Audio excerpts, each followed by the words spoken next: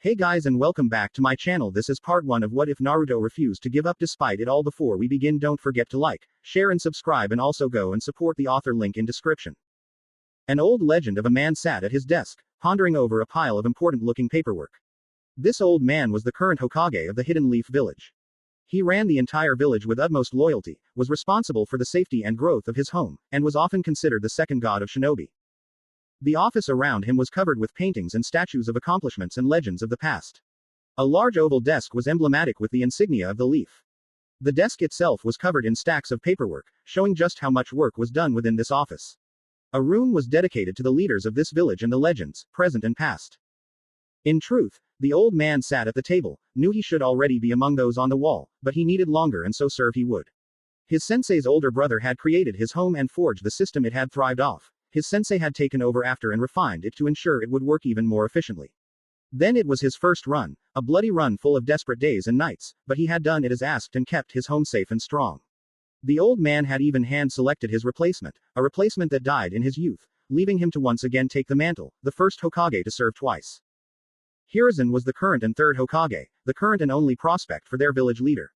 A man decorated for his service, wisdom, and power. One nearly as decorated as his own infamous sensei. However, these days, Hiruzen barely felt like any of those things. He was still heralded as the strongest, but in truth, Hiruzen doubted the claim these days. They called him wise and knowing beyond his years. But nowadays, all Hiruzen saw from the past were the ugly mistakes that haunted him to this very day. And the future he feared may very well be more of the same. All the same, Hiruzen had been severed for literal decades now. The Hidden Leaf village was one of the 5 great villages of the elemental nations, often rumored to be the strongest of the 5 in fact. A little factoid Hiruzen often took comfort in. Rightfully so, for it was due in no small part to Hiruzen's efforts. Through years of his life, and every ounce of willpower and wisdom within him had Hiruzen kept the leaf safe and growing these past few years. The other 4 great villages, however, were not to be overlooked or forgotten. The 5 of them had been the major players of the elemental nations for decades now, all due to the quality of shinobi they produce. But that laid the problem. All nations would eventually create a military, and because of this, all countries would seek to have the strongest military, for being weaker made one less safe or grand. This would breed more and more tension, which of course led to bloodshed. This turbulent cycle leads to constant war and bloodshed. One that even now the 4 threatened the leaf with. Though Hiruzen could not degrade them for it. They all sought the same thing in truth and would commit all manner of sins to achieve it. It was unfortunate they couldn't be united by their similarities and instead warred based on differences. But he had learned long ago that was simply how the world worked. Those wars. The wars had changed Hiruzen. He had grown to fear those harsh, relentless days of the past. The pressure it placed upon his shoulders, the death it always soaked him in. Hiruzen simply could not stand to watch another generation of the latest and greatest ground up for another pointless bloodfest. So he had made a desperate ploy. The constant struggle between the villages was often held on the information level. And Hiruzen had a crucial secret. For each of them, he held a fact they could not dare allow to see the light of day. His own student had found it all. Deep secrets which Hiruzen threatened each of them with. The risk was massive. They could have decided to destroy him for the blatant blackmail, but it had worked. Each of them had bowed to the threat in time. The sand first, of course, as their neighbors and often distant allies they had little to gain from fighting the leaf in the first place. The mist next, as they apparently had some unknown but intense internal problem, and the stone and cloud last, his true bitter enemies, he supposed. Nearly each of the great ninja wars had contained bloodshed between the 3. The last one had been the worst for relations between the 2 and the leaf. For it had left the cloud humiliated, and the stone seemingly crippled. But even they had seen his gambit as a credible threat, for both soon agreed as well.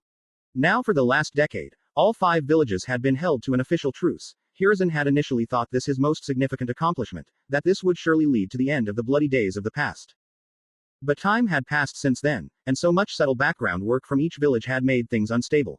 The truce had been forced in hopes of improving relations between villages. Hiruzen had been certain time spent without battle would surely lead to hostilities fade. But in truth, he hadn't achieved much more than pausing things. And soon, Hiruzen was sure they'd boil over again. However, Hiruzen felt some level of comfort as his second gambit during this treaty was soon to be tested. With the threat of warfare for the first time in Hiruzen's life, not a threat, he had deemed it appropriate to change the academy. The curriculum was longer now, more theory, and intelligence-based than before. They were trained for longer but at a much slower pace. In fact, while most students began the academy at 10 or 11, they now stayed until they were 17 or 18. Hiruzen had hoped that taking a safe and long-term approach to training would keep his newest crop of genin safe and sound.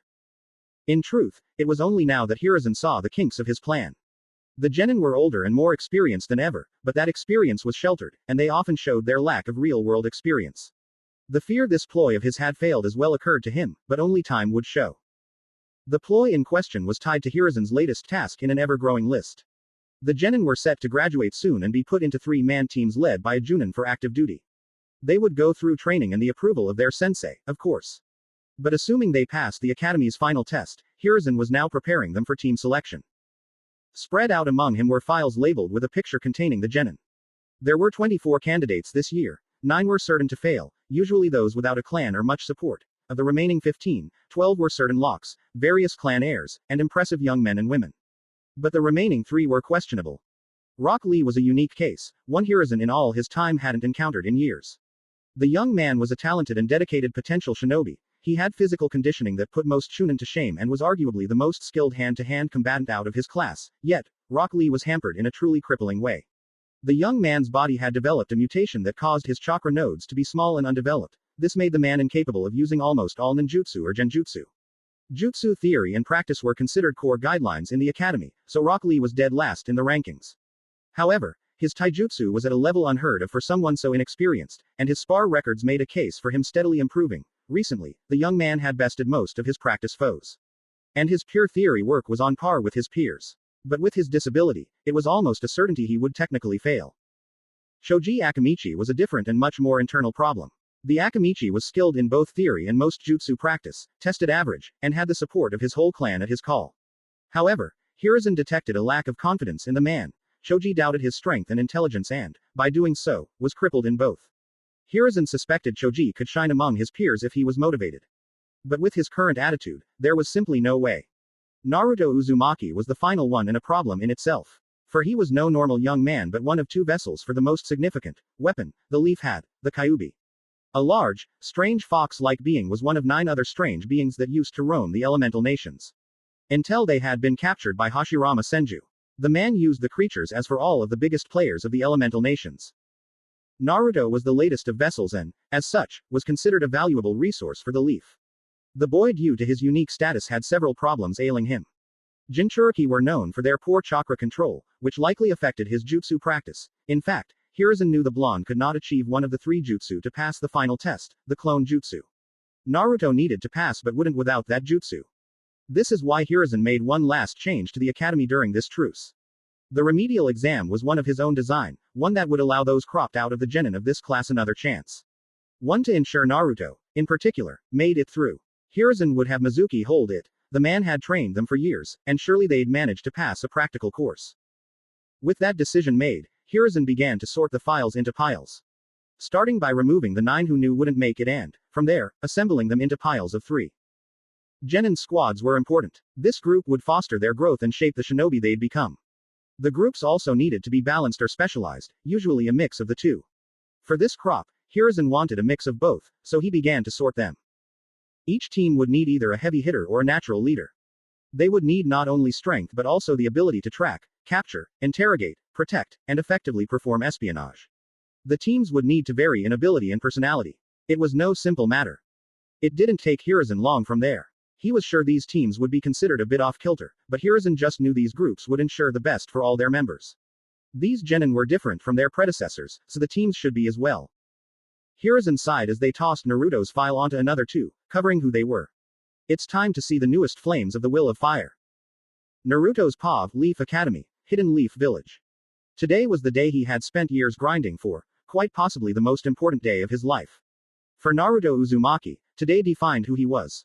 It was the day that made him a man, for today, he would become a shinobi. A genin of the great hidden leaf. Just the idea sent a rush of energy through Naruto's body. The concept of finally beginning his journey to his dream, meeting the teammates he'd spent the next few years with, and even finally leaving the village filled Naruto with glee. It had been a long wait, and he was beyond ready. Naruto was in a long, fully padded room. He wore his regular orange and black jumpsuit as he raced along the room's wall. This current exercise was the last of the academy finals. The room was designed to hold the very test he took, the evasion evaluation. How this particular part of the finals worked was simple. Spend 5 minutes in the room dodging the rubber ball attacks of the proctors. If you were hit 3 times during such, you failed. Easy enough, but the challenge was far from easy when both proctors were chunin. The rubber balls were thrown with absurd speed, they whistled through the air with a terrifying sound. The power when thrown from a shinobi was enough to guarantee bruising, even bleeding. While Naruto was unsure of his overall score, he was sure he needed to pass this part. He was well aware he needed the extra points. There were a couple of categories Naruto struggled in. Naruto leapt over a low-flung ball, caught another in midair, and used it to block a third as he landed. Naruto abandoned the shield, jumped onto the wall, and ran along it. A line of incredibly fast-thrown rubber balls chased him up it. Naruto smoothly transitioned to the room's ceiling and caught another two with one hand each. Throwing them at two more coming his way, he scrambled while laughing as a massive barrage of balls flew around him, Naruto barely able to maneuver around the storm with a string of curses. Since he had been nothing more than a runt, he had always known his dream in life, the goal he would work toward achieving, something he could put his all into. That goal was to become the leader of the Hidden Leaf Village, to become Hokage, a long and arduous road, one that would be made even more difficult with his status. But one Naruto was certain would fulfill him. Naruto was different from his peers, after all. While the exact details were foggy to the blonde, somehow, he had been turned into something of a living jail cell for the Kyuubi of all things. A giant fox infamous for destruction, and its supposed death when it attacked his home, if only. Naruto flinched as a ball clipped his foot as he ran. It tripped out his feet and made him fall from the roof toward the floor. Naruto barely managed to right himself in midair to land on his feet with a grunt, only to dive bodily to the ground to dodge several more throws. Naruto rolled along desperately, barely managing to avoid the attacks. As he did, his mind drifted off again. Otherwise known as the nine-tailed fox, it was theorized to be a demon or spirit of some sort. Rumored to be the strongest of the tailed beast, the Nine Tails had spent years rampaging against humans. However, his own clan had found a way to contain the seemingly unstoppable beast. His Uzumaki ancestors had created Jinchuriki, human sacrifices. The beast lived within them, barely contained by Fuijutsu and their own flesh. The idea was to create a living weapon. A human with access to powers well beyond what most could hope to match. And while Naruto himself could attest to it being effective, it had an awkward trade-off. Of course, Jinchuriki were known to civilians and shinobi alike. Due to this, they were routinely hated and discriminated against. Both saw the sacrifices as not a tool, but a threat. People were none to treat them like an active bomb, feared from a distance. Naruto was no different than the rest, of course. The old generation was full of spite and hate toward him. The younger were slightly better but tended to follow the example of the old. Meaning Naruto Uzumaki had never been someone described as popular. Infamous would be more accurate. In fact, as a child, Naruto had been shockingly lonely. It wasn't until he made some friends that the burden on him lessened, but it instilled a fear into Naruto. More than anything, he craved to be accepted and cared for as his peers were. In fact, the Hokage had long ago installed a law making it illegal to disclose Naruto's status and even sold a lie of the Kyuubi being dead. However, the old guard likely saw through the lie, and Naruto had spent his time alone despite the effort. That was why he would become Hokage. Naruto rolled to his feet, spinning to avoid several throws. However, the last ball blasted him in the face and knocked him on his ass. I can't do anything if I fail here, Naruto decided as he locked eyes with the proctors. The two administering this exercise were familiar to Naruto and most other genin candidates. Iruka and Mizuki were the head instructors of the academy. Both were lifelong chunin with a decent amount of experience and skill. More often than not, the two of them led their lessons. Iruka was known for being strict. By the book, Naruto had always found him more than fair. In fact, Iruka, upon discovering Naruto was struggling, had offered him extra lessons, during which the two had grown closer. Mizuki was known to be a kind and laid-back teacher, yet he and Naruto never got along. Naruto could just feel an odd tension. Keep your eye on the ball now, Naruto. Mizuki chided with a small smile. He means stop daydreaming, Naruto. Iruka roared, annoyed to have caught the blonde zoning out. This was a recurring occurrence for Naruto regardless of teacher. He had never been good at focusing on certain activities, it was just the way Naruto was. However, the blonde did. He weaved around a ball, ducked another, and rolled away from the next volley. Naruto zigzagged as balls flew around him. Catching one, Naruto suddenly turned and raced toward his two teachers. The Chunin, now able to aim with ease, attempted to pepper and overwhelm Naruto. However, the blonde batted back the barrage with his ball, and Naruto bowed through the two, knocking them to the ground as he raced across the room. When he bought it with his rough play, Naruto glanced at a giant clock above the room's exit. He had 20 seconds left. That was a dirty trick, Naruto, Iruka growled as he climbed back to his feet. Naruto could tell by his tone that his technical cheating had been less than appreciated.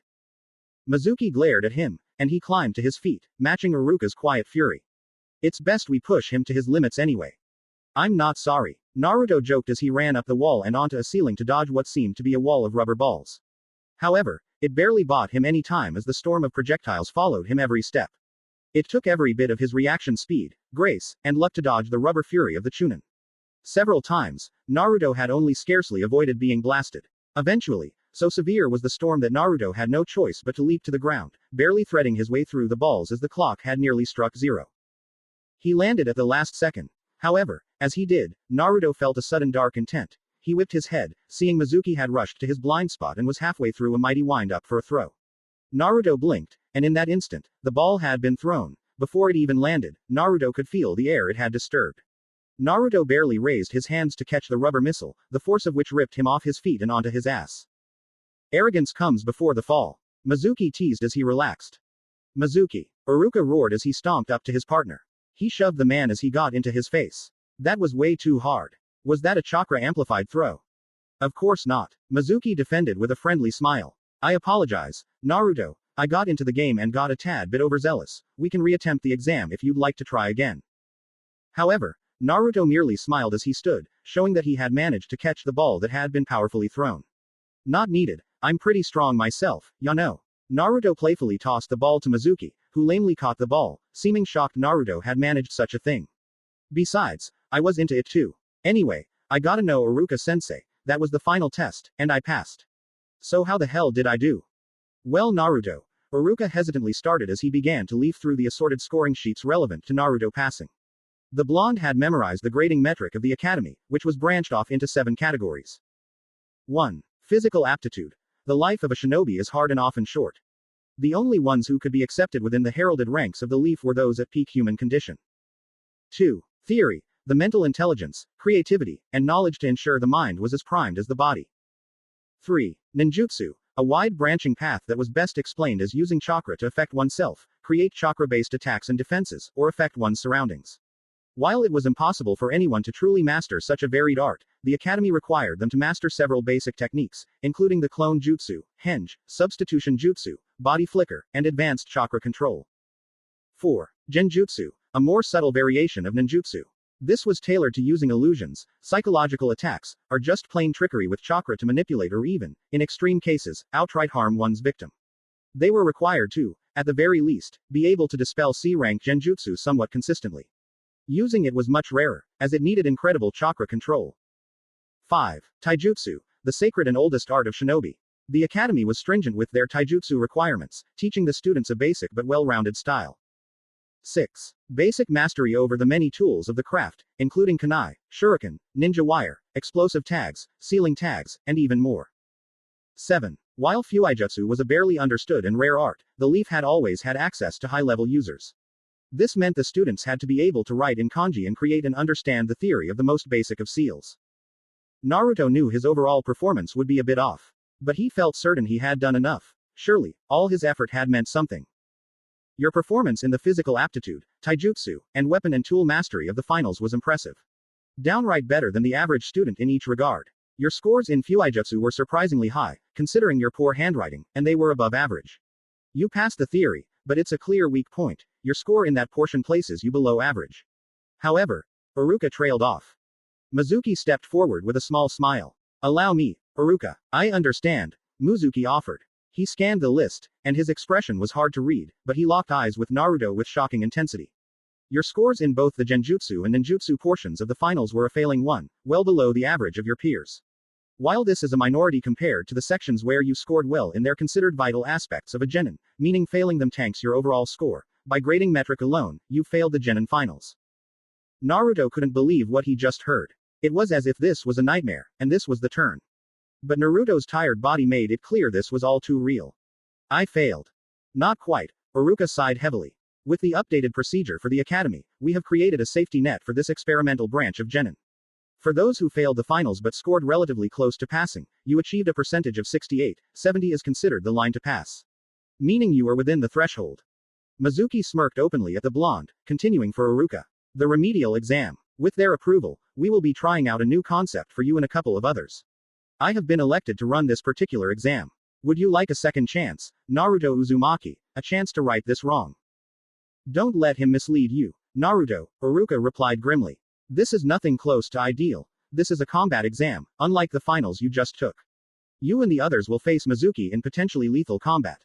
A second chance? Huh, Naruto replied, his heart and mind already set.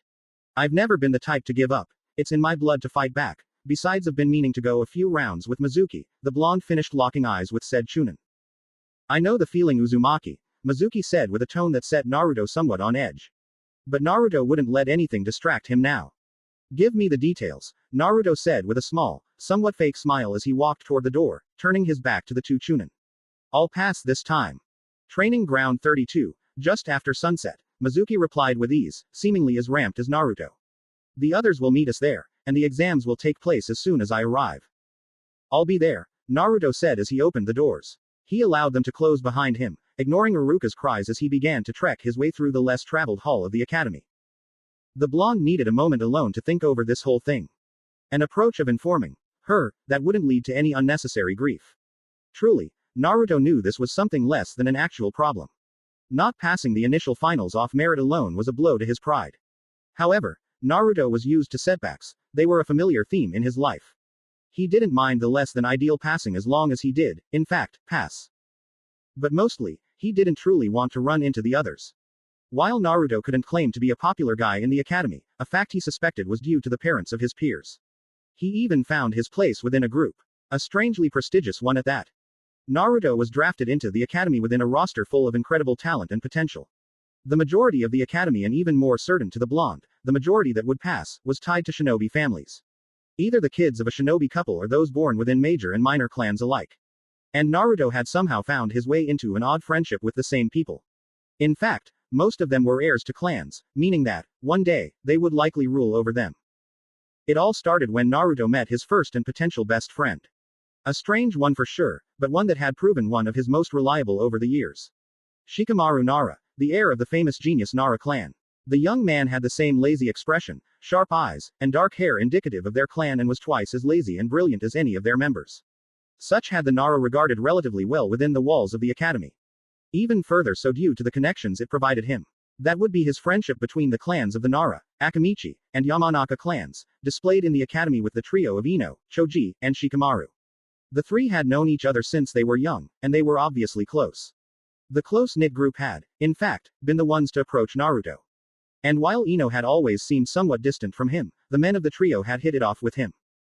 This led to the outcast making a couple of friends, if he could call Ino such. But the three as heirs had performed much better than he did in the academy. So much so there was no doubt in his mind they had passed. And Naruto would rather not face the shame if he could. However, as he turned into an intersection of the halls, he turned face first into the group he was hoping to avoid.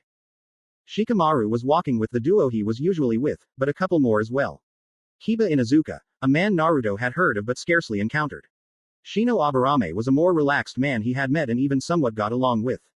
Naruto cursed his luck inwardly but snorted as he stepped towards his friends.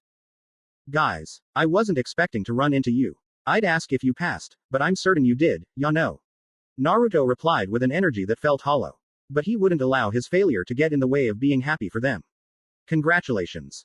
It was such a drag, Shikamaru's tired voice complained. I nearly gave up, but my dad warned me against it, so here I am, now a genin, the excitement. This bum has been like this all day. Ino complained. This is a big day for all of us. Would some energy kill you? Don't ask him that, he'll just answer honestly, Naruto joked, matching eyes with Ino. Suppose that means you passed as well. Of course. Ino smiled before flinching suddenly. However, before Naruto could question such, Kiba suddenly extended an arm over them both. Of course, we all passed. Kiba assured the group. We're the next up-and-comers. Years, for now, they'll remember this day. I certainly will. Shino agreed with a sigh. He locked eyes with Naruto, as much as his shades allowed. However, we shouldn't assume. It's certainly making an ass out of you, Kiba. Shikamaru agreed with a roll of his eyes and a small smile.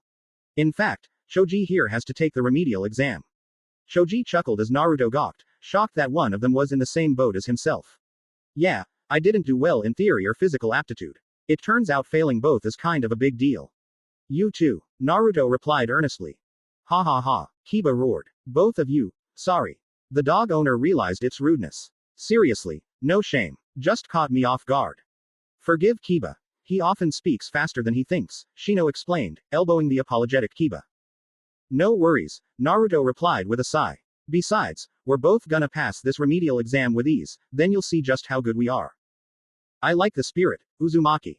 Kiba complimented. Hope you're not all bark and no bite. Unfunny. Ino broke the tension with ease. Shikamaru. Right. It feels like the only right thing to do now that most of us are genin is celebrate, Shikamaru explained. I'm organizing a get-together with all the newly promoted genin. There's no doubt in my mind that both you and Choji will pass after all. I'll let you know when. See you around, Naruto. The pieces said. The group offered goodbyes as they walked away. Naruto smiled slightly, now uplifted by his peers. Just maybe things weren't so grim. Naruto began his trek through the academy and village streets with just a bit more bounce.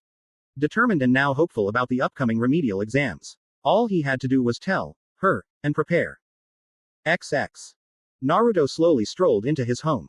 While the meeting with Shikamaru and Co lifted his spirits, he still dreaded what awaited him. She was probably already home, undoubtedly discovering his earlier crime. She was sweet most of the time. She was fantastic as long as you stayed on her good side and followed the rules. But the blonde sometimes wondered if she intended to kill him when he was unlucky enough to cross her. No, he thought morosely, she likely would kill now, no matter what. As far as he knew, his sin was unforgivable. A lesser man would retreat lest they face her wrath, but Naruto would stand firm. Well, for a bit, anyway. He could leverage the test in his favor. The mix of good and bad news would throw her off. As he entered his home, his eyes expertly darted about the room, looking for silent threats hidden within the dark. As far as he could tell, he should be fine. No traps, no genjutsu, and no murderous women. Now, Naruto was no fool and silently crept toward his room despite the apparent safety. Better safe than sorry with her. Every step seemed to creak or thud or somehow attempt to give away his position. But with great skill, the blonde reached his bedroom door in one piece. He was so close. If he just got in, he could take a short nap before he had to get ready for the exam. Conveniently missing her, he slowly opened the door a quarter, halfway, 2T. He couldn't even finish the thought. A shape flew towards the blonde from the darkness of his own room. He couldn't react and closed his eyes, assuming a kunai or shuriken would soon end him. Instead, he felt a painful crash on his nose, the sound of breaking plastic alerting him he was hit by some brush. He stumbled back, trying to regain balance, but this was not an issue. A woman emerged from the shadows, dashing forward, grabbing Naruto's shirt, and casually lifting him to her face. He flinched, knowing penance was coming shortly. He offered a short prayer to whoever was out there, knowing his time was soon.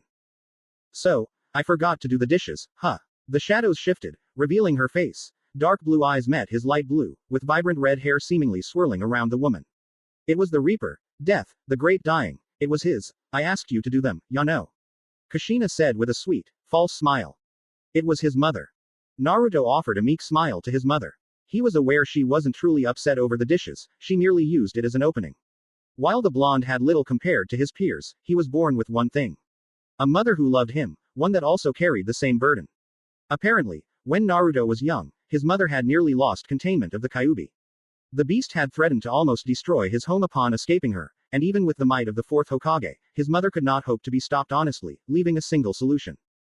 The fourth Hokage, an expert on Fuijutsu, had attempted to seal it within his mother, but she had been too weak to handle the full might of the beast. There had only been a single option left to seal half of the Kyuubi, a darker, more violent half within his mother, and the equally powerful yet slightly less hateful half within himself. The efforts had cost the fourth Hokage his life, his father's, who had died protecting his mother, and had left him and his mother with burdens he still wasn't sure they could handle. The whole story left Naruto with a sour taste in his mouth. It had helped when his mother had explained the why a bit, how the Uzumaki clan had served as the human vessels for the Kyuubi for years, how the fourth Hokage had wanted nothing less than to avoid placing the burden on them, and how, apparently, Uzumaki were known for their strength of life force. But even that had left Naruto somewhat unsure. Apparently, Naruto's father was a shinobi and was present that very night. However, his mother would clam up whenever that topic came up, often with any topic vaguely related to shinobi. It was odd. Naruto wanted nothing more than to become a shinobi, but his mother wanted nothing less for him. She had spent years attempting to convince him to try something else. Voicing the dangers and likelihood of an early death, even hesitated to offer proper training. But Naruto had remained steadfast, and eventually, she had given in. His mother was often like that. Kushina Uzumaki was a hot-headed, protective, stubborn woman. She was kind and caring at all times but was known for her temper. She was impulsive and blunt but incredibly careful and thoughtful towards others. Naruto supposed they were alike. So Naruto wasn't too surprised when Kushina smiled despite the undone dishes and playfully tossed him at their living room roll couch. Naruto landed easily enough, chuckling as his mom stepped into the kitchen and began doing the dishes herself. As she did, Naruto waited in the living room, observing his home as he waited. His mother would surely want to talk about his day and would soon call to him. The living room was one of curiosity. His mom had a unique taste, and with just the two of them, had decorated the entire home in her style. She had spent most of her younger years in the former village of Uzumaki. A village apparently surrounded by the water, a lifestyle she dearly missed. Their home had a similar theme to that of a beach. It was painted in light and bright colors, light blue and cream being the most consistent. The furniture and decor also shared the theme, all constructed with wood and trimmed with shells like ships within the waters. Their home was a modest, smaller one, apparently bought by his parents early on in their relationship. It had 3 rooms, one was his, another his mother's, and finally, an office they rarely used. Apparently, his father's, which his mother had promised, would be his to roam when he became a chunin. And finally, an open living room with a couch, love seat, and lazy boy flowed into a bar separating the small kitchen from the living room. His mother had earned this all from her retirement pay, having mostly retired from active duty since his father's passing. His mother soon returned from the kitchen, tossing off an apron as she had done and sitting in the lazy boy across from Naruto. Don't leave me in suspense, brat, his mother chided warmly. How did the academy finals go? Naruto smiled weakly as he sighed and explained the day to her. His overall scores, his apparent failing grade, and the chance they had offered him. Despite his mother usually being a brash person, she had always been the best listener Naruto had. She listened patiently and silently pondered it as Naruto waited for her response. I see. I can understand why you're troubled, son. You gave it your all, and now you find out it may not be enough. Kushina guessed his feelings with the same accuracy she always did. She had always suggested he had inherited his father's looks and her personality and must be right since she always seemed to get it unless the topic was, I know this isn't what you want to hear, Naruto. Ma. Naruto calmly cut through her words before she could continue. It was for the best. He knew what she was going to say, and she knew he was going to refuse. It was an age-old argument between the two. It seemed whatever happened on the day of his birth, the day that cost his mother everything but him, was surely why she never let the issue go. I'm just saying, Naruto, the world is such a big place full of adventure and opportunity. Kushina, somewhat surrendered but ever stubborn, still finished the thought. There's no reason to think of being a shinobi as the only route. It's the only route for me, Ma. Naruto pointed out shortly. Besides with what we are. No different from anyone else. It's the only way I'll ever be anything to them other than a monster. Naruto finished grimly as he stood up from the couch and marched towards his room. He stopped as he felt his mother touch his shoulder from behind. I get that you worry. I know just how dangerous this can all be, how it cost us, Dad, and you only object to it for my safety, but I'm not a kid anymore. I'm not just your son but my own man, a man that intends to become the greatest Hokage this village has seen. Kushina sighed heavily as she led Naruto to the 3rd bedroom in their home. The blonde head held his breath for a moment, believing it would finally be exposed to him, but it wilted slightly as Kushina slipped in without him. However, he felt a surge of excitement all the same as she emerged from the room, now carrying a large scroll. Naruto sat as Kushina laid out the scroll on the living room table. It held fast despite any visible bindings. His mother tapped the scroll with her fingers, and a litany of seals appeared before fading off the scroll. This was a scroll your father and I prepared for you before you were born, Kushina began. Naruto was shocked but remained silent, not daring to interrupt her. Naruto wanted to let her continue because his mother rarely spoke of the past or his father. It's funny, you know. Back then, all we could do was gush over your future. We just knew you'd be a shinobi like the two of us, chasing after whatever dreams you created, and it filled us with such joy, but that was when he was still around. When I knew you'd have the wisest and most skilled man I'd ever met around to guide you through every step, Kushina continued as she began to unseal the scroll.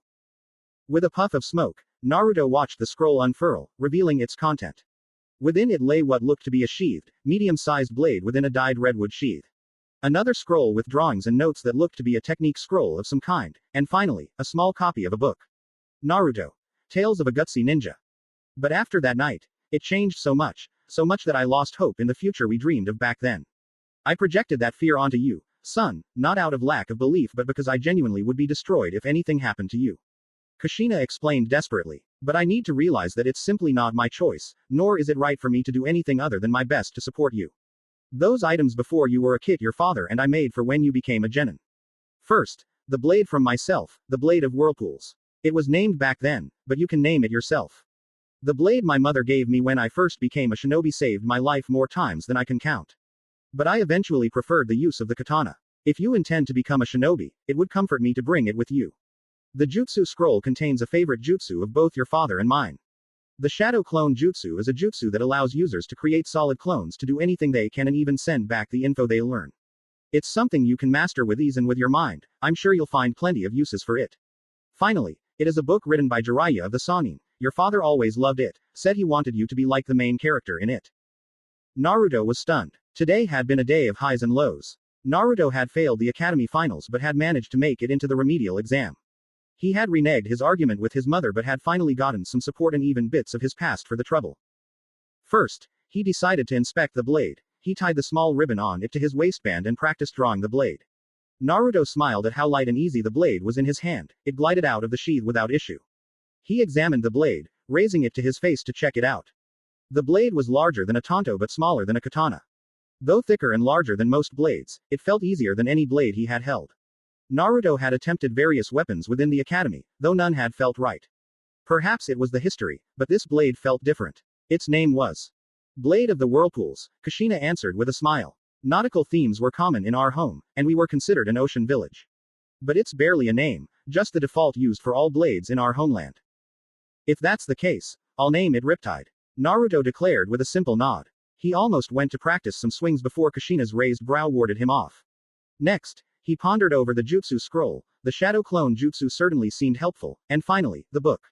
It would be nice to review each of them, especially the book. Naruto had never been into reading, but learning about something his father loved appealed to him. But for now, alright then, my next move is clear. Training, Kushina said with a roll of her eyes. She returned to the kitchen with a tray of baked cookies and tea. Well, go ahead then. I'll help you get that jutsu down and hopefully teach you enough about Riptide not to cut off your own finger. XX. Naruto grits his teeth as he swings Riptide to the left, cleaving an invisible enemy in half. He groaned as he twirled in place around an imaginary attack and lashed out with Riptide at the end to finish off the foe attacker. Kushina had offered the blonde a crash course for Riptide and the Shadow Clone Jutsu. The blade, thankfully, was simple enough. They simply didn't have time to pursue Kenjutsu or any other style. But his mother had deemed that just swinging it around skillfully enough would improve his close game by dividends. However, using a sword consistently proved to be a more trying task than Naruto had thought. It was easy to swing too hard and unbalance himself or misjudge the distance. However, he had made enough progress to become somewhat empowered by the new sword. The 2 hours he spent trying to learn the Shadow Clone Jutsu had been even more trying. The jutsu was similar to the clone jutsu in theory and practice. They both created chakra productions. One made a solid and interactive one, while the other was simply an image projected. The difference is the amount of chakra and the difficulty of creating the clones in the first place. With his abysmal control thrown on top, it was only with the patience aid of his mother that he progressed further. Soon, Naruto had gotten both down enough to use them confidently against Mizuki in the remedial. Naruto sighed as he dispelled the clones and ignored the headache they brought. Apparently, each shadow clone had feedback, and together, as he was using them, it was more than enough to cause some pain. His hands ached from using Riptide for as long as he had. His mother walked into the home with him, watching as Naruto dusted off his person and stretched his muscles to relax them. The blonde could sense her concern but knew better than to play into them. As tough as his mother was, she could be an absolute softie when it came to him. But Naruto had no time for such. Today was the day. Where are they being held again? His mother asked innocently. Training Ground 32, Naruto answered with a roll of his eyes. You're not gonna embarrass me like some bad comedy, right? Of course not, sweetie. I'm just asking in case of emergencies. You can never be too safe, you know. Kushina replied sweetly. I know you can do this, son. We may not have always agreed, but right now, there is no doubt in my mind that you were meant for this. Thanks, Ma, Naruto said genuinely, sharing a moment with his mother. I better get going. Wish me luck. The blonde called out before racing out the front door. Normally, he'd be more patient, but it was sunset, which meant the time for the remedial exams was steadily coming. Naruto Uzumaki was ready. XX. Naruto approached the training field where the exam would be held. It was a simple field clear of equipment or spectators. It was a decent distance from the central Leaf Village, an extra one scarcely used on the outskirts of his home. It did strike the blonde as slightly strange. The academy did have ones of its own, but he supposed this kept it out of the way. It was apparent he was the last of the three to arrive. Two were already stretching and warming up as they waited. One was Choji, just as the portly man had told Naruto earlier, the other was someone Naruto did not recognize. He was doing upside-down push-ups, which allowed the blonde to come to grips with his look. He had a shining bowl cut perfectly trimmed with no imperfections, a green, disturbingly skin-tight jumpsuit, and orange leg and arm warmers. As Naruto got close, Choji spotted him and tapped the strange man, who flipped his hands to see who had arrived. But the man only got a stranger with a closer look, thick eyebrows that framed simple black eyes. Naruto needed to figure out just what his deal was. But before Naruto could say hello, the strange man flashed forward at a speed that surprised the blonde before stopping before him straight in a posture with a thumbs up. Why hello there. My name is Rock Lee, he said politely. I'm assuming you're also here for the remedial exam. From what Choji said, you sound like a most youthful comrade. Come join us, he excitedly yelled. We're in the prime of our youth and shall easily conquer this exam. Naruto smiled at his energy. The guy was an oddball, but he never liked the cynical type. Hell yeah, we're gonna kick ass, Naruto replied, throwing his arm around the bushy brow man. Glad to have some solid backup. Yes, if we do not, I'll walk 1,000 miles. Lee said as he similarly threw his arm around the blonde. Believe it, I'll do it backwards. Naruto cheered in agreement. The positivity was somehow infectious. Yosh, that is the beauty of youth tilde. We'll do it with only our hands. Lee said. Naruto interjected but could not get through to the man who excitedly listed punishments he would endure. Namely, because Naruto was not walking 1,000 damn miles on his hands. He leaned towards Choji with a whisper. As bushy brows guy okay? Choji laughed happily. Pretty much. Believe it or not, that's pretty much his default. Don't let it fool you, he is pretty strong and reliable. I got into him a few times during the academy. He's no joke. Naruto admittedly felt some level of doubt, but he could use all the help he could get, so instead, he merely started to stretch himself. Thinking over what the exam may prove to be. The group sat patiently as the sky grew dark, easily an hour later than the man would usually come. It was a shame the main village would be closed when they got home. However, before Naruto could begin complaining, the man in question arrived. Excellent, we're all here, Mizuki said with a large, almost coy smile. Now, the exam in question is rather simple. As he said, the three men before him steeled themselves. They couldn't be more different, yet they all had experienced failure before and had no intention of failing again. Naruto would not allow his dream to be slowed down. All you need to do to become shinobi is defeat me. I will combat you in an intense but non-lethal spar, and defeat will be due to surrender or lack of ability to continue. Upon detaining or otherwise disabling me, you will succeed and become genin. If you cannot, then it will be counted as a failure. He said, his voice taking on a gleeful tone. You may begin now. Even without communication, the three men's brains came to the same conclusion. They were all close-range fighters and outnumbered him 3-1. It was best to try to immediately overwhelm him. Lee dashed forward quickly, Naruto trailing close behind and Choji a few paces behind both. As Lee drew within range, he fired off a high roundhouse that Mizuki blocked but also blocked his ability to see Lee throw a body uppercut. This snaked through the Chunin's guard and made him stumble back with a grunt, but before he could gain any distance, Naruto appeared behind him, kicking him in the back and knocking him back toward Lee. Even unbalanced, Mizuki dodged a spinning back fist Lee fired and landed a vicious leg sweep in return. Mizuki intended to press the advantage, but once again, Naruto attacked from his blind side. Drawing a kunai and aiming for a painful but non-life-threatening cut to the shoulder. However, he cursed as Mizuki somehow caught his thrust and attempted to wrench his hand to break it. But Naruto sacrificed the kunai instead, jabbing Mizuki with his fist, making the Chunin stumble back as Naruto used the moment to regroup. However, all three paused when they heard. Duck! Choji screamed. All three men didn't even look, just dropping low, a giant hand swinging over their heads. Before Lee and Naruto could recover, Mizuki punched Lee with an overhand and simultaneously hit Naruto with a backkick. The two young men rolled with the blows, and Choji, with a yell, whipped his hand around again, trying this time for a vertical chop. But Mizuki merely smiled as he dashed forward and jumped, smashing his knee in Choji's face before he could bring his large hand around. Choji dropped to the ground, stunned, and their hand shrank due to this. Naruto cursed as Mizuki targeted the seemingly out Choji with a cruel-looking axe kick to the head.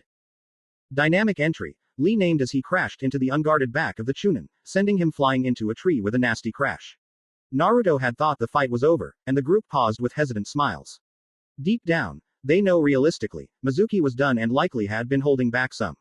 But they had controlled the fight reasonably well, and were confident this would be enough for a victory to be declared. Not bad at all, Mizuki growled. The group all flinched at his tone, the raw fury it held. Why was he so upset? Let's see how you like my game. He then flew through hand signs. Then called. Fire style. Flare blitz barrage. He then spat out a ridiculous amount of head-sized fireballs that flew out in a wide range and randomly. All three men froze for a moment. Surely, he He knew this would be incredibly deadly, at odds with the short rules he had offered earlier. But with the flaming death quickly approaching, they were forced to adapt quickly. Lee effortlessly weaved around the fireballs, loosening and removing his weights as he did. They couldn't be sure what Mizuki was thinking, but it was clear Mizuki needed to be taken down. They couldn't afford to hold back. Naruto dodged desperately before deciding to charge in with Lee to end the barrage. But Choji in the back struggled to dodge the fast-moving attacks, being clipped by one and flying back from the power of flames. Seeing this, Lee dashed towards the Akamichi, hoping to help him extinguish the fire. Naruto carried forward, knowing that only stopping them would save them. Naruto ducked under a fireball and jumped over another. As he rose, he let fly a barrage of shuriken up close to the Chunin. Mizuki laughed at his attack. He removed a Fuma shuriken from his back and swung it to deflect the shuriken. As Naruto landed, he drew Riptide and slashed at his head. Mizuki blocked the basic attack with a snarl. "What the hell are you doing? You're going to hurt someone." Naruto growled. He leaned forward, matching Mizuki's might and attempting to overpower him. He had always known the teacher to be suspect, but where had this attitude and intensity come from? Was it because of him? "Don't worry. The other two can live," Mizuki answered darkly. Naruto flinched, his suspicion being confirmed, and the moment allowed Mizuki to take advantage. The man dropped the Fuma shuriken altogether. This caused Naruto to stumble forward as Mizuki drew a kunai in his other hand. Naruto cursed as he was helpless, and Mizuki made a lazy attack. He thrust the kunai into the blonde's shoulder with a laugh. Naruto cried out as blood spilled from his own flesh. He rolled back to escape Mizuki's grasp and to stop the Chunin from finishing him off. Mizuki laughed and fired the Fuma toward Naruto, who was helpless to avoid it, grounded as he was. But Lee appeared before him. Skillfully, he caught the shuriken through the loophole in its center and threw it back instantly. Mizuki charged as he ducked under the attack, but to his shock, one of the training posts planted into the ground was aimed low just beneath the shuriken. Naruto's eyes whipped to where it had come from, and Choji, covered in bad burns, stood with a giant hand extended from the throw. The three watched as the post hit Mizuki's legs with a sickening crunch, both snapping the wrong way before it batted the man back. Naruto smiled as the man flew back. He had nearly killed Choji and was playing around with his secrets. Naruto chased after the airborne man, leaping in front of his path. The man turned to hate, and pain-filled eyes met Naruto's. "Mizuki, you've gone too far. I don't care if you don't like me." Naruto roared as he reared back his fist, filling it with chakra. "Get the hell out of my way." Naruto smashed his fist into the helpless Mizuki, so great was the force that it reversed the man's flight, the man tumbling along the ground before collapsing into a heap from the blow. The three of them cautiously approached the downed and seemingly unconscious Chunin. It was clear to the three of them that Mizuki had clearly been intending to harm them, even had almost outright threatened Naruto's life. Now that he was down, they were unsure what to do next. "I know it may sound unyouthful, but I suspect that was more than mere sparring.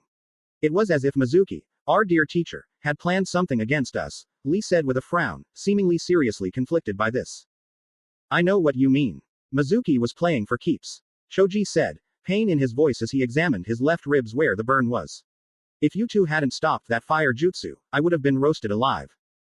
He said he was gonna kill me outright." Naruto stated angrily. This sure as hell wasn't part of the test. Why the hell would a remedial exam have the risk of death? He just wanted to kill us.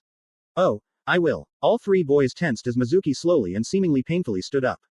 He was bleeding from his mouth and nose. Though he stood, his legs shook, crooked and obviously broken. The man must have been standing through willpower alone. "I should have done this from the start. But how was I to guess you low scorers would be capable of this?" Mizuki monologued excitedly. "I had intended to maim you two and then kill Naruto, but since you want to play rough, you all can die." As he said this, he pulled a syringe from his pouch on his hip and savagely stabbed into his own neck. "I had intended to use this to bust out of this pathetic village, but I suppose I'll start by killing you." He suddenly stood up, ramrod straight, and he cackled wildly. The air seemed to swirl around him. The three could suddenly feel his chakra, and veins throughout his body pulsed violently, seemingly threatening to burst out his skin. There was silence as they wondered what he had just done. He looked at them calmly, smirking before blitzing the three and standing between them within a second. Lee quickly attempted a spinning elbow. Naruto was a beat or two later but countered with a kunai thrust to his jugular. Mizuki chuckled as he caught both their blows and slammed them violently into each other headfirst. Then, he casually whipped both across the clearing with a flick of his wrist. Choji, flinching due to the burn and shock, stumbled back, but Mizuki quickly stepped into his guard with an uppercut to his chin. Choji flew upwards, but Mizuki caught his foot, stopping his flight. "You broke my legs," he said hatefully as he slammed Choji into the ground, nearly leaving the man buried in the rubble. He drew a kunai to finish him off before he heard several pops and was tackled by what must be 20 Naruto. He rolled through, stabbing 2 of the clones into nothing. 2 more came from in front while 4 on each of his sides ran to surround him. The 2 in front came from high and low, unleashing dual flying roundhouses. Mizuki smiled as he allowed both to hit, neither managing to damage him. He grabbed both and smashed them together, destroying them. 2 charged in from the left, and 2 more followed from the right, all wielding Tonto. Mizuki growled at this. Naruto had never shown this before. He ducked under the thrust of one and blocked 2 more with his forearms. The blades cut in only shallowly as if the clones were hacking at the stone instead of the skin. The 4th clone looked for a downward slash for his head. Mizuki spun quickly, disarming the lot as he drew a kunai and promptly slashed the clones to pieces. The 4 closest to him charged from his blind spot. Mizuki whipped around to kill them, but it had been a feint. The 4 clones jumped back to avoid his wrath.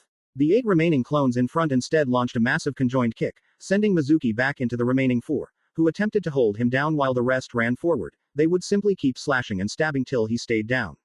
Mizuki yelled angrily and managed to dispel the 4 simply by flexing. Charging the rest, he clotheslines 2 into another 2, grabs 2 more by the faces, and slams them viscously into the ground. The last 2 stood guarded and defiant. I'm gonna enjoy killing you, you monster. Mizuki screamed as he charged the 2. I could do this all day. Any ideas on how we will do this, bushy brows? The 2 watched as Mizuki finished the clones. Naruto flinched and summoned another 20 clones to surround them. Yes, keep him busy for just a moment. I have the most youthful technique that should work. Lee answered as he stood, seemingly bracing for something. But Mizuki, laughing as he landed, stood before them confidently.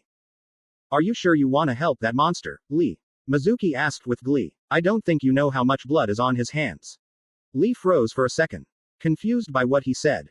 I've never killed anyone, you ass. Naruto countered. But in truth, he panicked. He knew he had never killed someone, but if someone were to be technical.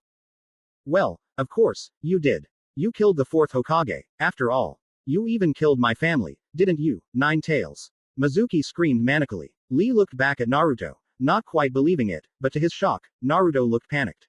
Looking at Lee almost pleadingly. Lee's own face was of confusion, nearly a silent question. Naruto? Lee asked quietly. Naruto? Lee asked. His voice was questioning and confused. Of course he was, he had just been told his friend was nothing more than a monster. Naruto hated the little bit of doubt he could hear from Lee at that moment. He wanted to respond, but he had dreaded this day for years. His mother had warned him the day might come when his secret was exposed. He warned how many would resent him for his status, even those he'd never thought so petty. Naruto was so enraptured by the shock he barely reacted when Mizuki charged them, frozen in indecision. Luckily, the clones seemed slightly less affected and met the Chunin's charge in a suicidal clash. As the Chunin slowly dispatched the clones, Lee stared into his eyes. Naruto knew he should explain. Mizuki had made it sound much worse than it was. But Naruto didn't choose this, he hated the monster within him. Why should he be judged for something out of his control? Worse yet, technically, the man had spoken the truth. Maybe Naruto was responsible. Naruto, Lee said, his voice surprisingly sternly. Listen, Lee, it's not, L.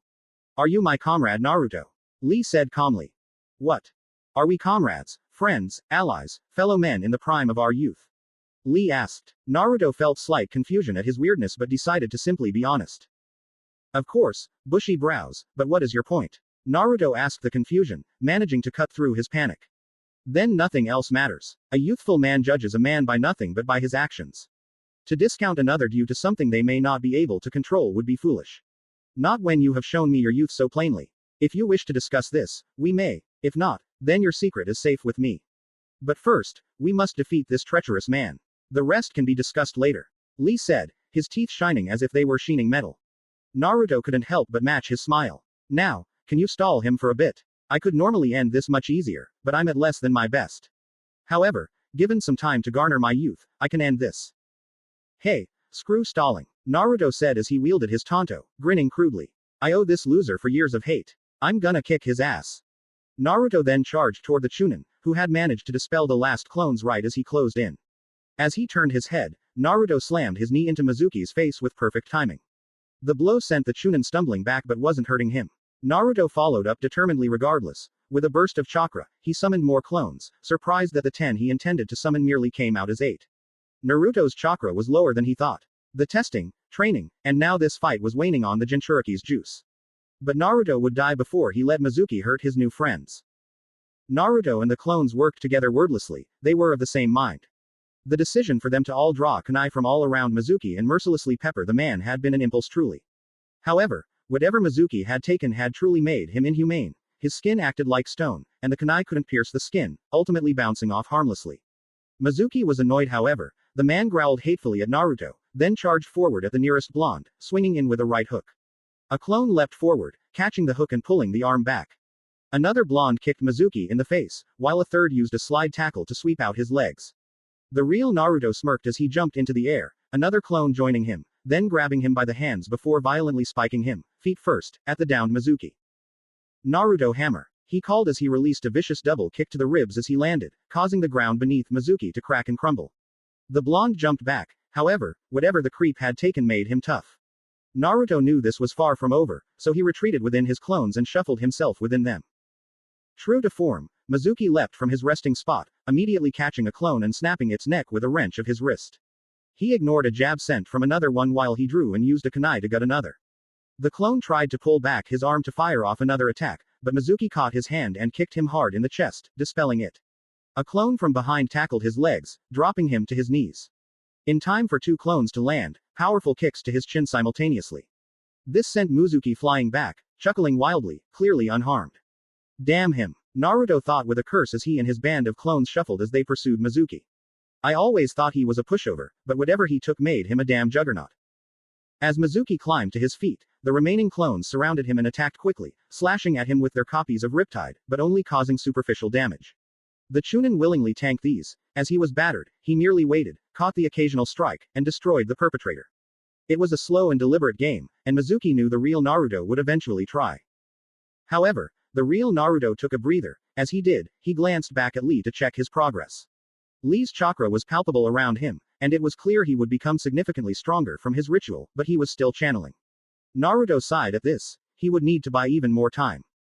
Mizuki was ridiculously amped ever since the syringe. Most attacks didn't faze him. Even blades would cut shallowly, but none of it was sticking. He'd probably need a damn bomb to keep him down. Not to mention his new freakish strength and speed. Naruto thought about his supplies, but none of them seemed helpful. Even with the shadow clones, Naruto was struggling to do anything. He needed power. Something that knocks this bastard into next week. A bomb, shadow clones. Naruto could feel his mind forming a rough plan. When he had been training with shadow clones, he had overloaded them, leading to an explosion. What if he did it again? If he tried to overload shadow clones again but ensured they were a tiny bit stable, he could have an explosive clone. Naruto's grin turned feral. Not only did he have a new weapon in this fight, but it would be perfectly subtle enough to ensure it landed and possibly took down this traitor.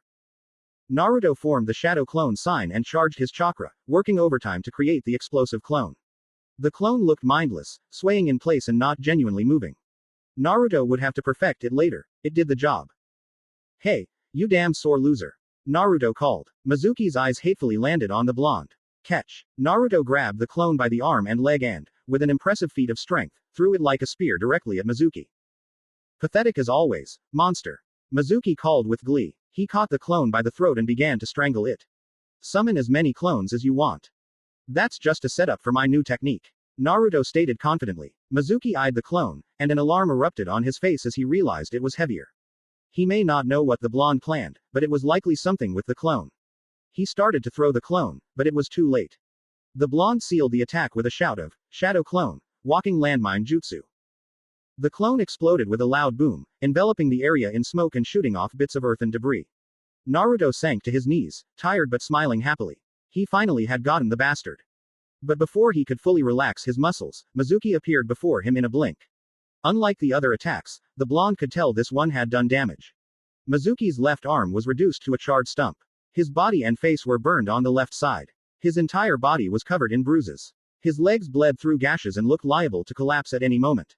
Though Mizuki was seemingly unaffected by his state, slamming his foot into Naruto's chest and pinning him to the ground. As the blonde gasped for air, it felt like the man was literally crushing him. He could feel his bones creak. You damn demon, I actually felt that. Mizuki barked. This makes no sense. This drug was supposed to make me superhuman. How did this happen? He called brokenly before he started to stomp on Naruto's chest. How? He screamed with each stomp. Naruto needed to escape, but he was running on empty and couldn't breathe due to the harsh stomps. Mizuki must have landed 8 before Naruto's vision started to dim. The blonde was being beaten to death. If he was a normal human, he'd likely already be dead. Naruto could feel his bones flex with the blows, bruises forming and blood rushing. He needed to use his ace. He promised he wouldn't, but he couldn't die here. He wouldn't. Luckily, before Mizuki could land a killing blow or Naruto could activate his ace, Lee appeared and quickly landed a massive overhand punch that sent the Chunin flying.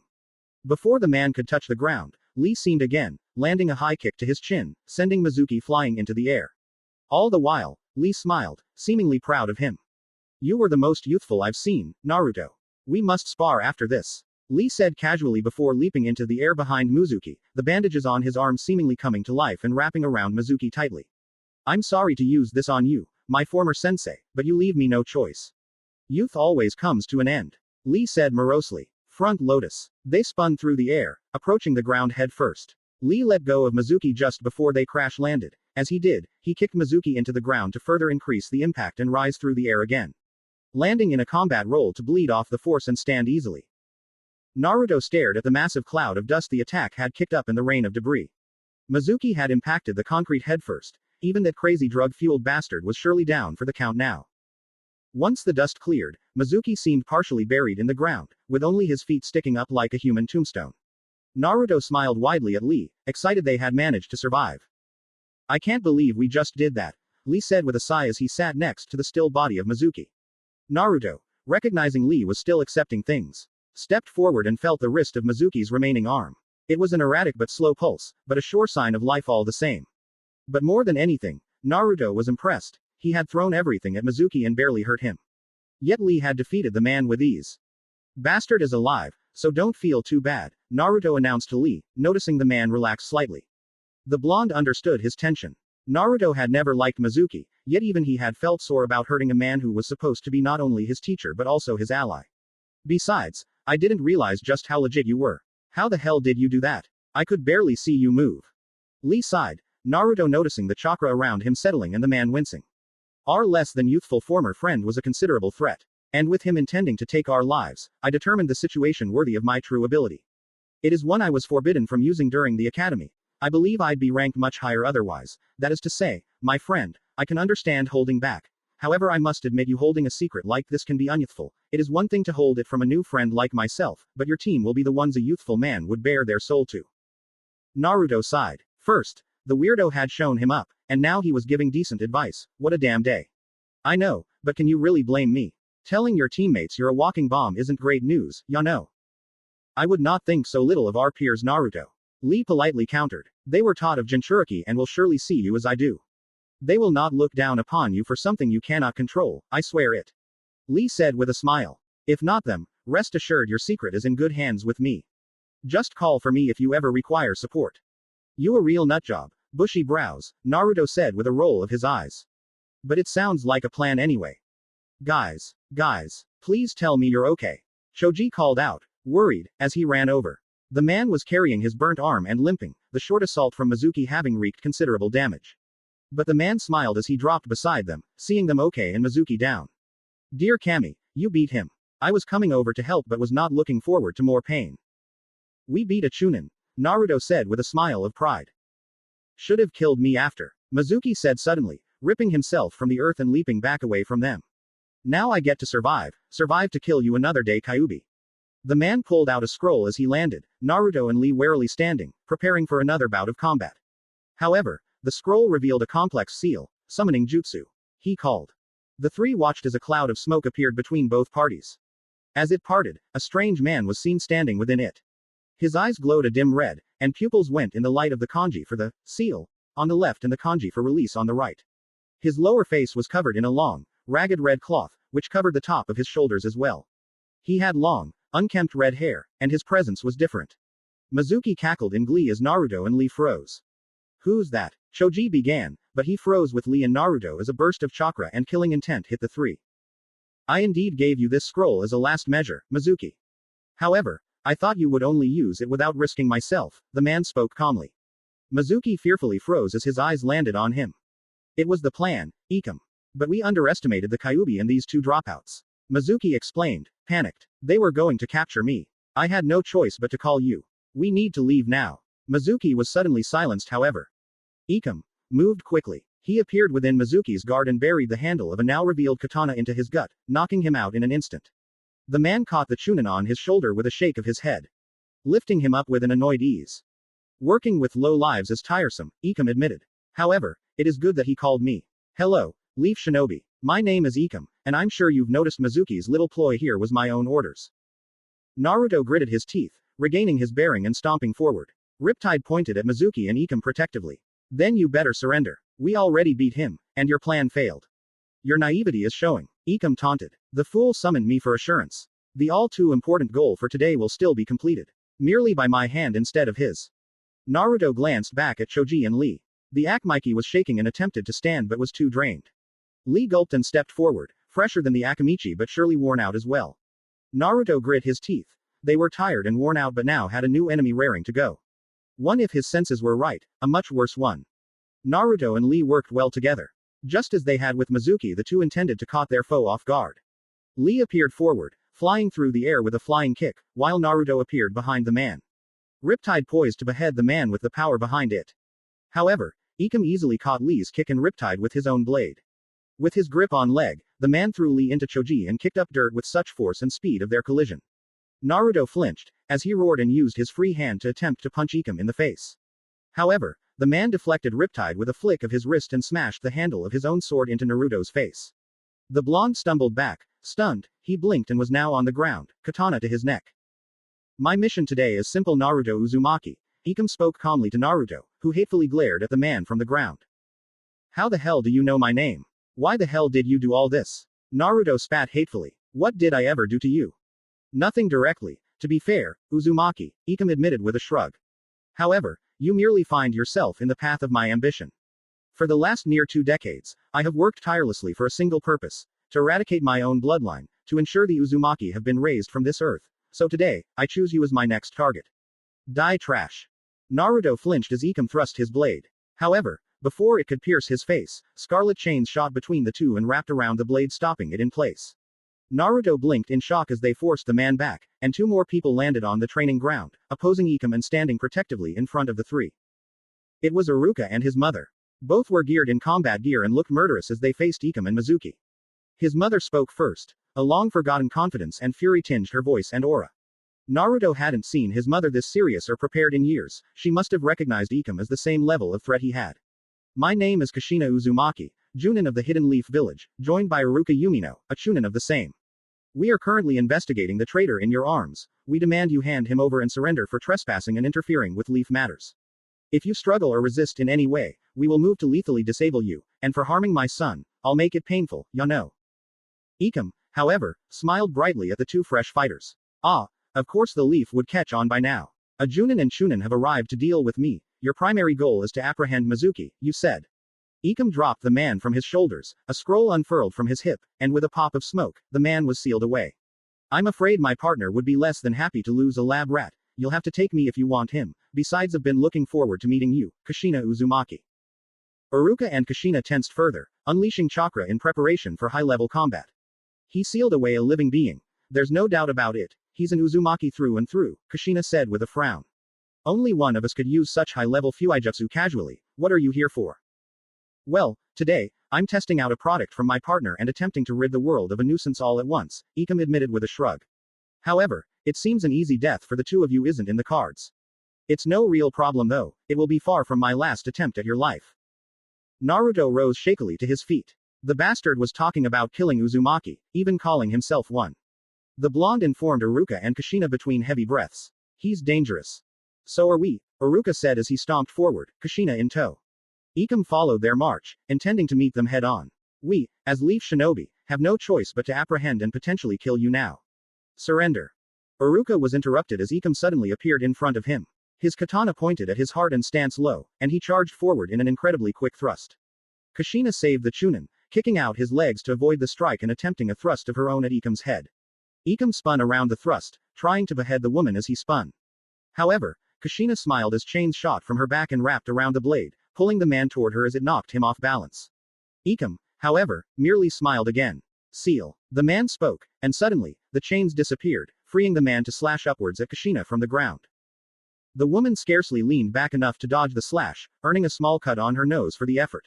Uruka, however, appeared just in time, smashing Ikam with a diving elbow to the face and knocking the man back a few feet with the powerful blow. Not bad at all, Kushina, you're clearly strong. And not even using your tenant, Ikam said, his voice taking a dark edge. To think our clan would fall as low to support what you are. No matter what, we will take care of you soon enough. In fact, allow me to try in earnest now. The man leapt from the ground, cracking the dirt beneath. The powerful jump propelled him high into the sky. Uzumaki style. Naruto blinked. The man was so high into the sky, but he sheathed his katana and positioned himself as if to draw it.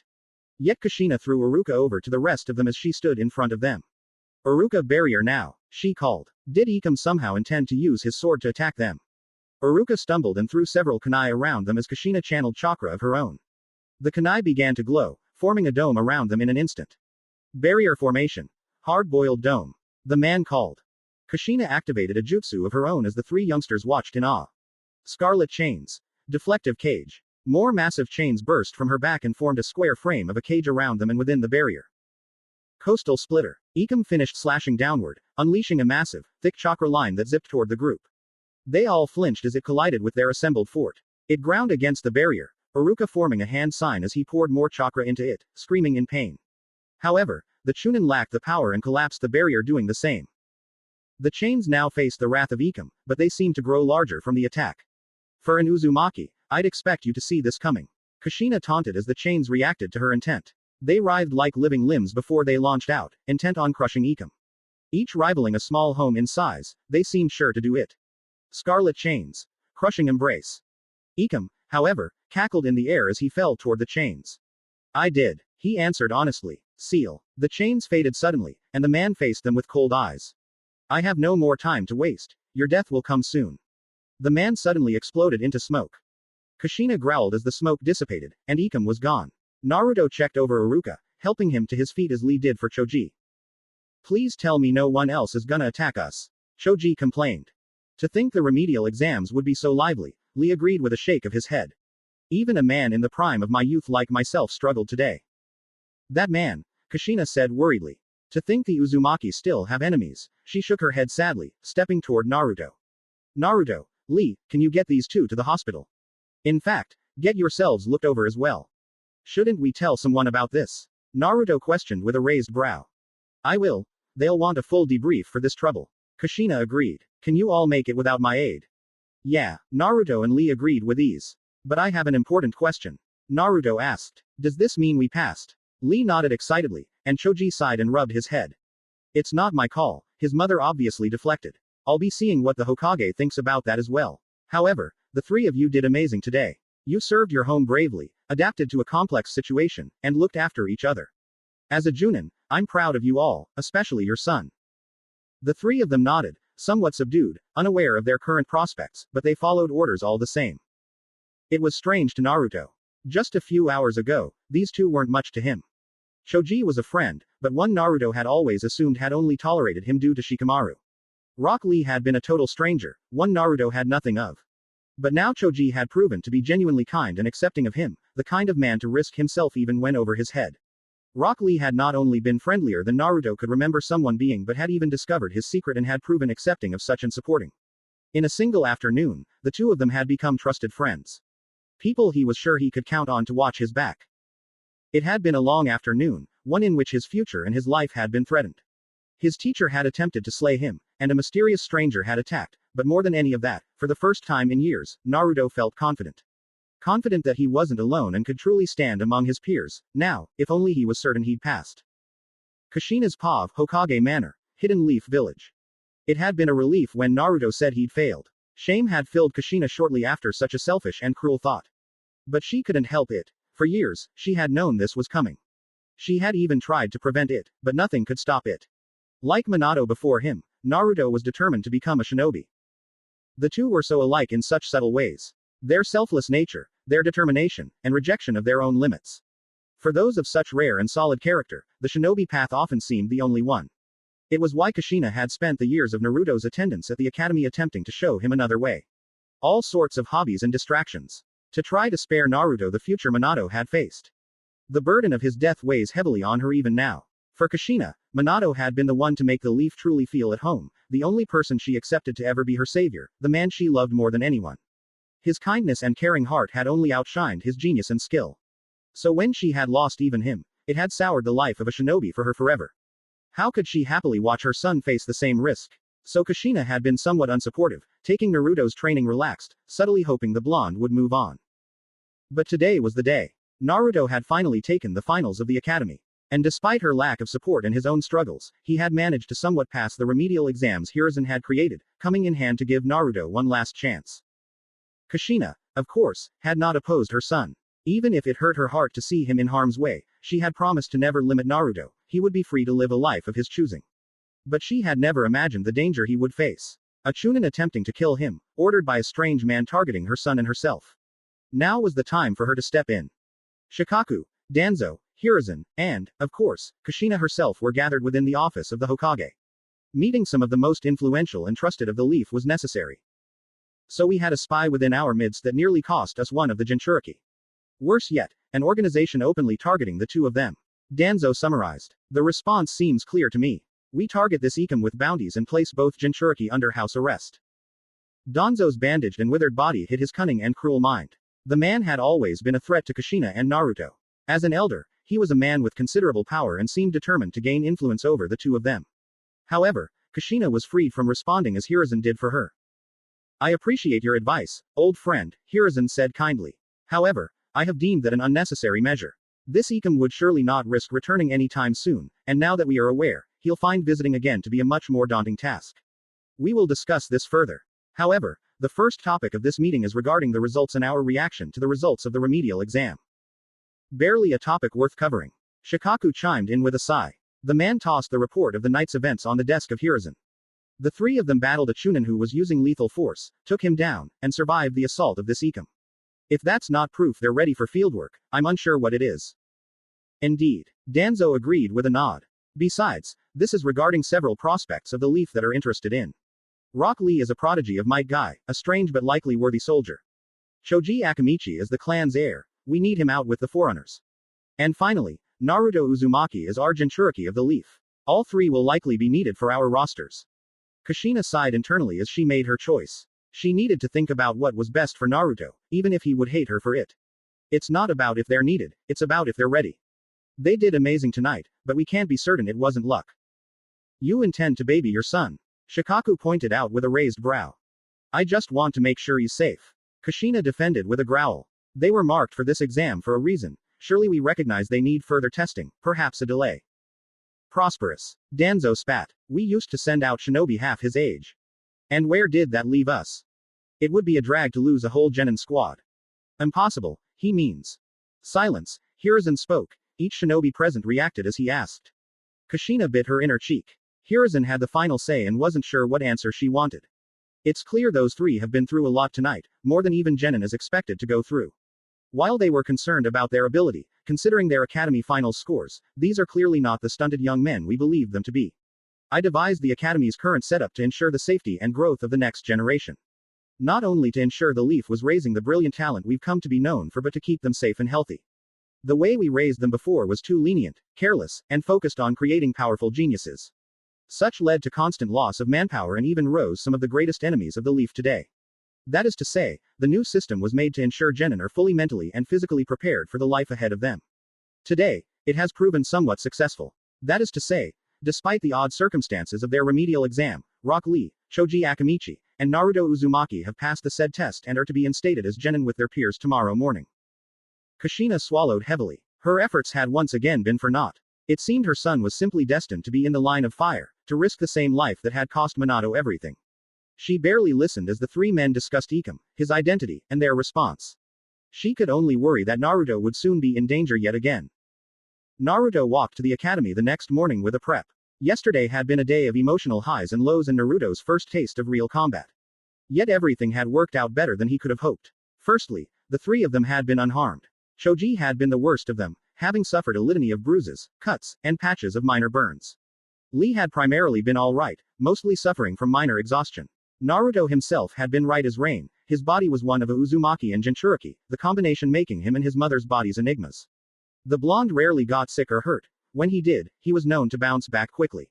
Even injuries were often slept off, exhaustion hard to reach and temporary.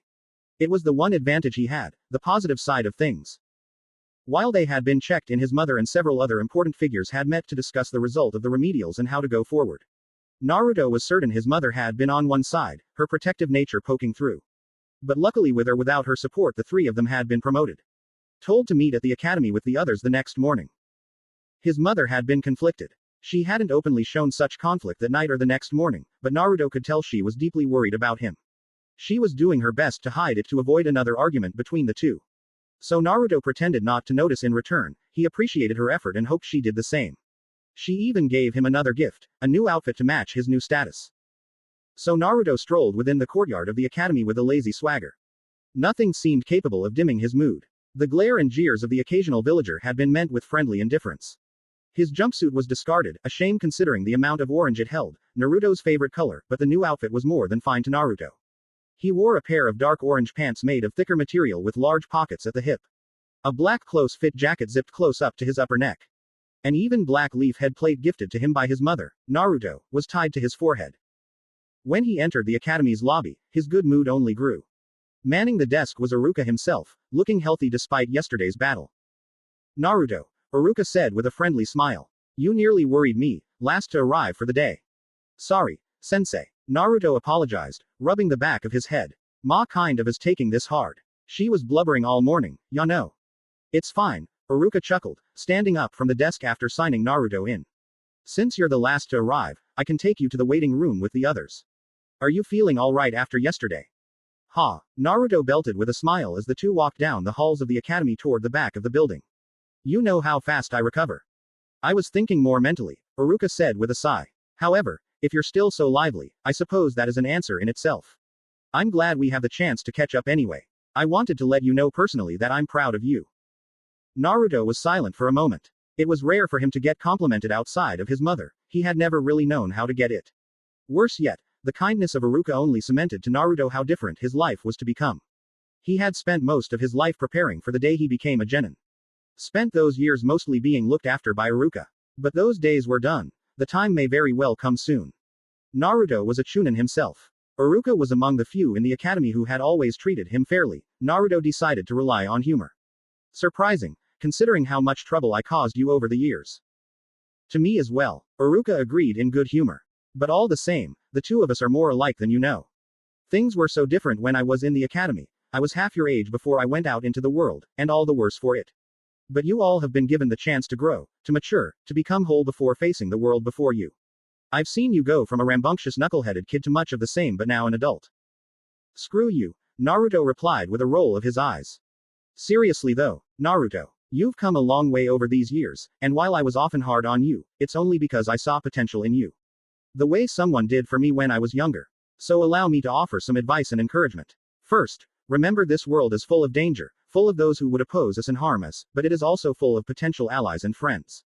It is only through navigating life with an open mind and watchful eye we can encounter the best this world has to offer. Naruto silently pondered the words before the two of them crossed cross sections of the hall, and Naruto was suddenly knocked from his feet as someone crashed into him from the side. Naruto instinctively shoved the person off him with a kick of his legs, and the person somehow landed on their feet. Iruka and a woman, apparently walking with his crashmate, stopped to check on them. Naruto took Iruka's hand and climbed to his feet, locking eyes. Naruto knew the man he was looking at. Everyone within the academy did. He was infamous. The dark hair and eyes revealed that it was him, though the disapproving glare would have done the same. Sasuke, the ghost of the Uchiha. The man was the heir to an even more infamous clan. Even Naruto was aware of the fall of the Uchiha. The clan had apparently betrayed the Leaf, intending a full-on rebellion against the Hokage. However, their plan had been discovered, and somehow, the Leaf had taken down the entire clan in a single night. The casualties and exact details were a secret held by the Leaf, but one thing had been made clear: the Uchiha, as they had been known, were gone. No longer the arguably most prestigious clan of the Leaf, but instead a fragmented and widely disdained group. At least until the rise of Sasuke Uchiha. One of two active Uchihas within the academy, the man, even as a child, had easily risen to the top rank of the academy. Undefeated in spars and a genius in theory, Sasuke quickly gained respect and admiration from his alumni. So great had his hype been, he had somewhat redeemed the clan. His famous temper and defensiveness of them only helped matters along. However, It did make Sasuke widely known for his bad attitude. None of that mattered to Naruto as he glared at the man. In many ways, Sasuke was a rival of sorts. To become Hokage, Naruto wasn't blind to the idea that others may seek the goal, and if anyone had the chance to take it from him, it would be Sasuke Uchiha. All the same, Naruto wasn't willing to look bad in front of Iruka, nor did he think it was solely Sasuke's fault they had crashed into one another. Best to apologize and let it go, it was his first day. So, with an internal sigh, Naruto broke the ice. Sorry for bumping into you like that, man. We both must be distracted, ya know. Sasuke ignored his icebreaker, staring intently into his eyes. It is fine. Be more aware of your surroundings next time. Excuse me, Naruto asked with a raised brow. Iruka placed a hand on his shoulder, but Naruto shook it off. Do you have no manners? You should apologize as well. I would if I saw you as an equal or even a respectable shinobi, Sasuke replied with a roll of his eyes. I have memorized the ranking displayed, and from what I remember, you, Naruto Uzumaki, scored poorly. However, as you better, I should have been able to negate the situation. Are you trying to piss me off? Naruto asked honestly, his brow twitching. Sasuke smiled as the two stepped closer, however, his companion suddenly broke in between the two with a disarming smile. It was clear she was related to Sasuke, having the same color hair, eyes, and fair face. Hey there, guys, let's take a breather here. She forced a laugh as Naruto and Sasuke continued to glare. My name is Yuno Uchiha, cousin to Mr. Antisocial, there. Believe it or not, that's the best apology one can expect from him. If he has a problem, let him voice it, Sasuke said, gently shoving past his cousin. It wouldn't be the first time someone picked a fight with the Uchiha. You think I care if you come from some badass clan? Or if the scores say you're better than me? Naruto shouted, shoving Iruka back again to get into Sasuke's face. None of that matters on the battlefield, and I got promoted the same as you. You are nothing like me, Naruto Uzumaki. However, I see I may have misjudged you slightly, Sasuke said, suddenly turning around and shrugging. I hope we're on the same team. I'd love to show there are levels to this. As Naruto ground his teeth and Iruka held him back, Sasuke marched into the room without interest. Yuno paused, offering an apologetic smile and bow before doing the same. The hell is his issue? Naruto asked Iruka. Sasuke Uchiha is a complex person, Iruka defended with a heavy sigh. I'm not defending his actions, but you should understand better than most keeping a shield up. Naruto sighed heavily but nodded to show Iruka he understood. As much as he didn't like it, there was a solid chance someone like that might end up on his own team. It would be wise for Naruto to do his best to make it work regardless. The two of them stepped into the room. It was a large conference classroom full of long desks and a podium desk combo. Naruto walked to the back of the room, joining the friendliest faces he saw in the crowd. Iruka went to his desk and began attendance, ensuring each of them was present and having them present their headbands. He joined Shikamaru, Choji, Lee, Ino, and two others. One was Shino Aburame, the heir of the Aburame clan. The man was rumored to be skilled but quiet and hard to read. Despite this, Naruto had always liked the strange man, he had always been oddly accepting of him.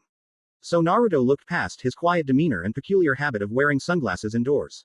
Sakura Haruno was the other one. Naruto was nearly as familiar with the pink-headed woman but had heard of her incredible mind and had never had a negative interaction with each other. The group had obviously saved Naruto a seat, likely at the urging of certain members. So Naruto sat in the middle next to Lee and Shikamaru. Ah, Naruto. Shikamaru lazily drawled. I had heard from Lee and Choji you passed, nearly thought you had realized how much of a pain this is and dipped out. Sounds more like you're projecting, Shikamaru. Ino joked. Good to see you made it anyway. Choji says you worked hard to keep him safe, so we owe you thanks. I didn't do much, Lee landed the final blow. But no worries, I'd never let some traitor carve up Choji or anyone. Naruto said with a shrug. Indeed, Naruto's youth matched my own. Lee objected. I can only hope I am lucky enough to be placed on a team with you, Naruto. Here's to hoping, bushy brows, Naruto said with a smile. Impressive that the three of you managed to defeat Mizuki. Shino complimented, getting a nod from Sakura. 3 genin hopefuls fighting off a Chunin. Sakura said with a smile of her own. Almost unheard of. Though, shockingly, Mizuki was a traitor. Troublesome is more like it, Shikamaru disagreed, getting a vocal agreement from Choji. Suggest there could be more within our ranks, not to mention the creep was close to us. Just glad I didn't have to deal with him. Enough with the doom and gloom, Ino complained. Today is the day we're becoming genin and meeting our teams. Any hopes for who you get? Anyone who isn't bothersome or incompetent. Shino and Shikamaru said in sync, giving each other a nod of respect. Shocker, Naruto said dryly in response to the two of them. As if it isn't predictable already, Shikamaru replied. Choji or Naruto would be my picks, but I doubt we'd get so lucky. Besides, at least we are using logical choices, you probably just hope to get placed with Sasuke. Of course. Ino agreed with a nod of her head. He's some serious eye candy and has the whole mysterious longer angle. Not to mention he's the top ranked out of the males. Sakura pointed out. A thrilling and useful teammate should be popular. Well, Naruto thought with a hum. I really don't care who I get. Though I do hope that Grim Bastard isn't on mine. Same. Shikamaru agreed with a nod. There's a couple of prospects this year I'd like to avoid. The hot-headed arrogant bastards like Neji Hyuga or Sasuke, or that weirdo Sai. I've encountered them both, Choji admitted. It's kind of rude to say, but they both seem incredibly bothered by us. Both are known for their tempers and lashing out. And when you're among the top-rated, that becomes quite the issue. Most unyouthful, Lee pointed out. We are all comrades of the Leaf. We should be more than happy to work with each other. Lee has a point. Shino agreed. Our preferences have no effect on team placements, nor should they. Regardless of how we may feel about the teams assigned to us, they are likely the best combination we could hope for. Shino's right, Sakura said with a shrug. It'd be nice to be paired with Ino or someone I'm friendly with, it's part of the job to deal with. Students, Iruka said quietly. Each fell into a bated silence, and there was no need to ask them to listen. Naruto was sure they had all made the connection he had. This would affect their careers. As you are more than likely aware, each of you has passed the academy finals. This means each of you will be granted the title of Genin after today. The lowest rank of shinobi is not one to take lightly. I've often seen students race off to start their careers, greedily racing toward adventure, glory, and riches, and all too often, they only get a terrible death. I don't say this to scare you but to make it clear that from this day forward, you are no longer students but shinobi, for better and most definitely worse. Every time you step out on a mission, patrol, or assignment, it should be with the knowledge, the weight, that it could very well lead to your death. I can promise there will be a few of those. You will likely experience great suffering and stress on your chosen path. But, for those who are diligent, those who act with logic and learn as much as possible, the life of a shinobi can be so much more. You can even have the very things you crave, a wage able to be lived off, the glory of serving the Leaf, and the knowledge that with your service, you protect your home and every life and ideology within it. As Genin, you've gained great responsibility, but for those who rose to the occasion, it will hold rewards that equal that weight. Naruto was silent, stunned, really. It seemed everyone in the classroom was. They all had heard warnings and advice regarding their careers countless times. But to hear such a dreaded warning from someone as supportive and kind as Iruka was sobering. None of them were shaken too deeply, but it was a stark reminder of what this truly was. The path of a shinobi was not for the faint of heart. That being said, there's no doubt in my mind that those who sit here in this room are ready. Certainly, more than myself when I was in your shoes, Iruka explained. I've watched each of you grow, and now I am certain that you are worthy of the title of Genin. I wish you the best of luck going forward and offer my advice and support if you ever need it. With that out of the way, it's time to reveal the squads you'll be placed within. For the current class, I will reveal the roster of the teams. Iruka snapped his fingers, causing a crowd of strange but obviously powerful older shinobi to stroll in. They were a varied group, one known to the Genin before them. Each of them was a notable Junin of the Hidden Leaf Village. They each stood with Iruka before the first of them stepped forth. It was the youngest-looking one of the group. Shisui Uchiha is one of the few adult Uchiha alive and active after the attempted rebellion. Shisui was known for aiding the Leaf against his clan, though how was unknown, and as such, was a controversial Junin among the ranks. Some even protested his recent repromotion. It was clear to the room why he was chosen. He was credited as possibly the fastest shinobi in the village and fit the bill of the powerful and intelligent Uchiha to a T. However, the friendly smile on his face was a stark contrast to Sasuke's scowl. My name is Shisui Uchiha, I am the Junin leader of Team 6. My pupils will be Sasuke Uchiha, Kabuto Yakushi, and Hinata Hyuga. If the three of you will join me down here. Naruto smiled. Sasuke seemed to be a dick, and the other two were basically strangers. No loss there. The class watched as the three joined Shisui in front of the class. The man, having each of them, placed a hand on him. See the rest of y'all later tilde. Shisui said excitedly as, in a blur, the four of them disappeared. Naruto blinked. How the hell did he do that? The next one to step forward was obviously older than Shisui but just as relaxed looking. Naruto knew him as the son of the current Hokage, Asuma Sarutobi. The man was also an enigma. He had left the village for years to guard the fire daimyo personally. It spoke of just how reliable it must be. My name is Asuma Sarutobi, and I'll be running Team 8. That'll contain Shikamaru Nara, Tenten, and Sai. Unfortunately, I'm not as flashy as Shisui, so we'll walk to our training ground. Follow me. Asuma said, casually strolling out of the room. Sai and Tenten immediately followed, Shikamaru slowly doing the same as if unwilling. Naruto admonished his lazy friend before an irate Tenten noticed and dragged him along to keep up with Asuma. Naruto was a little bummed he wouldn't be placed on the same team as Shikamaru. He was more amused that Nara had landed with one of the undesirables he spoke of. The only woman in the group was next. Her long, thick dark hair, red eyes, and unique attire marked her identity clearly. Though she was arguably the less known of the five, Naruto had heard of her promotion shortly before his own and had heard whispers of her incredible genjutsu ability. My name is Kurenai Yuhi, Junin of the Leaf. I will take charge of Yuno Uchiha, Choji Akamichi, and Shino Aburame. If the three of you follow me, we'll hold our first meeting over lunch. Thank you. The group of genin willingly followed their new sensei out of the room. Naruto hummed.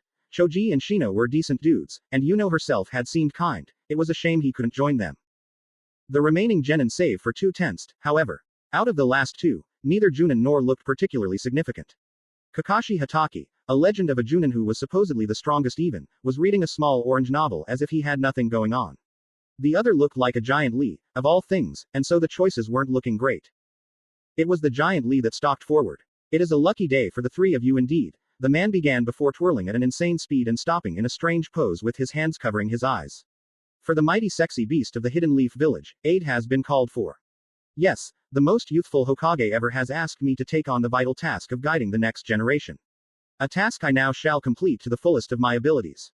The lucky three, in the prime of their youth, shall now work under the sexy might guy. Firstly, the fair Sakura Haruno, the primal Kiba Inuzuka, and my own beloved pupil, Rock Lee. The man said, offering a shining smile and thumbs up. Now join me for 10 laps around the village. Sakura and Kiba rose slowly, following their seemingly dancing sensei. Lee did as well but had already appeared at Guy's side, hanging onto his every word. Naruto was thankful he missed out on that. That left only 3 genin, 1 chunin, and 1 junin in the room. The bemused chunin and impatient genin waited for the junin to react. However, a couple of minutes passed in relative silence, the occasional flip of the page revealing the man was reading. Kakashi? Iruka asked with a raised brow. His concern was overshadowed by amusement. Are you all right? Of course, Kakashi replied calmly as he flipped to the next page. This is part of the nation for Team 7. Besides, by now, they realize they're team members and that I'm their Junin sensei. So, with that taking care of itself, I'll finish this chapter before proceeding. Iruka smiled with a small nod, looked at the three of them apologetically, and left them with Kakashi to wait. Naruto was more than okay for the moment, he was scanning it with his 2 apparent teammates. Ino Yamanaka and Neji Hyuga, he couldn't claim to be familiar with either. He had only met Ino occasionally with Shikamaru and Choji in tow and didn't really know what to make of her. Neji was infamous throughout the academy, having been ranked number 2 among the males and, from what Shikamaru spoke of, was a nasty customer. However, as they were both strangers, Naruto remained hopeful. Naruto walked down the tables until he reached the one Ino sat at. Neji was also seated a little further down the row. So I guess we're teammates. He broke the ice between the three with his usual bluntness. I'm looking forward to it. Ino offered him a polite smile of her own. Suppose having at least one familiar face in our team is nice. The two of them looked different to their third teammate, who matched their look dryly. I suppose 4th place among the female academy students is acceptable. Neji deemed as the two blondes balked. You'll have to put forth some effort not to hold me back, but I'll accept you as a teammate in the same way. However, from what I remember about you, Uzumaki, you were nearly the last. Attempt to stay out of my way. The Hyuga offered frostily. Naruto and Ino grit their teeth in sync, both looking over to Kakashi. However, the man was still nose deep into his novel, either ignoring them or outright not hearing them. Great, my team is full of social recluses, Ino complained to herself. Hey, Naruto complained. Don't get me wrong, Blondie. Ino apologized with a smile. It's looking like you're the best I got, but these two, she gestured at the 2 silent males. Yeah, Naruto agreed. They might be difficult to get along with. By the way, Blondie. Well, since we're going to be teammates, we may as well become friendly, Ino replied with a shrug. But you're blonde too, Naruto accused. Why aren't you Blondie? Because I don't fit the stereotype, Ino replied with a roll of her eyes. And I do. Remains to be seen, Blondie. Ino joked. Naruto matched her smile with his own. Ino had always been sharp with her tongue and light in attitude. Hence, she and Shikamaru get along. Naruto was pleased that it seemed the two of them were getting along decently thus far. Can the two of you please stop the incessant chatter? Neji asked with a heavy sigh. Can you stop incessantly acting like an asshole? Ino said with a raised brow, gaining a smile and a nod from Naruto. Actually, All three of you can stop now. Kakashi interrupted the group's bickering. Your incessant chatter soured the chapter for me. So we may as well begin. Meet me at training ground 14. That's where we'll start in earnest. His piece said. The Junin disappeared in a poof of smoke. The three stared on in silence. So, Naruto began rubbing the back of his head. Do any of us know where that is? I doubt the two of you do. As for myself, Neji began pausing to raise a hand sign. Body flicker jutsu. He finished as he did, and the man disappeared in his own puff of smoke, leaving the two blondes alone in the room.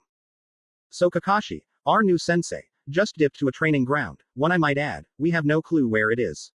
And our third teammate has the info but left us behind. How does he even know body flicker? Most Chunin don't, Ino complained, holding her head. I'm starting to hate those two, Naruto sighed. XX. Finding a training ground he'd never been to had turned out to be a difficult process. They knew which one it was, but they weren't laid out simply in numerical order. They had been built in random suitable spots along the edges of the Hidden Leaf Village. For example, they had first found training ground 15 and were excited, sure they were close. However, the neighboring one was training ground 2. Naruto subtly sent off 4 clones to search as well. But even with their aid, it had taken a while to find it. The only solace was that Ino and Naruto used the chance to get to know one another. So your clan runs a flower shop and is also shinobi? Naruto asked curiously. Not my clan. They gain a cut of the profits since it is run by members.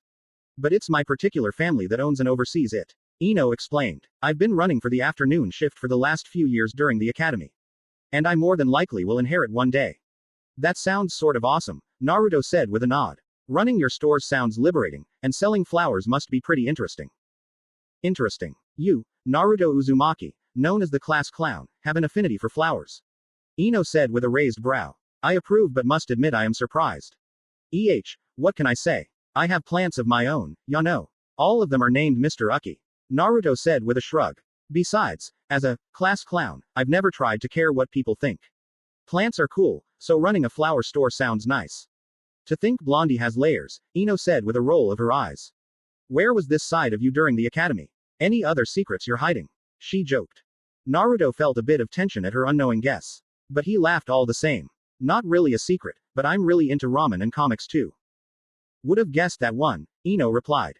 Well, what about you? You've been grilling me but haven't shared much in return. I even told you about that time I laced Mizuki's food. Naruto roared. Alright, Ino surrendered. I suppose the flower shop is just my other job. I'll offer a hobby since you told me about Mr. Uki. I like to study psychology. It's a common trend in my clan, but I've always found it interesting. The Yamanaka, Naruto said, thinking back on the clan. Y'all are famous for those mind jutsu techniques, aren't you? More than that, but to make it simple, yes. We of the Yamanaka have developed techniques using chakra that allow us to affect the minds of ourselves and others. We can use this to read a mind, communicate wordlessly, temporarily take over someone's body, and more. At a high level, we can even attack the brain directly. But it works off of navigating the human mind. Ino explained. I guess it's easy enough while controlling it, Naruto said, though Ino's smile helped her catch on, and he was a little lost. We don't quite control it, Ino corrected. Even when we control their bodies, we do not control their minds. Human minds vary from person to person and operate as a maze with a river flowing through it. The pathways are complex, making finding or manipulating anything difficult. The only way to have it at your whim is to control the flow of the mind. Not really getting it, but it sounds like you have to figure them out. Naruto guessed. Not that simple, but closer, that's part of it. Ino complimented. The rest is kind of a clan secret, I'm not sorry, but it's all tied to psychology. If you can understand how their mind is set up and works and how it'll react to certain stimuli, you're on the right track. Sounds difficult, Naruto admitted.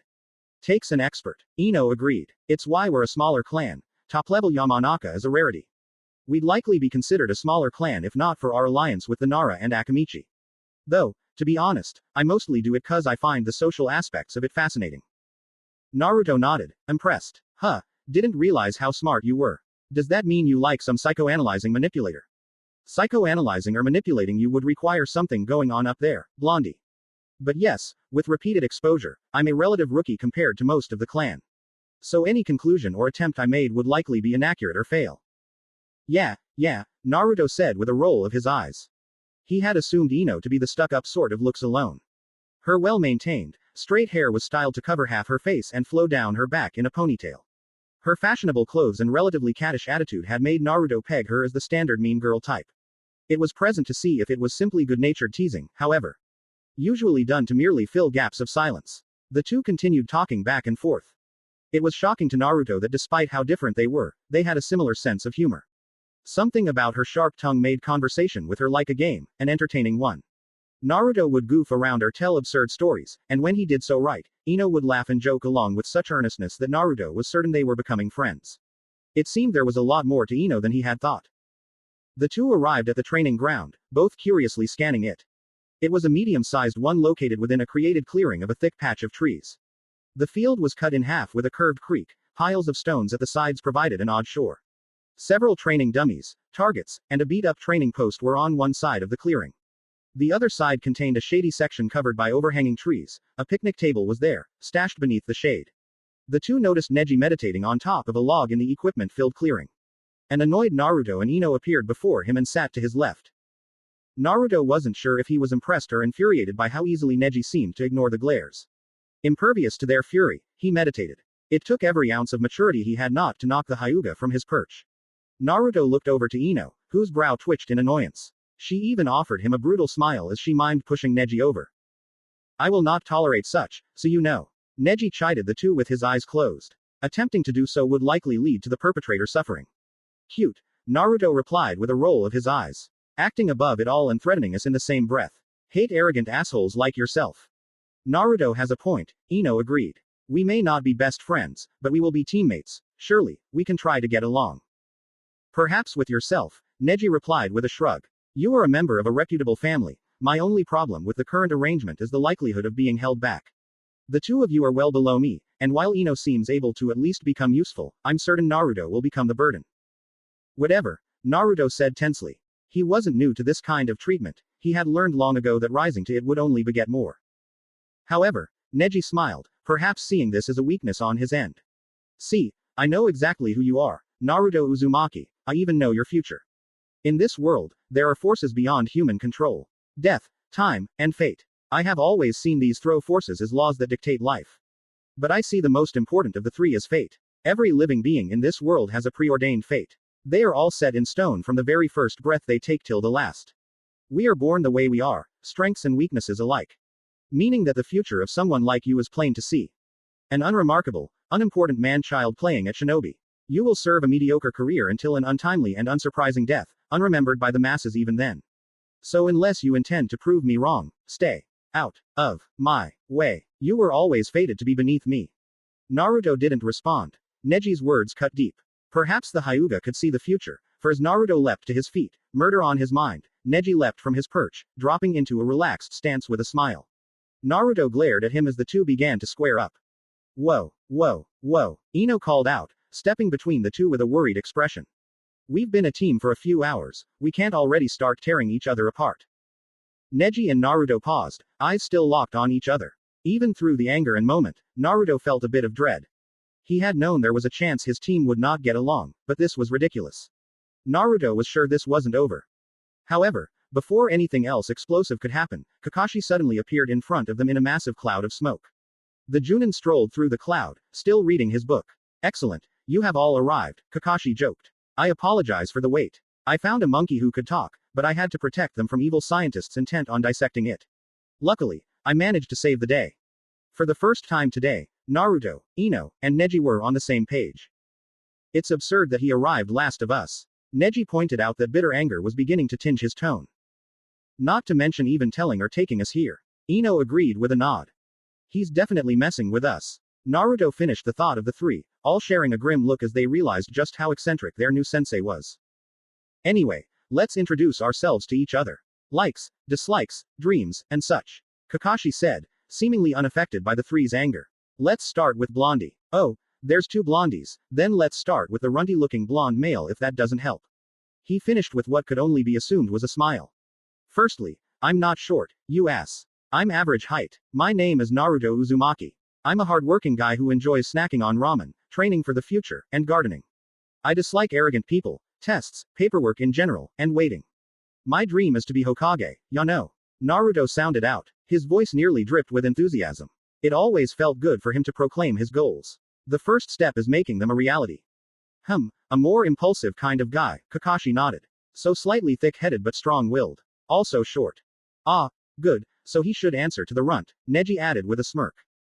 Call me that one more time, either of you. Naruto threatened with a growl. Alright, girly, your turn, Kakashi said, ignoring the blonde. To Naruto's dismay, his teammates followed his lead. Ino narrowed her eyes but complied. My name is Ino Yamanaka. I like flowers, fashion, and psychology. I dislike fangirls, secrets, and poor fashion. My dream is to become the first female head of my clan. Expected and a little on the nose, boring but fair enough. Should be obvious who's next, Kakashi said. My name is Neji Hyuga. I like training, meditating, and calligraphy. I dislike weaklings, slavers, and fools. 2 of the 3 apply to the 2 next to me. You may choose which ones. I have no dream of being a branch member. My fate has already been decided to serve them in my life. A decision made by the rightfully ruling main house. The last sentence was soaked with sarcasm. Naruto tried to let it go. He really did, but before he could think it out, he rushed forward with no warning. He struck Neji directly in his face with a hook, sending the young man sliding back. An instant later, Neji kicked up, growled, and charged the blonde. The blonde drew his tanto and met his charge. Before either could reach the other, Kakashi appeared in the middle quickly and savagely, slamming 2 hammer fists atop each boy's head and flooring them with ease. Now, let's behave ourselves, me. Kakashi asked playfully, entirely at odds with his violent intervention. The boys crawled to their feet, glaring at each other but leaving it be for now. Naruto was shocked at just how hard Kakashi hit. This won't do. You all have too much energy. As a sensei, I must make sure you're all properly entertained. What to do? Kakashi pondered, tapping his head. He slammed a fist into his palm. Go run 10 laps around the village. What? Who the hell ca? Ino started. My best friend does it as a warm-up. Every morning. Kakashi countered happily. Wonder if he knows bushy brows, Naruto said curiously. With a name like that, almost certainly, Kakashi answered. Ino stuttered, thinking of any reason to avoid this, but ultimately came up short. Neji and Naruto were much less bothered, each stretching lazily to prepare. Oh, one last thing. You all must complete 10 laps. Even if you finish first, you'll keep lapping until everyone finishes, Kakashi said, his jovial tone making it clear he enjoyed this immensely. So it's a team thing. Alright, guys, let's do this, Naruto began. It was clear to him what Kakashi intended. He recognized the group's tension and gave them a difficult team task to unite them. So, the best approach would be to support the slowest or least durable of the group. Neji left already, Ino told the blonde yet again bluntly. Naruto blinked, scanning around to see Neji jogging 10 meters before them. He does realize he'll be stuck doing extra if he finishes first. Really starting to hate that guy, Naruto said, that was twice already. Ino merely nodded, and the two began their jog together. They were far behind Neji due to his head start, but Naruto didn't mind too much. He had always loved running, it just felt amazing to the blonde. To simply do something as simple and trying as running, he could clear his mind. Due to his unique biology, he could outrun most easily if he went the distance. However, it seems Ino didn't share the love. Keeping up with him with surprising guts, she showed signs of slowing even on the first lap. Naruto debated upping his pace, but since it wouldn't allow him to rest and would leave Ino to suffer alone, he decided against it and to maintain his speed with Ino. 2 more laps passed before Ino started to slow down even more. God, I can't decide what pisses me off more. Ino screamed between pants. What do you mean? Naruto asked. It was hard to blame her for struggling this deeply. It was rare, but Naruto could feel the beginnings of exertion creeping into his body. It must have been torture for her, but she was taking it shockingly well. This insane run, our weirdo sensei, or our walking dick of a teammate, Naruto asked with a roll of his eyes. Swear, his attitude rubs me the wrong way, he barely knows us but writes us off. Maybe it's just a hot guy thing, Ino replied with a weak shrug. Just have to call him hot, huh? Naruto asked blandly. Oh, calm down. The truth is the truth. You wouldn't be so bad if you didn't come across like a hot mess. Ino replied with a roll of her eyes. A hot mess. Poor fashion, kinda obnoxious, and oblivious to women. Ino taunted. First off, orange is the best color. Naruto ranted. No, it is not. That would be purple. I have no counter to being obnoxious. Obviously. And women are confusing. Naruto ended. Spoken like a true man, Ino said, rolling her eyes. Well, it's not like you're good with men. Naruto said sourly. I'm not, Ino said, grabbing Naruto's arm and smiling prettily at him. Naruto blushed slightly. It was rare for a woman to touch him like this, and even the knowledge she was teasing him made him react. It was clear Ino caught such a popping smirk and jogged a little faster, having made her point. Naruto growled and increased his speed to catch up. They were now on lap 4. Well, it's not like you've dated a guy, Naruto said spitefully. Once, he did catch up to the now heavy-breathing Ino. Maybe that's true, but it's not my fault all the good ones have bad attitudes, Ino said morosely. Then what makes Sasuke so good anyway? Naruto inquired. Dark hair, icy expression, from an infamous clan, dark past, full of mystery. Need I go on? Ino asked with a smile. What does that make me then? A bad one with a good attitude? Naruto asked. We usually call your type the nice guy. They are nice, funny, and solid guys, but we young women want more. Something different and exciting, Ino said. So Neji then? Naruto retorted. No, he's too much. If a guy is too stuck up, a girl gets scared off. No one wants to be stuck with a permanent party pooper. Pretty much does the same thing Sasuke does. Don't really see the difference, Naruto pointed out, confused. What similarities do they share? Ino asked with an annoyed glare. Both geniuses have dark pasts, with poor attitudes, and stick up their asses. Naruto listed off automatically. Huh, good point, Ino panted, having slowed down considerably. Naruto slowed down with her, but she merely shook her head and waved him on. Naruto felt something was wrong but decided to heed Ino's order. Naruto completed the 5th, 6th, and 7th laps with relative peace. Having guiltily left Ino behind. Only when he next saw Ino on the next lap did he realize she looked considerably worse off. Naruto pondered what to do. She wasn't that close to being done but was gassing out. Naruto knew she would likely react poorly to him carrying her, but he had no other ideas. He stopped before her and stooped down to offer her the chance to climb into his hands. XX. Ino's POV. A complex well of emotions flared from Naruto's sudden offer. It had been a long couple of days, the academy finals had been brutal and left her sore. And now her new sensei had ignored them and had them run to death. The exhaustion flowed through her in waves. Her legs and feet ached with deep pain. One Ino was unsure she could endure to complete the lap, let alone 3 more. Ino had always known she would be a shinobi, but in truth, she had never trained as hard as the others. She had a sharp mind and access to a good teacher at home, and her clan's style favored a more supportive role anyway. So, she had always taken it easy in her conditioning. It complemented her gentle, fair maiden vibe. But now she cursed it. Ino swore she would double her training after this. Naruto's offer to carry her was kind, if not a bit awkward. She was mature enough not to care about the contact, even if Ino was certain Naruto would love it. No, the issue was even she had some pride. Ino refused to be some damsel in distress. I'm fine, she lied. Come on, don't make it weird. Naruto attempted to reason. You're burnt out. I'll carry you the rest. You're gonna carry me for several laps around the village, Ino said disbelievingly. You'd gas out too. No way, Naruto replied simply. What, are you superhuman or something? Besides, we all have to finish our laps. Doing that would just make it worse, Ino pointed out. But Naruto merely shrugged, maintaining his low stance. I won't gas out, and I'm not gonna leave you here to crawl the rest of the way. Either way, I'll keep going till you finish. Ino growled at his simplistic logic. Her exhaustion and the earnest belief Kakashi wouldn't let them leave until finishing made the decision for her. She stopped over, snaking her legs through the loops of Naruto's arms and laying against his back. She had been sure he could carry her but was shocked at how easily he stood. How firm and hard his back was, and yet how gentle his touch could be. Ino gulped. This might have been a mistake. Are you comfortable? Naruto asked. Ino was surprised by this more serious and caring side. First, he was matching her pace to keep her company. Now, he was carrying her for a marathon run, and his first concern was her comfort. Yes, Ino answered, an unfamiliar meekness filling her. She felt smaller like this, much more aware of how formidable Naruto was. Has he always been so strong and friendly? Didn't Shikamaru say he was some kind of loner beside them? If Ino didn't know better, she would assume Naruto was making some smooth play here. The next lap passed with relative silence, and circumstances made things awkward. Ino grew more impressed as they ran on. Even with her on his back, Naruto ran at the same speed and moved as if she was barely a burden.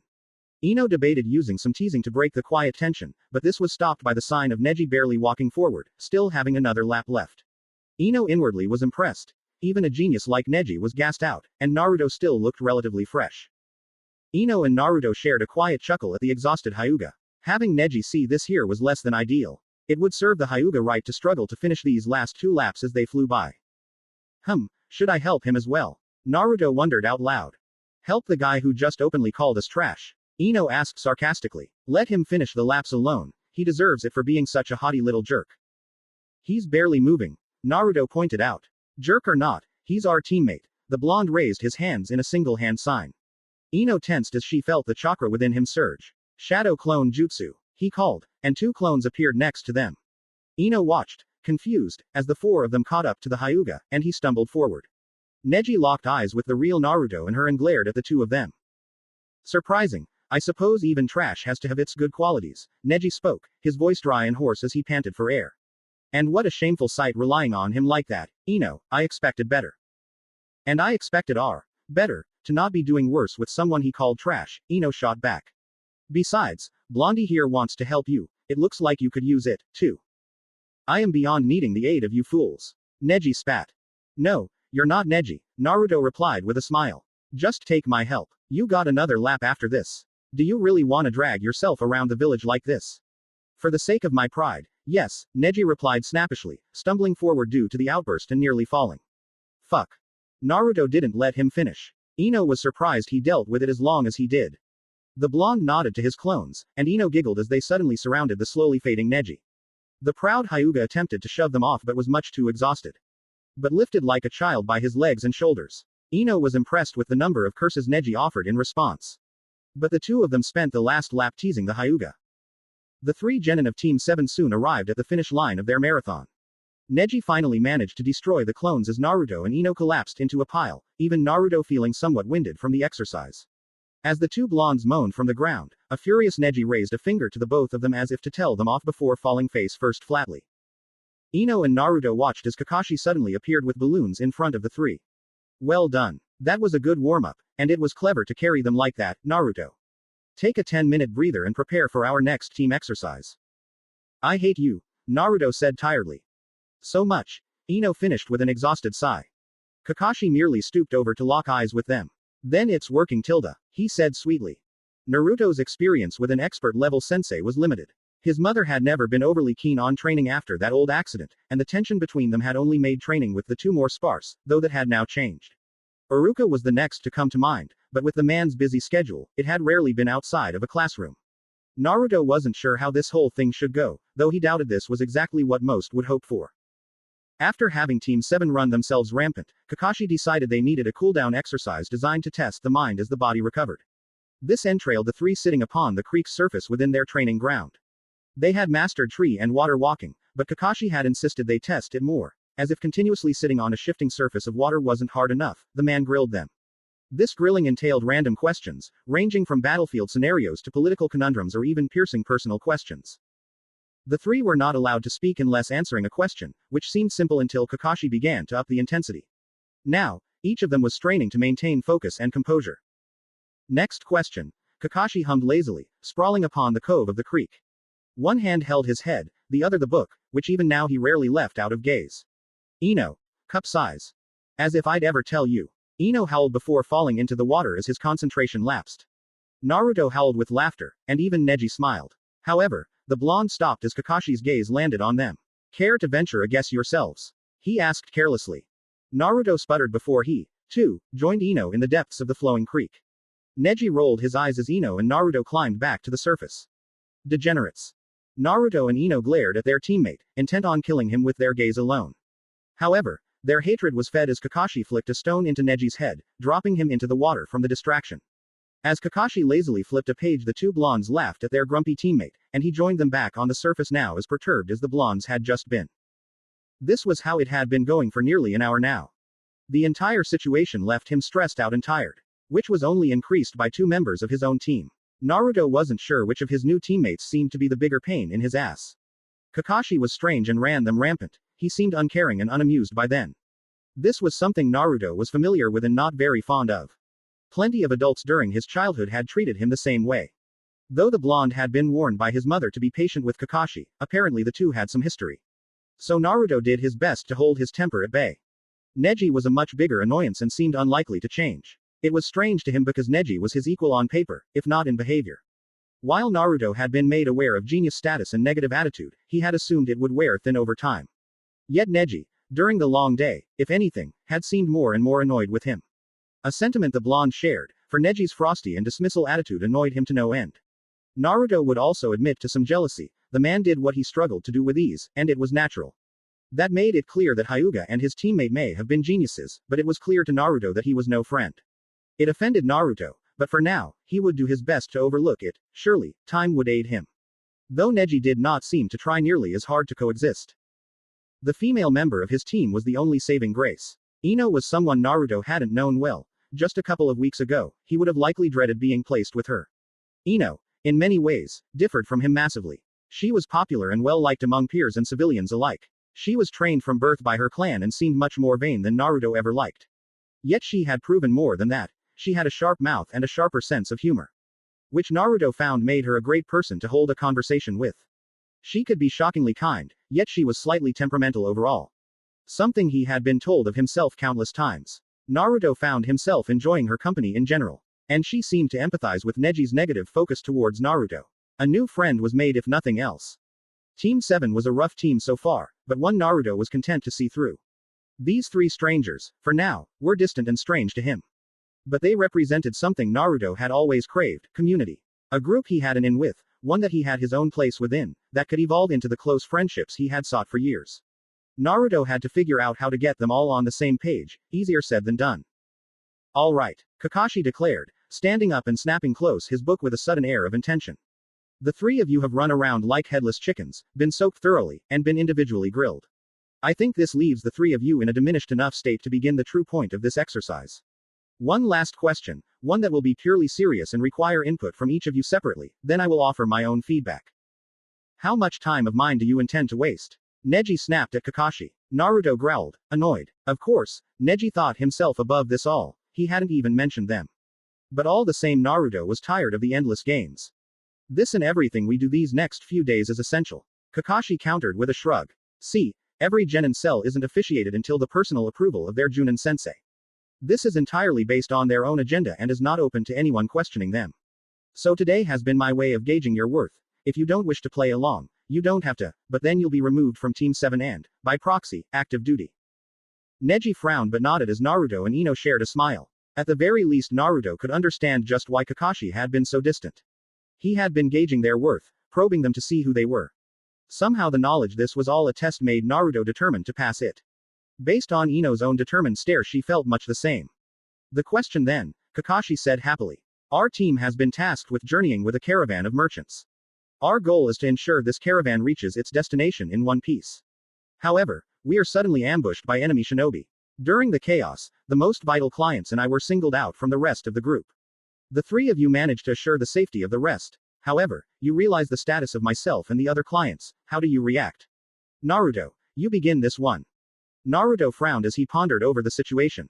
An impulsive guy like himself usually fired off his first thoughts, but he was a genin now. He needed to think this through fully. The details were intentionally sparse, but Naruto went with what felt right to him. Well, assuming the lion's share of the caravan is safe, we can leave one of us behind to keep them safe. From there, I'd want to work towards saving you and the other clients. I guess we could separate and check on you both. I see, Ino. Why don't you go next? Kakashi decided with a hum. Naruto noticed he didn't offer feedback. Well, I agree with Naruto to an extent. Ino offered, giving Naruto an apologetic smile. However, I don't like splitting up like that, maybe once but not twice. Guarding the safe clients is a good idea and necessary, especially assuming we might lose some to the ambush, but we should probably focus on Kakashi or the remaining clients. Doing both just leaves us stretched thin and more vulnerable. Which leaves us with two choices. I can't really decide which is the good one. A good question indeed. Kakashi coldly responded. Thoughts, Neji? Ino is closer to the correct idea. However, her indecision bodes poorly for her intelligence, Neji spoke smugly. She was right to admonish Naruto's multiple split-ups, a needless and likely costly risk. No, the correct choice would be to check on the clients and guard the rest. Kakashi should be stronger and safer than us even on his lonesome, and with the client being the source of income for the Leaf, they take precedence over him. Should he perish, it would be due to his own failure and we would be rewarded for succeeding despite it. So we should leave each other behind if it means we achieve the mission parameters. Naruto asked indignantly. Of course, we're shinobi. Neji pointed out. It's expected of us, and meeting such an expectation is an honor. What a soulless response, fitting for a guy like you. Naruto spat back at the Hyuga. The idea that someone would willingly turn his back on someone they were allied with was sickening to him. If you can't think logically, perhaps you're even more worthless than I had thought. Neji said. To be fair, Ino interjected, placing her hands between the glaring Naruto and Neji. I share Naruto's feelings. I recognize that it is the proper action, but it doesn't sit right with me either. The three were silent as the tension built for a moment. And it shouldn't, Kakashi chimed in during the lull of conversation. Missions, travels, etc., it all rarely goes smoothly. In fact, assuming the worst is often for the best. In our line of work, things will go wrong, and choices and dilemmas will be forced upon us where all options seem poor.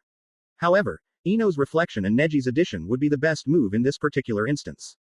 Make no mistake, the life of a comrade is nothing to be risked lightly. However, in my case, taking time to secure the clients is the better choice. I'm unlikely to be in any trouble that I couldn't handle, so the client is more important. Besides, you should place their and your own safety over mine. See, Neji chimed in smugly. Our sensei can see reason. Sure, Kakashi replied flippantly before flicking a rock into Neji's forehead, causing him to fall back into the water. Naruto and Ino cheered as Kakashi waited for Neji to settle before continuing. But it should be said that the Leaf expects more of its shinobi. The mission and safety of the Leaf is paramount, but it should never come at the cost of our own allies. Those who break the rules or fail their home are scum, but those who abandon their comrades are worse than scum. The three were silent as they pondered over the words. Naruto had been shocked by the passion Kakashi had spoken with and the sentiment shared. Maybe he wasn't such a bastard after all. Naruto felt a sharp pain as his head snapped back. The shock broke his concentration and made him fall into the cold creek. He breached the water with a gasp for breath, clumsily climbing onto the surface. As he did, he noticed Neji and Ino doing the same. Kakashi had done it to them all. The three were furious, tired, and wet. Having temporarily forgotten the tension among each other, the three shared a murderous look before landing their gaze onto Kakashi. Ah, it seems we're ready to begin then. Kakashi said excitedly. The next exercise was to be live sparring anyway. Do your best to make this exciting, nay tilde. Naruto didn't bother answering with words, just a roar of fury as he ripped Riptide free from its sheath. As he did, Neji and Ino armed themselves. And the genin of Team 7 looked united for the first time, determined to pay back their troll of a sensei. Kushina's Pav Uzumaki Shrine, nearby Hidden Leaf Village. Kushina and a small group trekked along an all-too-familiar path. As one of the few remaining Uzumaki alive and the eldest of the fewer yet loyal to the Leaf, she had been tasked as clan head of the Uzumaki.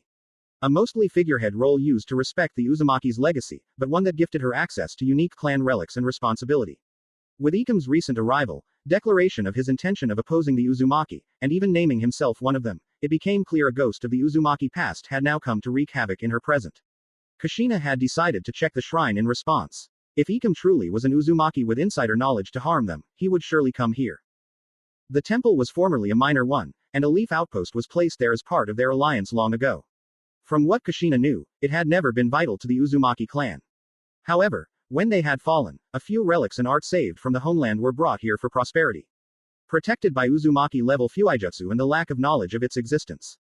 However, it was now the most crucial spot for the Uzumaki clan, holding their few remaining treasures. Returning to and intending to defend the Uzumaki temple brought complex feelings to the forefront of Kushina's mind. She had never been all that close to or even respected by her clan. Her role as future Jinchuriki for the Leaf had been decided at a young age. Due to this, even the few years she had spent with the Uzumaki had been spent as an outsider. It hadn't even been until she met Mito Uzumaki that she understood the clan and didn't feel any tie to it. Kushina would defend it all the same for Mito's and Naruto's sake. Of course, as one of the two Jinchuriki of the Leaf, Kushina and Naruto weren't as free as most to move around. Even with her duty, Kushina had to get Hiruzen's approval to move outside the village. The old man had nearly blocked her due to Ikam's most recent stunt. Luckily, Kushina wasn't one to take no for an answer, and she got hesitant approval from him with the addition of bodyguards. Easy enough for a Junin like herself. Such experience ensured Kushina had ties to a litany of good help. Kushina quickly raised both Makoto and Anko for the task. Makoto Uchiha was one of Kushina's oldest friends. The two of them had been friends for years and even helped each other during the other's pregnancy. And while the woman was even less active than Kushina, the retired Uchiha was still a fierce combatant. Anko was a relatively newer friend, one introduced to her by Kakashi a couple of years ago. The woman was one younger, but someone Kushina could relate to all the same. A class after her own, Anko was the former star pupil of Orochimaru of the Sannin.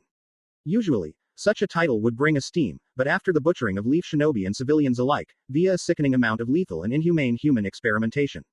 Revealed by his own sensei Hiruzen the third Hokage. Orochimaru had been labeled a traitor and Anko a pariah within the Leaf in response. And with Orochimaru having been long gone, the blame fell to Anko. Kushina, as a Jinchuriki, could understand that pain, and unlike Makoto, Anko was as active as ever. But Hiruzen had insisted on a third guard. That guard was an Anbu, masked in a fox disguise with medium-length brown hair poking out from around it. The man was as stoic and silent as expected, following along with them and offering little input. As expected of most Anbu, the man was not very sociable or forthcoming about who he was. He merely identified himself as Tenzo. As they trekked the path through the forest, the three ladies filled the silence with relaxed, idle conversation. An experienced group of Junin like themselves was a capable and adaptable group. They were traveling within the bounds of home turf, and with scouts always on the prowl, they were likely to receive aid if something did happen. Besides, Kushina had spent nearly 2 decades serving as a full-time mother and/or sensei. It was nice to be out of the house. Especially with her friends. So I received the report about Ikam as most did. Anko started her interrogation subtly. The woman had always been a gossiper, ironic considering her reputation and career path, but it oddly served her well. So Kushina was hardly surprised that she wanted to discuss recent events. From what I read, we had a high Junin level, rogue, and Uzumaki intruder the other night. One that managed to turn one of our own turncoats, infiltrate the village with ease, and was targeting your son. I miss all the fun. Surely you paid the bastard back for the trouble. Kushina smiled at her friend. Despite her reputation, one would struggle to find someone as protective and loyal as Anko. I wish. Kushina sighed. He proclaimed himself my enemy and swore the Uzumaki would suffer. He managed to counter one of my best shots and left before I could show him what I was made of. Kind of lame, ya know. Wouldn't exactly be wise to stick around when surrounded. Makoto pointed out. Troublesome someone hostile could breach our security so easily. And in times of peace. Anko snorted at that, as if something so noble could ever last. She said dismissively. What are we doing checking on this temple anyway? After Ikam swore to oppose the Uzumaki so openly, I'd expect him to try something here, Kushina explained. The temple is heavily defended by Fuijutsu, but if he is an Uzumaki, he could bypass it. As someone who has also left to care for the remains of a clan, I can see your concern. Makoto guessed correctly. However, if you're actually bothering to go out of your way, there must be some importance to this temple. Yeah, it could be nothing, but there are these old masks of supposed importance, Kushina admitted. I can't be certain how much of it is true, but the masks are said to hold great power within them. After examining them, I found that some seem to be nothing more than decorative, but 3 of them seem to hold some sort of strange chakra within them. Leaving them unguarded would be foolish if Ikam knows something I don't. Who knows what sort of trouble he could drum up with them.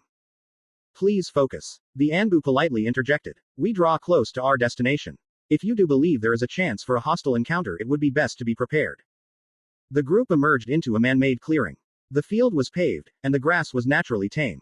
A large wooden shrine built of red painted wood was erected within the center of the clearing, surrounded by several red wooden gates. The red shingles of the roof shone in the day, and the blue accent of the temple gave it an ocean aesthetic. It was spotless regardless of its age or lack of vacancy. Expected something shabbier, Anko admitted with a shrug as she led the group up a staircase to the temple's entrance. You really handle the upkeep for this yourself. I have Naruto help me occasionally, Kushina replied. There are also various seals which keep plant life and wildlife from being nuisances and keep wear and tear and dust build up to a minimum. It's easier than you expect. Besides, we're mostly here to check on the masks, not clean. I was here just last week for that. Kushina paused as a realization brought alertness erupting from within. She had been distracted by her friends, so she hadn't realized it at first. But she should have had to disable the barrier that keeps living beings outside the temple barriers. The fact that she hadn't. There should have been some kind of proximity defense. Tenzo explained as if reading her mind, dropping to his knees and touching the ground with a pulse of chakra. The fact there doesn't suggest some sort of intrusion. In fact, I can sense chakra within the temple, but none of it seems to emanate from a living being. So an intruder got through the first defenses but left after failing to breach the ones inside. Makoto guessed. Assume the worst. Anko countered as she drew a kunai and stretched. It's much more likely they got inside as well. Perhaps that chakra this Anbu is sensing is merely masking their presence. Are they set traps within? The procedure would be to call this in and let an Anbu team venture within. Tenzo pointed out. Sorry, but it's my duty. Kushina stubbornly retorted. Besides, I must check to see if the masks remain. They'd be the only thing worth taking and could lead to all trouble. There's a chance the intruder is still inside, ya know. Kushina's choice made the group venture within the temple. There were several memorials of notable names of fallen Uzumaki. A shrine within the temple of sorts to the Uzumaki homeland and way of life that had been destroyed. Several paintings were also displayed to acknowledge their culture, as well as 5 glass-sealed podiums. Kushina gasped and ran forward as the rest rushed to join her.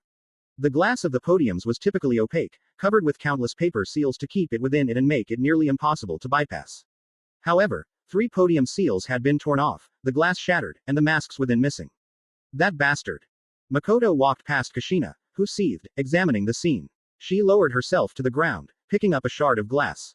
It has dust buildup on it. Ikam must have done this before breaching the leaf proper.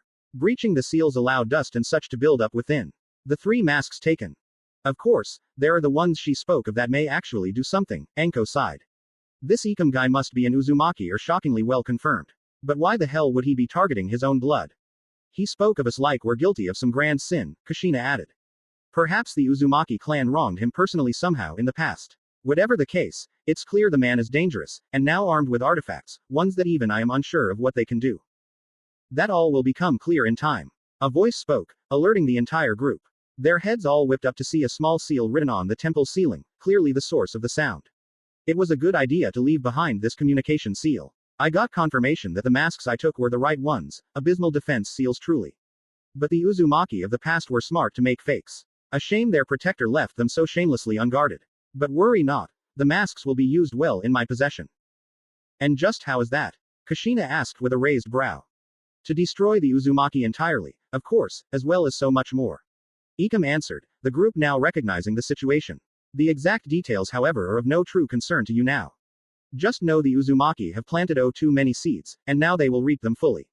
That mission of mine continues now. It is fortunate you came yourself, Kushina, you are one of my highest ranked targets. Perhaps today is the day I finally catch you. Unlikely, seeing as you're hiding behind a seal. Anko mocked. Not behind one young lady. Ikam laughed. I left plenty more. The group tensed as the walls, floor, and ceiling of the inside of the temple were revealed to be covered in glowing kanji. Kushina read them all as terror filled her. These were explosive seals. 100 seals, to be precise. I expect some of you may survive, but all the same, let this be a show of force. Thank you for the masks, Kushina, Ikam warned before he cackled as the seal burnt away. Anko and Makoto froze. Neither of them could do anything. They weren't fast enough or able to defend from such an overwhelming attack. Kushina could use the 9 tails to defend herself, but even that had limits, and it wouldn't save the others. However, the Anbu did not freeze. He raised a hand sign, and the wood moved. It bulged and hoarded the group around the man before sealing them into a box. Anko and Makoto cursed as the 4 were crowded within the box. Kushina could hear the sound of wood surrounding them, feel them shift onto the floor, and even hear the hardened stone below. Kushina lost track of how long and in what direction they went. But the box lurched into the air, suddenly bursting open and flinging the 4 into a clump. The group landed in a painful lump. However, the Anbu acted first. Launching into a lightning-fast series of hand signs, a wooden barred cage assembles around them. Kushina watched in muted horror as one of the last ties she had to the Uzumaki exploded into flames, sending a wave of debris and flames out as the temple became nothing more than a flaming pile of rubble. The group stood as the somewhat burned cage collapsed, watching silently as the now destroyed temple burned to ash. Another attack from Ikam, one that destroyed land under our protection. The Hokage will need to hear of this. The Anbu is listed simply. Thank you, Kushina offered. Indeed, quite a speedy reaction. We came awfully close to dying terribly there. Makoto agreed. What a mess. Anko summarized the situation perfectly. Kushina could barely contain her fury. Shisui's pa of Team 6 training ground, Hidden Leaf Village.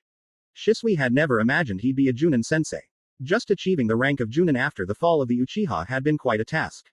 And Shisui had never really seen himself as the teacher type. He was relaxed, unorthodox, and a member of the traitors. But the decision had been he felt obligated to make. The attempted rebellion of the Uchiha had been a life-changing event in many ways. Shisui, as a high-ranking clan member, had, of course, been in the know.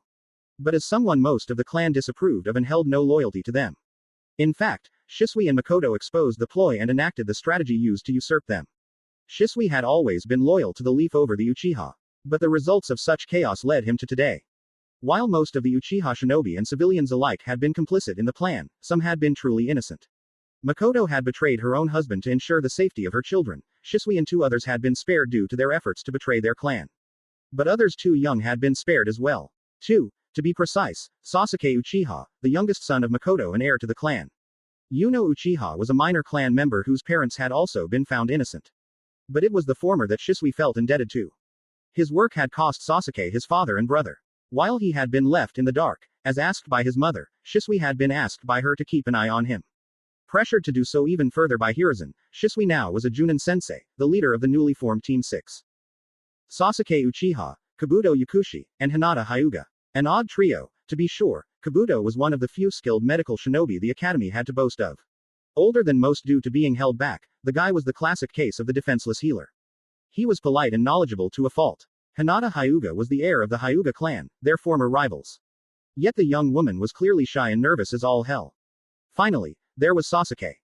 The trio had spent the lunch Shisui paid for silently, save for Kabuto's attempt to maintain a conversation and Hinata's efforts to respond.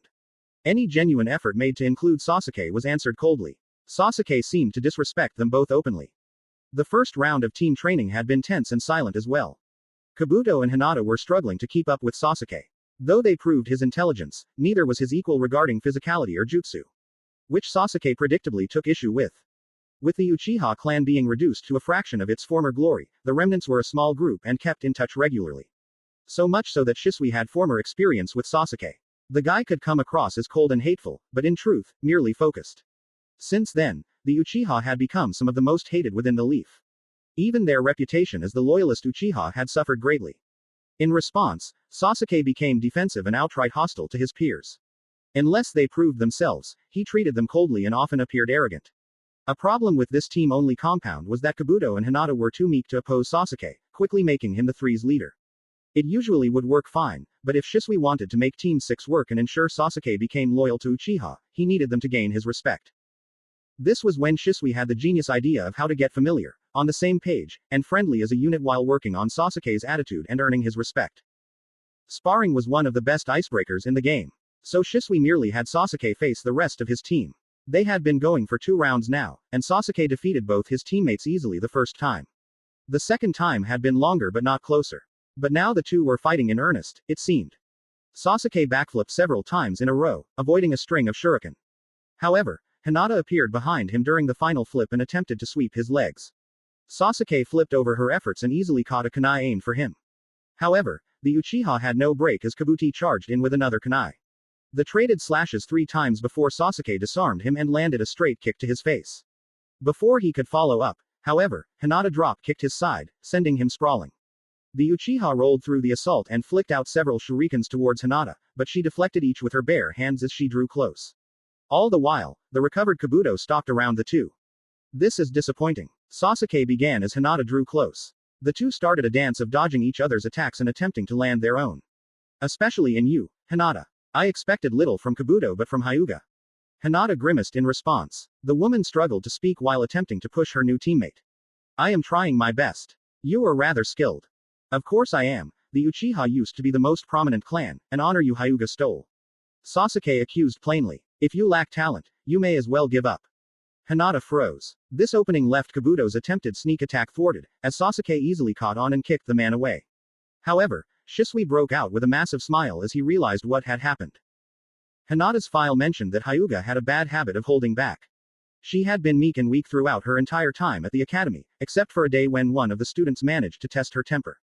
It said that when properly motivated, her actual ability shone. Shisui openly laughed as Sasuke looked back at Hinata to taunt her, only to eat a palm to the face. He laughed even more as Sasuke attempted to up the pace and keep it close range out of pride. The furious Hinata matched his pace blow for blow, the spar soon turning ugly as the two began to focus on landing painful blows. Kabuto seemed more alarmed than him and attempted to intervene. However, Shisui's laughter grew as they reacted at once. Both smacked the man out of the way while proclaiming to stay out of it. Shisui was beginning to think this may just work. Danzo's Pav, Hidden Root Base, Hidden Leaf Village. An old man walked calmly through a tunnel with 2 masked men following behind him closely. He had an aura of authority and power. It was clear he was a shinobi despite his appearance. Despite his advanced age, he had short, spiky hair that maintained its color and vigor. Half his face and his body were wrapped tightly in bandages, still allowing various scars to show on areas where his skin was exposed. He wore a simple robe and walked with a noticeable limp. His cane seemed to aid this gait, yet he still moved briskly. He walked into a dark room with 3 young adults bowed before him, seemingly awaiting his arrival patiently, entirely still and silent for his approach. Danzo almost allowed a smile to show on his face. Your report. The one in the middle of the 3 stood slowly and spoke. He was a young man with ashen skin and dark hair. Sai was one of his newest yet most promising recruits. The boy had taken well to his training, especially concerning emotions. Yes, sir, we all passed in the middle of the pack as you requested. We await further orders. Excellent. Sai, what of your orders, Sora? Danzo asked, addressing the boy on his right. He was a disciple of a fire temple monk with whom he had worked out a deal a while ago. The young man was often treated as a pariah by the monks and was promising with the small amount of Nine Tails chakra he had. Danzo used him as a potential replacement for Naruto if needed. As you asked, I convinced the monks to teach me some of their techniques, Sora informed. The young man was dressed as the monks of the fire capital, but still had long dark hair nearly reaching his waist. His eyes appeared as empty as sighs. They are not simple nor easy to pick up, but I believe, given time, I can master them and teach them to fellow root members. Tenten, you are on a team with Sai and Shikamaru Nara, are you not? Danzo carried on, never offering his thoughts to their feedback. His men knew better than to tamper with news to appeal to him or to fear reproach. They may receive it, but they need to be honest. Yes, just as you planned, sir, Tenten answered, being the only woman in the group. She was dressed in a black vest containing many scrolls and combat shorts. Her brown eyes also seemed lifeless. Being done in twin buns, her hair was the only bold thing that stuck out. I have slowly but surely been attempting to get close to Shikamaru. Perfection. Get close to Shikamaru Nara and keep an eye on that sensei of yours. Asuma Sarutobi is close to Hiruzen and was likely assigned to Sai since we made it obvious he was tied to me. That will allow you to move with much more freedom. Seduce, befriend, or blackmail. I care not how you do it. But gaining a Nara would be incredible for our forces and the village. Add to the fact that Nara has befriended Naruto Uzumaki, and we have an in for various important players of the next generation. A mind at a level we have never seen before. Then, a perfect living weapon. Yes, this will allow our home to grow much stronger. Perhaps even finally, it will allow me to overthrow my old friend. Then, I can lead the leaf into a golden age. After all, that is, as Hiruzen would say, my own will of fire. Danzo finished with a rare smile. The man turned and walked away, his bodyguards following him. Danzo knew it was rude not to dismiss his charges when he did not need them, but forced to carry on with him. They were his tools, after all. Best not to give them any ideas. Single quote. Pav nearby Hokage Manor, Hidden Leaf Village. Shortly after this meeting, someone could be seen jumping from rooftop to rooftop, avoiding detection from any patrols. As if they knew where to go in advance to do so. They landed on the roof of the Cage Manor and quickly snuck in through an open window. Landing in a large, lovely bedroom. The Hokage's bedroom, in fact. Ah, I may be old, Hiruzen answered with a flick of the room's light. He was standing by it, seemingly waiting for the unannounced guests. But I felt you coming since you landed on the building. I'm assuming my old friend called a meeting. He asked the frowning Tenten before him. The young woman sighed dramatically. Yes, the old bastard gave us new marching orders and, in his old heartless way, congratulated us on completing orders. He's making a play regarding Shikamaru using me as in. He hopes this will allow him to reach Naruto in the future. Tenten listed, sounding very animated compared to her behavior around Dasno. Very well done, Tenten. Your service is as valuable as it is appreciated. I know you hate job spying on the man, but I needed a young recruit with a head on their shoulders to keep an eye on my old friend, as I'm sure you learned is generally a good idea by now. Hiruzen stated. Tenten sighed but nodded her head yes. When are we making a move on him anyway? I'd like to be freed from his grasp sooner than later. We are merely waiting. When Itachi revealed Danzo's nature to me, we discussed an agreement. For now, we let him plot, and we'll merely inconvenience him. Soon, the time to pay for his crimes will come. I wish mercy upon his soul when it does. Now, regarding your orders. You should get close to your team, but the true assignment is to try to compromise Sai just as you have been. He's newer, so I believe the brainwashing can still be countered. Do you accept these orders? If not, rest assured I will find another. Hiruzen asked patiently. Yes, of course, Hokage sir. Should I forego Danzo's orders entirely, then? Tenten said tiredly. No, let him think he's winning. He was always an arrogant victor. Hiruzen chuckled. Kakashi felt conflicted. He was enjoying himself, finally creating a bond with his sensei's son. Still, he was now responsible for these three inexperienced shinobi, meaning Kakashi could fail again, much as he had with Rin. His days as a student of Minato had been great ones. Minato had raised Kakashi's skill and consistently challenged his flawed ideology. Truly he had embodied what being a good sensei meant. After Kakashi's own father's death, he felt Minato almost take up a fatherly role in his life, one Kakashi wanted to give to Naruto in return. But Kakashi struggled to grow close to him or anyone else. After Rin and Minato's death and Obito's disappearance, Kakashi carried a weight upon his shoulders. Even after all these years, he felt responsible for each, he knew it was unreasonable. But he felt the weight of those mistakes, each and every day. It had turned Kakashi into something of a recluse. He had even led the Anbu as their captain for years, determined to serve his home faithfully and mindlessly, anything that could distract him from his inner guilt. But Naruto had been the catalyst for that change. Kakashi had decided, as he watched Naruto grow from afar and realized his determination to become a shinobi, that he too needed to carry on, to live for something again. He retired from the Anbu and served as a normal Junin, with the sole goal of making sure he was the sensei of Naruto. After Minato's death, a mix of the pain of losing him and Kushina hesitantly asking him to stay away had led to Kakashi being a stranger thus far from Naruto.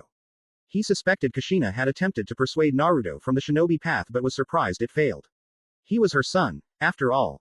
So when Naruto enrolled in the new academy, Kakashi used his influence to ensure he landed the blonde on his team. And now all he had to do was train him, preferably with the same principled wisdom and dedication Minato had shown, to an extent. Of course, Kakashi took his job seriously. As much as he was ecstatic to finally meet and grow close to Naruto, he wouldn't play favorites. Minato hadn't, and Kakashi would have done the same. So he ran the three genin through his own unique first day. It was all designed to pressure the genin, test their mettle, force them to deal with one another, and subtly install some of the core principles Kakashi himself used in his life. Teamwork was something Kakashi had learned to be the most critical skill a would-be shinobi could learn. Through the support and coordination with one's allies, there was little they could not face. His own team and days in the Anbu had only strengthened this idea in him all the more. However, in Kakashi's opinion, being merely a strong or loyal shinobi wasn't enough. The Hokage often spoke of a will of fire, a concept that believed in the strength of unity and the pride of the village. Kakashi had been installed with it by his teacher, and he would do the same for his own students. The students were pretty interesting. Kakashi had Naruto, a Jinchuriki and son of his own former sensei. The young man was a pariah within the village, all because of his hidden status. His grades suggested he was struggling, though he had been part of the team that had taken down Mizuki. A rough gem of sorts, Kakashi proposed. Neji Hyuga was almost as complex and just as troubling. While Kakashi lacked a personal connection with the Hyuga and, therefore, the grief. Neji's status made team relations complex and tense. As a side branch member, the Hyuga carried a fair amount of stress and restrained anger, both of which seemed to be triggered by Naruto. The two were like cats and dogs, unable to get along with one another for more than a few seconds. The Hyuga seemed less disapproving of Ino but openly considered her beneath himself all the same. At the very least, Kakashi was confident he was skilled, having placed second place in the academy. Finally, there was the female of the group, Ino Yamanaka. The heir of the Yamanaka clan was thankfully less troublesome than her teammates. She was middle of the road skills-wise, seemed lacking somewhat, but nothing he couldn't iron out.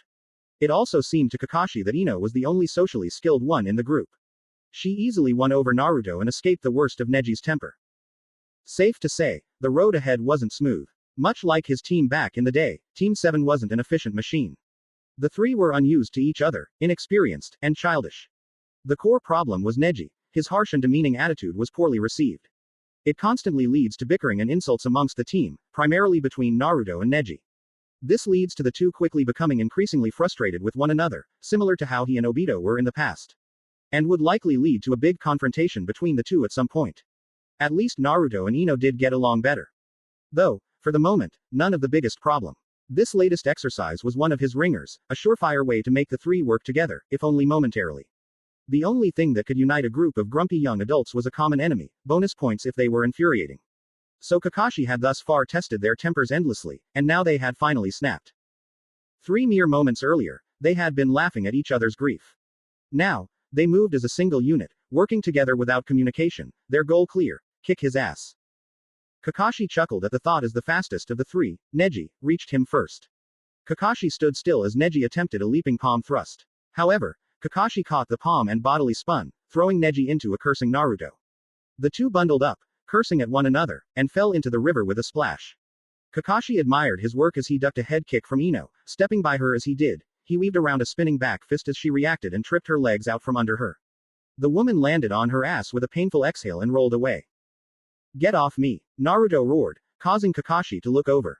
Neji flew into the air as Naruto kicked him off and charged forward towards Kakashi. My turn, Naruto warned as he crossed his hands. Interesting, nearly last in class yet confident enough to go with ninjutsu against a Junin. Kakashi mused as Naruto called out the technique. Shadow Clone Jutsu. Suddenly, Naruto was surrounded by smoke and 9 more of himself. The clones all smiled at Kakashi, who blinked in surprise. Kushina taught him that. Interesting, the Junin thought as the clones grabbed one another and began to fling each other at him like spears. And he's found a unique way to use it, promising. Kakashi dived to the left, avoiding 3 clones that smashed into the ground. Each impact was powerful enough to crack the hard ground beneath. Kakashi smiled grimly, realizing Naruto was fairly physically strong. The remaining 6 charged in, swearing their wrath. Kakashi dodged a flying kick from one clone while tripping another. The 2 clones colliding in a cloud of smoke. He dodged a kunai slice from another, kicked more 2 into nothingness, and redirected another slash from the former clone into yet another Naruto. Before he calmly snapped the arm of the helpless clone, leaving 2 Naruto looking at him hesitantly. I am a Junin ne tilde. Kakashi remarked. I've already beat a Chunin. Naruto countered as he and his clone unsheathed Riptide and pointed the blades at Kakashi. Was wondering how'd I do against a Junin. Poorly. Kakashi retorted as he spun around a diving kunai lunge from Ino. The real Naruto caught the flying woman as the last clone swung a wild slice with Riptide for his head. Kakashi caught it as if bored and kicked the clone down to his knees. Did you really think bum rushing me would work? As a first step, Naruto remarked, raising up hand signs as Ino climbed beside him. Step 2. Look at my clone, sensei. Kakashi did just that, noticing the smiling clone bulge as if something was growing within. Boom, the clone called out calmly. Kakashi could scarcely reply as a decent explosion erupted, burning the grass bare and leaving a crater in the ground. Dirt flew into the sky as smoke and debris blocked the sight of Kakashi's fate for the moment. Taste my shadow clone. Walking landmine jutsu. Naruto taunted. Guess even a Junin can't predict that. Naruto. You could have killed him. Ino yelled out worriedly. We'd be down a sensei if he didn't dodge. Oh, come on, if he can't dodge that, he doesn't deserve his rank. He likely just is walking off the minor burns. Naruto replied with a roll of his eyes. Oh, I am. It's a clever trick, but when your opponent is out of your league, never assume it'll be that easy. Kakashi agreed with a nod of his head, now behind the 2. Next time, maybe don't cockily warn me like that. Gave me all the time in the world to respond.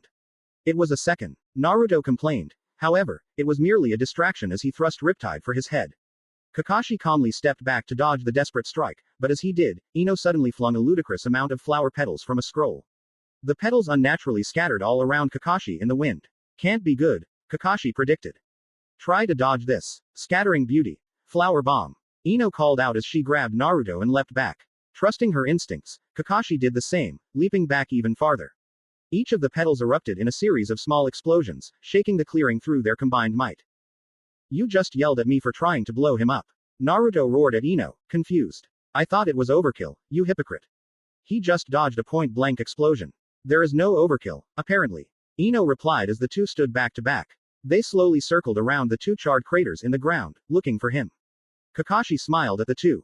They were doing better than their records would suggest. Perhaps they were more promising than he had thought. They were even working together. However, Kakashi blurred forward, standing on top of their shoulders. The 2 erupted in yells of shock and stumbled away, allowing Kakashi to land between them. They both faced Kakashi with determined glares from both sides. 2 things tilde. Kakashi cheerily sang as the 2 prepared to begin a new assault. 1. Both of you attempting to blow me up is cruel. 2. Allow me to respond with a fairly powerful technique of my own tilde. The 2 were so focused on him that they didn't realize 2 of his clones were crouched behind them. They raised their hands in a 2-finger hand sign to activate one of his favorite techniques or a variant of it anyway. The clones lunged forward, the 2 flinching but much too slow to react. 1,000 years of death. They roared in sync. Both jammed their fingers at the rear ends of both blondes, who flew into the air from the pain and force. Kakashi chuckled as the 2 fell into the river with a massive splash before he hopped to his left, dodging a falling axe kick from Neji. The Hyuga glared at Kakashi as he faced him. Confusing. You saw me decimating your teammates but were content to just watch. Furthermore, you should have warned them about my attack there. Kakashi offered calmly to Neji. If they left themselves wide open, it's best to let them suffer the consequences, Neji replied honestly. Besides, they would merely get in my way. This will be much simpler if I handle it alone. Kakashi resisted the urge to scoff as the 2 began a spirited round of taijutsu. The Hyuga was arrogant. Working with the other 2 was the best method, and judging someone for being blindsided when you had nearly 360 degrees of vision was easy. Neji began his assault with a flurry of finger taps. The advantage of the Hyuga was their deadly hand-to-hand style. Merely a tap of their finger could inject chakra within you, causing all sorts of damage. But Kakashi deflected each finger jab with his own finger before interrupting the barrage with a lightning-fast jab. Neji blinked dumbly, stunned, before Kakashi kicked him roughly in the chest, forcing him back. Taijutsu is arguably the most vital tool of a shinobi. Kakashi lectured as Neji climbed back to his feet. However, when facing a superior opponent, it is safe to assume they can overwhelm you. Even if you were more skilled, I'm simply too fast and strong for it to matter. I'll be the judge of that. Neji bitterly roared as he dropped into a low stance. Oh, he's being serious. Kakashi decided, locking in slightly before Neji lunged forward at an even greater speed. Suppose I could humble him. Neji launched forward with a palm thrust most Chunin would have been helpless against. But Kakashi merely slapped it away with ease. 2 palms. 2 misses. 4 palms. 4 misses. 8 palms. Kakashi smacked each of these away and poked Neji's forehead for each attempt. 16 palms. Neji roared, moving even faster, but Kakashi kept up with ease. The spot he tapped on Neji's head turned red from the repeated poke. I'd stop now, I have my target, Kakashi attempted. 32 palm. Kakashi dodged these before growing bored and unleashing a head kick at Neji that rocked him senseless and sent him sprawling away. For a genius, that was shockingly stupid. Neji didn't bother responding as he dizzily rose to his knees. Naruto and Ino returned from the river as well, soaked and looking pissed at themselves. The three did not attack again, their rage being tempered by Kakashi's efficient handling of each of them. Kakashi let the three stew in their shame momentarily before breaking the silence. Don't worry about attacking me like that, Kakashi assured them first. Plenty of people have tried that before, and I doubt you'll be the last. Besides, I did intend to make you all react like that. Wanted to see how the three of you would work together if motivated against me. You're insufferable, Ino chimed in. The worst, Naruto agreed. Why, thank you, Kakashi said with a smile. However, there was a method for my madness. To supplement your ego by beating around Genin. Neji spat at the man. No, to show you all the flaws with your act. Kakashi countered. It's true you all didn't pick this team. It may be true you all don't like one another one bit, or even me somehow. But you are Genin now. You are the official shinobi of the Hidden Leaf Village. All Genin are a part of a Genin squad regularly used in operations. This means that regardless of how you feel about or how much you like it, you need to be a unit regardless. It's not about agreeing with one another or being right, it's about empowering and working together. If the three of you had worked together, perhaps I wouldn't have had such an easy time embarrassing you. And that's more than attacking together but being on the same page. The three stared at each other quietly, Ino and Naruto nodding, but Neji merely shook his head. Kakashi sighed heavily but nodded. He was sure it would take more. No matter, we're not done today yet. Naruto, you are the freshest. You and I will have a taijutsu sparring match now. Ino and Neji, the two of you will offer feedback after. We will do this for each of the main three facets of jutsu, a final review of where each of us is at. At this point, we'll be done today and meet tomorrow shortly before noon. Assuming none of you three perish, you can consider yourself a fully vetted member of Team 7. Time for revenge, you damn creep. Naruto swore as he gingerly stood. That attack was across the line. Prepare to eat Riptide. Rip his head off Blondie Tilda. Ino roared sounding bloodthirsty. That's the spirit Tilda, Kakashi sang. It was good to see Naruto share Kushina's indomitable spirit. And to see some fire under Ino, his students were so cute. XX. Ino's POV. Ino already missed the academy. The easy days were spent studying and practicing their skills within the safety and comfort of their peers. The social pecking order, the juicy gossip and secrets, the days when she was convinced she was a shinobi on equal footing with her peers. This training session had been a barrage of new information, personalities, and trying exercises.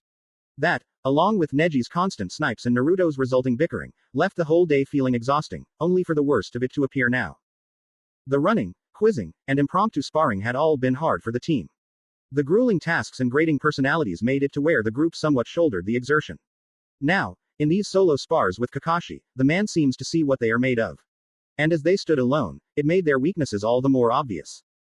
Ino was glad Naruto had gone first, for Kakashi had proved an expert at taijutsu and a shockingly harsh teacher. Her fellow blonde, predictably, had taken the spar head on and with gusto. While his form was rough, and he was well slower than Kakashi, the blonde proved creative, attacking from angles and in ways most would never dare. To augment such an odd style, the blonde was tireless and absurdly strong, his stronger blows having managed to crack the ground. Furthermore, Naruto simply was able to take a punch. Ino had cringed, and Neji openly laughed as Kakashi mercilessly beat back Naruto.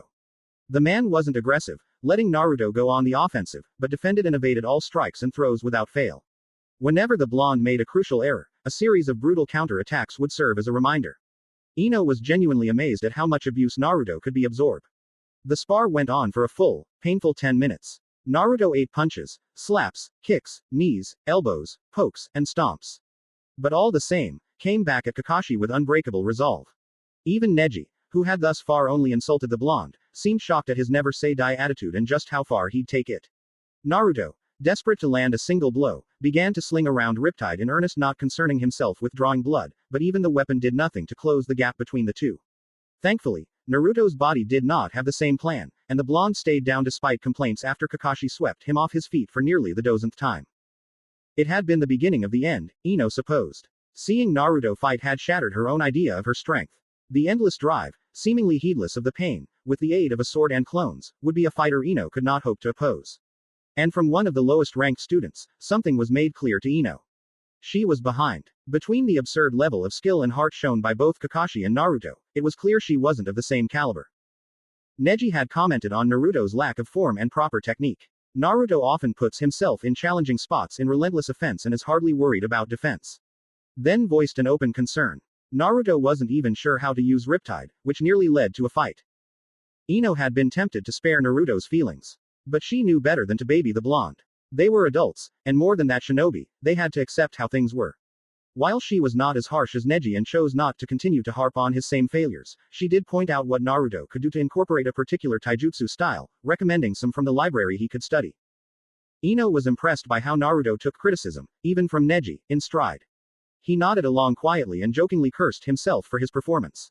From what Ino had heard, Naruto was a bit of a clown, seeking attention in the early years of the academy. But she approved of this more humble side of the blonde. Neji demanded to go next. Perhaps the Hyuga hoped to redeem his earlier loss against Kakashi. Maybe he believed he had gained insight from Naruto's battle and sought to use it. Though Ino personally suspected he wanted to outclass Naruto here and now.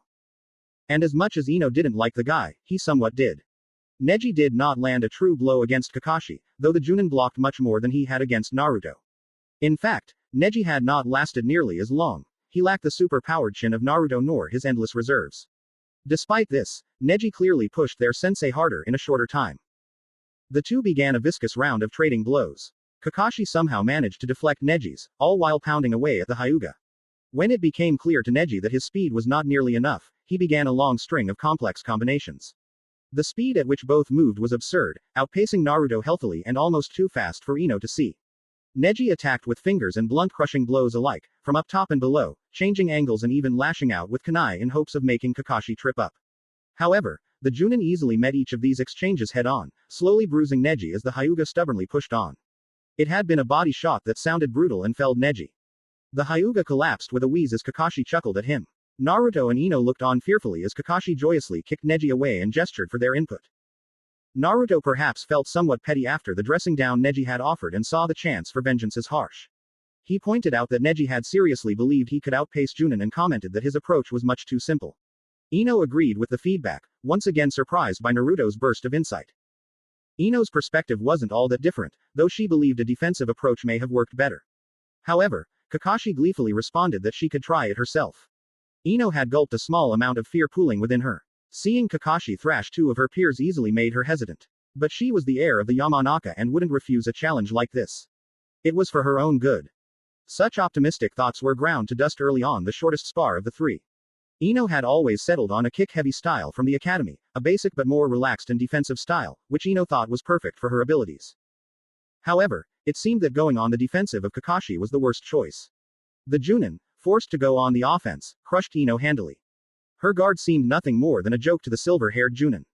His blows were elusive. For every time she dodged or deflected one, another three would hit her hard enough to make her flinch as she held back cries of pain. Worse yet, Ino didn't push back Kakashi once, did not last half the time of even Naruto, nor did she do much of anything other than eat punches and cry out in pain unlike Neji. Finally, it ended. Ino would have loved to listen to her new teammates kindly tear her apart, but she was so tired, and pain throbbed through her so loudly that she couldn't hear. Not that it would matter. Ino had been thoroughly humbled and shown her proper place among her peers. She had always assumed that Clan Air, with access to the resources and support she provided, was among the high level of her peers. But after seeing the supposed bottom and top of the barrel, she was behind them. All Ino could do was pant as she awaited her next turn. Naruto had already gone again, somehow scrappily lasting another 5 minutes before he had nearly been choked out by a guillotine headlock. Neji, seemingly determined to get revenge, had been just as determined as Naruto. And just like the blonde, he seemed to be using pure spite, grit, and pride to fight past his limits. Not that it seemed to be worth much against Kakashi. Damn it, did I really waste these last few years? Ino asked herself. How didn't I realize I was so behind? Am I destined to be deadweight in Team 7? Ino. Naruto spoke between grunts of pain as he massaged his neck. You all right over there? Seem down or something, ya know. Ino inwardly sighed at being discovered. She hadn't assumed Naruto would notice, let alone care. Oh, no need to worry. She assured him half-heartedly. Just realizing how far I have to go. I think you did pretty well, Naruto replied bluntly. Ino rolled her eyes at the attempt. While she appreciated the effort, she didn't need pandering. I performed the worst out of us today. You did well at the testing, and when we rushed the bastard, you nearly caught him with that flower jutsu. Naruto pointed out with a smile. That was pretty cool, by the way, flashy but deadly. Ino offered a small, more genuine smile at the blonde. Thank you, but I still have a long way to go. My ma always told me when I was younger, we're all different. Not only in looks and personalities but in strengths and weaknesses too. You might not be a hand-to-hand genius like Neji or a human punching bag like me, but there's much more we do than fight. Naruto refuted. Besides, we all are here to learn. It would be lame if we had it all down already. Ino rolled her eyes and playfully punched Naruto's shoulder. It was surprising the blonde could be comforting and caring like this. She had assumed he was always a loud and brash clown. But it seemed he was the big softy Shikamaru had told her he was. Attempting to cheer her up and managing it. You're all right, Blondie, Ino said. Blondie, Naruto said with a raised brow. You're blonde too, how is that a good nickname? Doesn't matter. For you, the blondest of the blondes. You make me seem less blonde by mere proximity. Ino joked. At least I have brains to go with my beauty. They were interrupted as a downed, furious Neji landed between them. The Hyuga scowled furiously at them both as he attempted to rise but failed.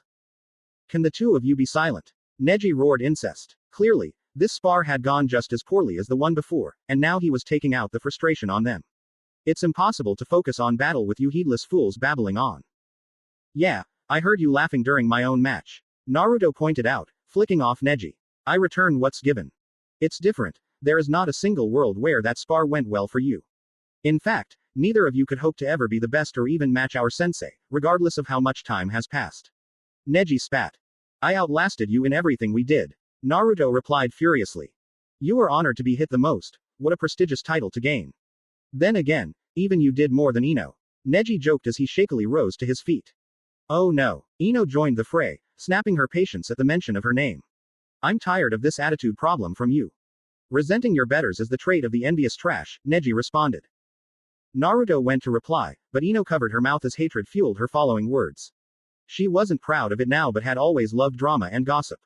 Such a habit led to more confrontation than most, and Ino had gained a sharp tongue to match it. How fitting for you. Your clan treats you like trash, so you come here and project it on us. You mention knowing one's place, and accepting fate. Well, maybe look at yourself. By your logic, you are nothing more than a meek servant. Ino roared. There was silence in the training ground afterward. While Neji hadn't truly opened up to the three of them, his background was an open secret of the village. He was one of the unfortunate and infamous house branch members, having even harmed several members of the main house in the past. This meant they all understood the personal slight Ino had just spat.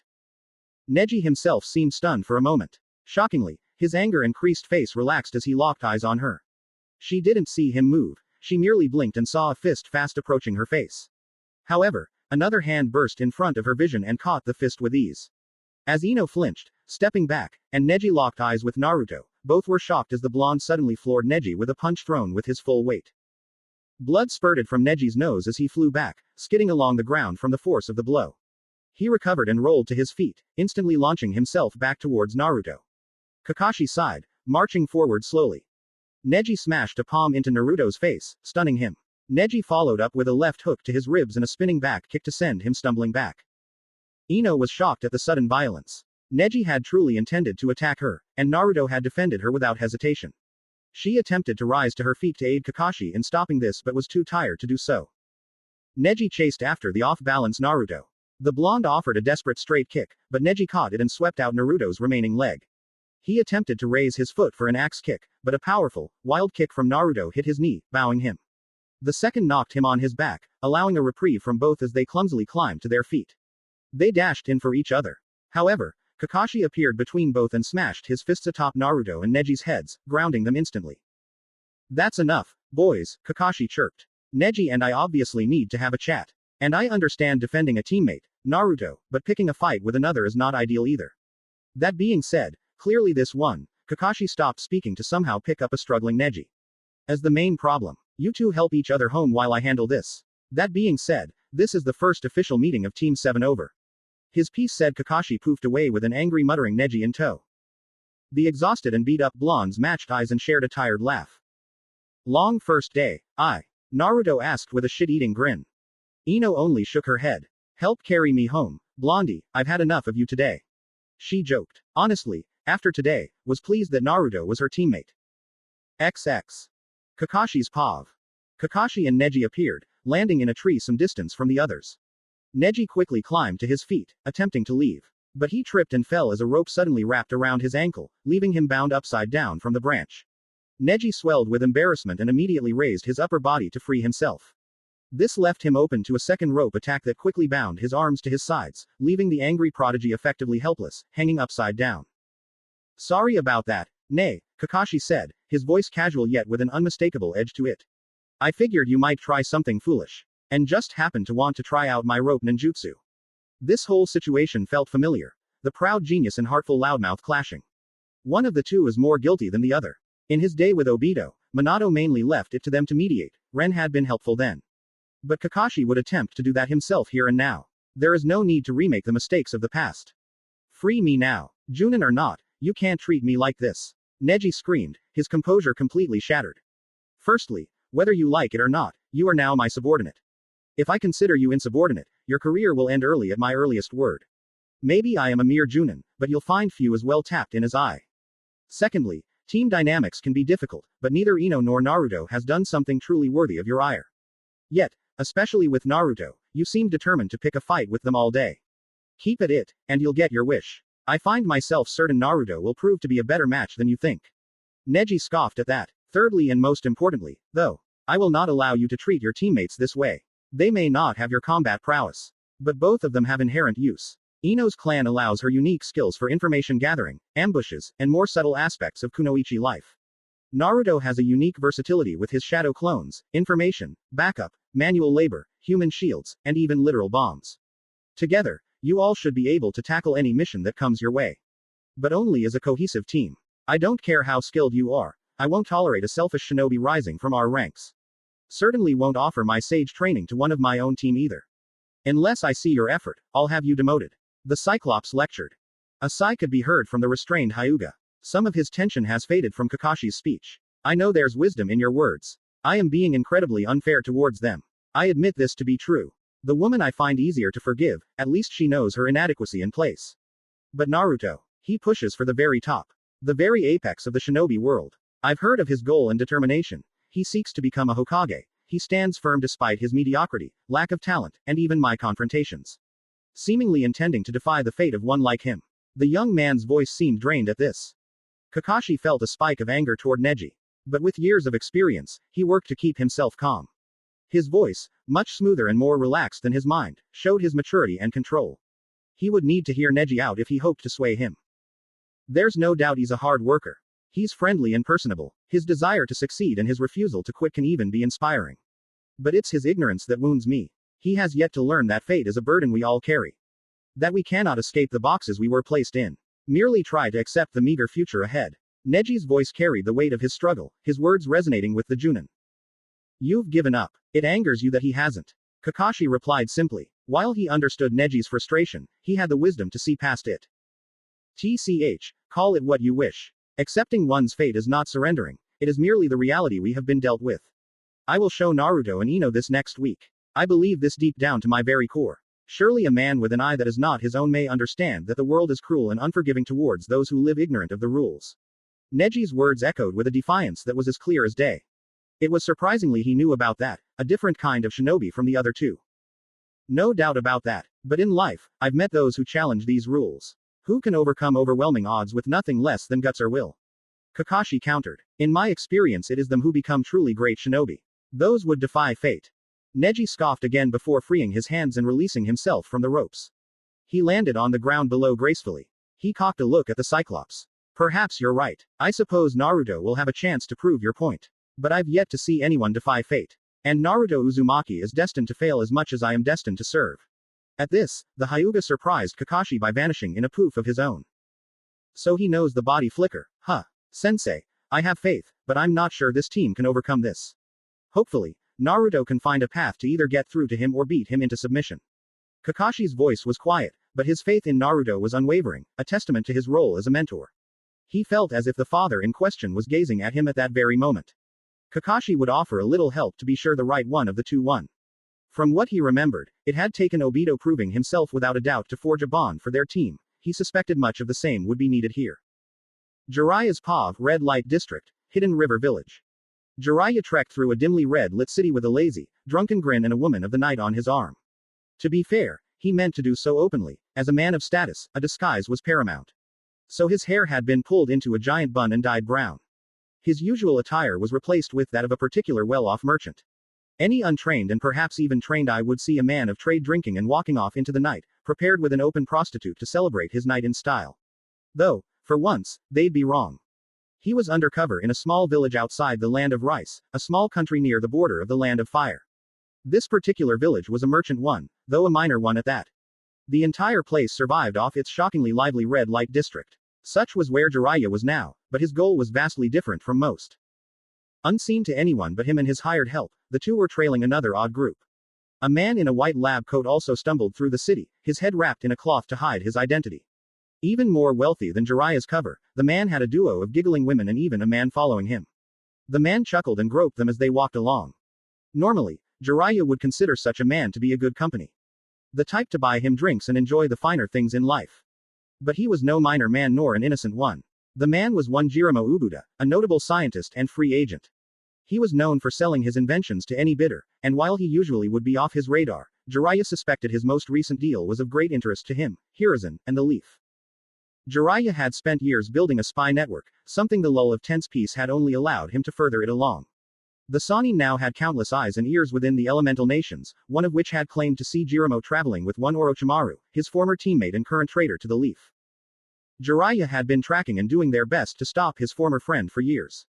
But Orochimaru was nothing less than a genius, so monitoring him was nearly impossible. But now that Jiramo had apparently met with the man, Jiraiya had a tangible lead. The lady on his arm tapped his shoulder. While Jiraiya was no stranger to her normal career experience, she was merely camouflaged today. Smart enough to be useful and paid well enough to be loyal, she was signaling Jiramo was settling into a building. Jiraiya smiled as he saw it was a love hotel. As Jiramo and his trio of sex workers laughed as they checked in, Jiraiya did the same. The receptionist of the Love Hotel smiled as he saw him. The owner of this place was a fan of his. Jiramo had unknowingly set himself up perfectly. Jiraiya and his lady of the night slipped the man some ryo to get the room next to him. And to have their workers seduce the man to get caught up on his plan. The two acted out as a frisky couple, openly feeling each other up as they traveled. Subtly they followed the man, and both groups entered their respective rooms simultaneously. As soon as they entered, the woman stopped her act and led him dutifully to a section of the wall separating the two rooms. A knock on the wall suddenly revealed a hidden line in it. It broke apart and swung open to reveal a secret door. Jiraiya and his charge chuckled as they marched into the room. While Jiramo was no fighter, Jiraiya would typically have taken care to trap him properly. However, since he had fallen into a trap Jiraiya unknowingly set, there was no need. The two entered the room to see the two ladies relaxing around a tied-up and panicking Jiramo left solely in his undergarment. As the soul man winked at him as he ensured his bindings were tight. Hey, what is this? I swear I'm not who you think I am. Do you have any clue how illegal this is? One of the women cuffed the man gruffly as the other two stared at Jiraiya bluntly. The man went silent with a fearful whine, recognizing in an instant just how much trouble he could be in. With a roll of his eyes, Jiraiya tossed the woman another sack of ryo. One of them counted them as the rest of them left the room. I thought I warned you not to return Jiraiya after that org. Jiraiya didn't bother rolling his eyes this time. Instead, he tossed another sack of ryo. She instantly smiled and stashed it away. The woman ran this love hotel, which, in fact, served as a front to a group of kunoichi who loved to rob their targets blind. Jiraiya, being the savant he was, had aligned himself with them years ago. Sorry, sweetie, you know I didn't mean it. Besides, this guy is a big catch. Do you mind if I just keep it clean? Sweetie replied with a sigh. The woman's long, bouncy silver hair shone even in the dim light. The curvy woman had run this place for years, apparently once having been a part of a minor shinobi village. She was also incredibly hot. Jiraiya loved it when they were both. But he cracked his neck as he locked eyes with the person most needing his attention. Jiramo laughed with a forced, relaxed tone. Clearly, the man was terrified. He was more than intelligent enough to realize this could be anything more than reasonable. And if Jiraiya's source was right, he likely knew why Jiraiya was here. I don't know what you've heard, but I haven't done anything that would require the attention of a Sannin. Jiraiya smiled warmly as he crept closer to the tied-down man. He loomed over him menacingly as he closed in. With his massive frame and how helpless Jiraiya was right now, he was certain the man was scared stupid. His shaky gaze and tensed muscles proved it. Now, I wouldn't say that, Jiraiya. From what I hear, you're quite the accomplished chemist and inventor. I'm sure all types of people come around to ask for your help. Sure, but I keep such meetings confidential. I'm sure you understand a man of your own stature. Jiraiya pleaded, attempting flattery at a time like this. A mark of a true amateur. Luckily, I only need to know if you met with a single person.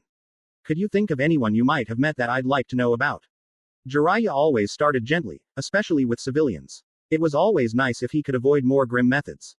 Jiraiya watched Jiraiya's face with rapt attention. His experience allowed him to see as myriad complex thoughts and emotions flew by. Fear of what Jiraiya would do to him, the knowledge that he may be doomed regardless before, and, interestingly, a hesitant determination took over. Even if I had. Jiraiya tried slowly. You know just how risky it is to run your mouth in this business. If I'm marked as untrustworthy, it'll ruin me. It was not surprising truly. This wasn't the first time Jiraiya had managed to find a lead, someone who had the potential to lead him to the snake. Most were carefully kept unaware or silenced or driven to silence through intimidation or bribery. Jiraiya would be in for a long night if this was a shinobi. Luckily, it was a man of science and not action. Orochimaru may have intimidated him into silence, but Jiraiya could scare him into talking. Sweetie, if you would. Jiraiya asked politely. He reached within his robe and pulled out a kunai. As Sweetie sashayed over, she gracefully took the knife out of his hand and walked over to Jiraiya, who began to demand she stop as she drew close. However, he stopped as she calmly reached into his trousers and grabbed something vital from the man. She raised the kunai to it threateningly and nodded to Jiraiya as if waiting for permission. Sweetie here, and I go way back. You're not the first poor sap strapped to that bed here. See, if you keep that mouth closed, she's gonna remove that second head of yours that got you into this trouble. Okay, I met with the sand, the stone. What are you looking for, huh? Jiraiya pleaded, but Jiraiya was certain the man was playing dumb. Attempting to offer false but attractive bait to distract him. Jiraiya gave her a look and Sweetie nodded, increasing the pressure the blade pushed against the man's sensitive bit. Jiraiya cried out in pain. Jiraiya grimly prepared for what came next. Do it. Please no. I met with Orochimaru. Orochimaru. Jiraiya raved as he struggled against his bindings. Jiraiya smiled as he snapped and pulled a chair beside the man. Well, keep singing, my little songbird. He joked. It was good to have it confirmed, but it led to plenty of possibilities. I met with Orochimaru a month ago. He was interested in a prototype chakra injection I had created and was certain he could build upon it. We discussed its pricing. He threatened me to give over my notes for free, and we set up a meeting date for him to review the rest of my work.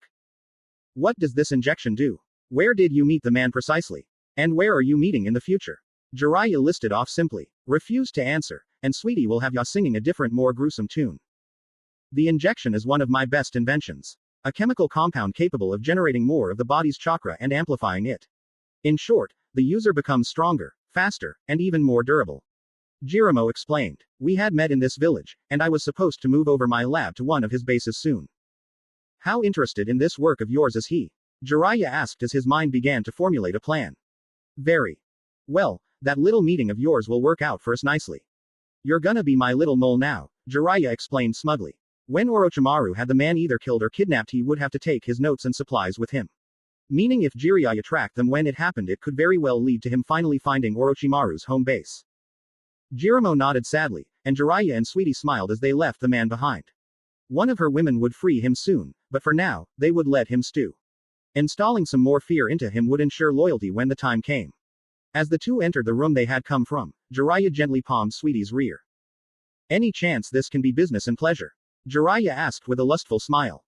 Shocked it took you this long, Sweetie replied with a smirk as she grabbed his hand and led him to her bed to perform the second and his favorite part of her job.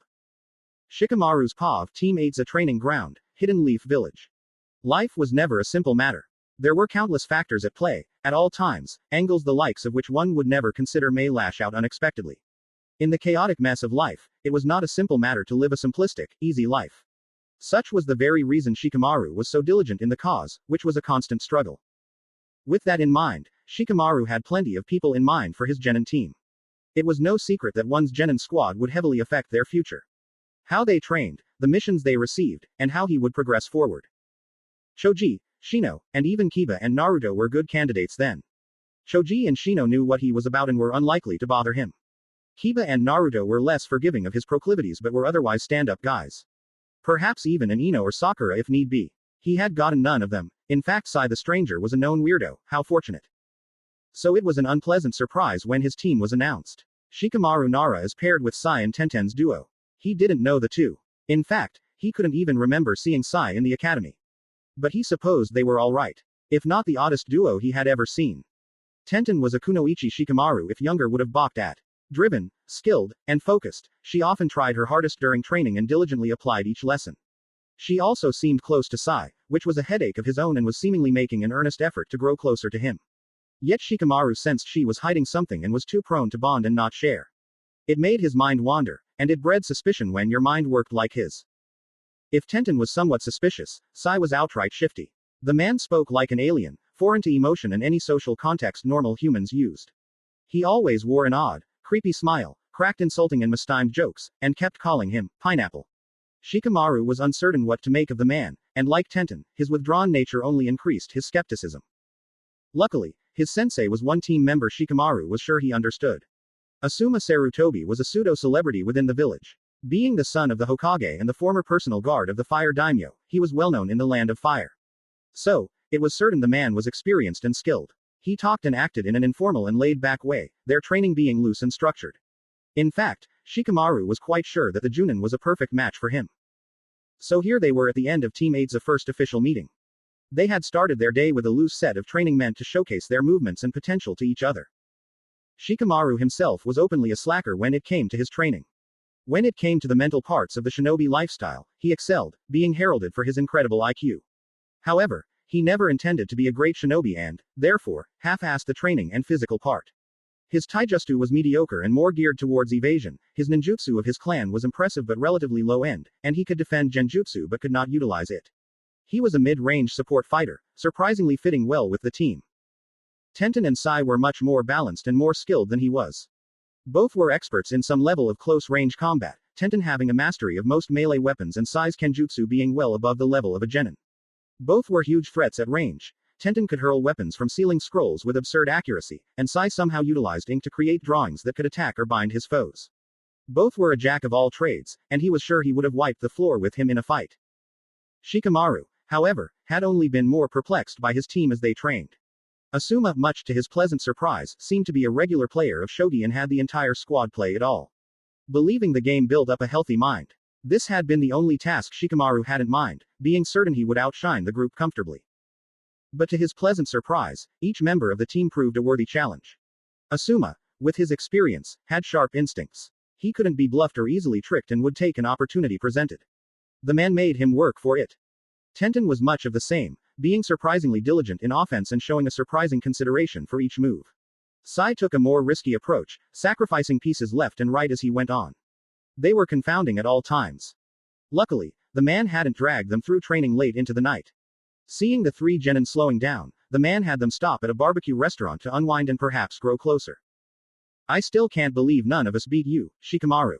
Asuma chimed in with a smile. Never seen someone play a game like that save for your father. He makes me look like a novice. Shikamaru deflected with ease. Shogi isn't the most popular game, so I'm surprised all four of us play it. It's not dissimilar from plotting a battle plan in war, Sai remarked evenly.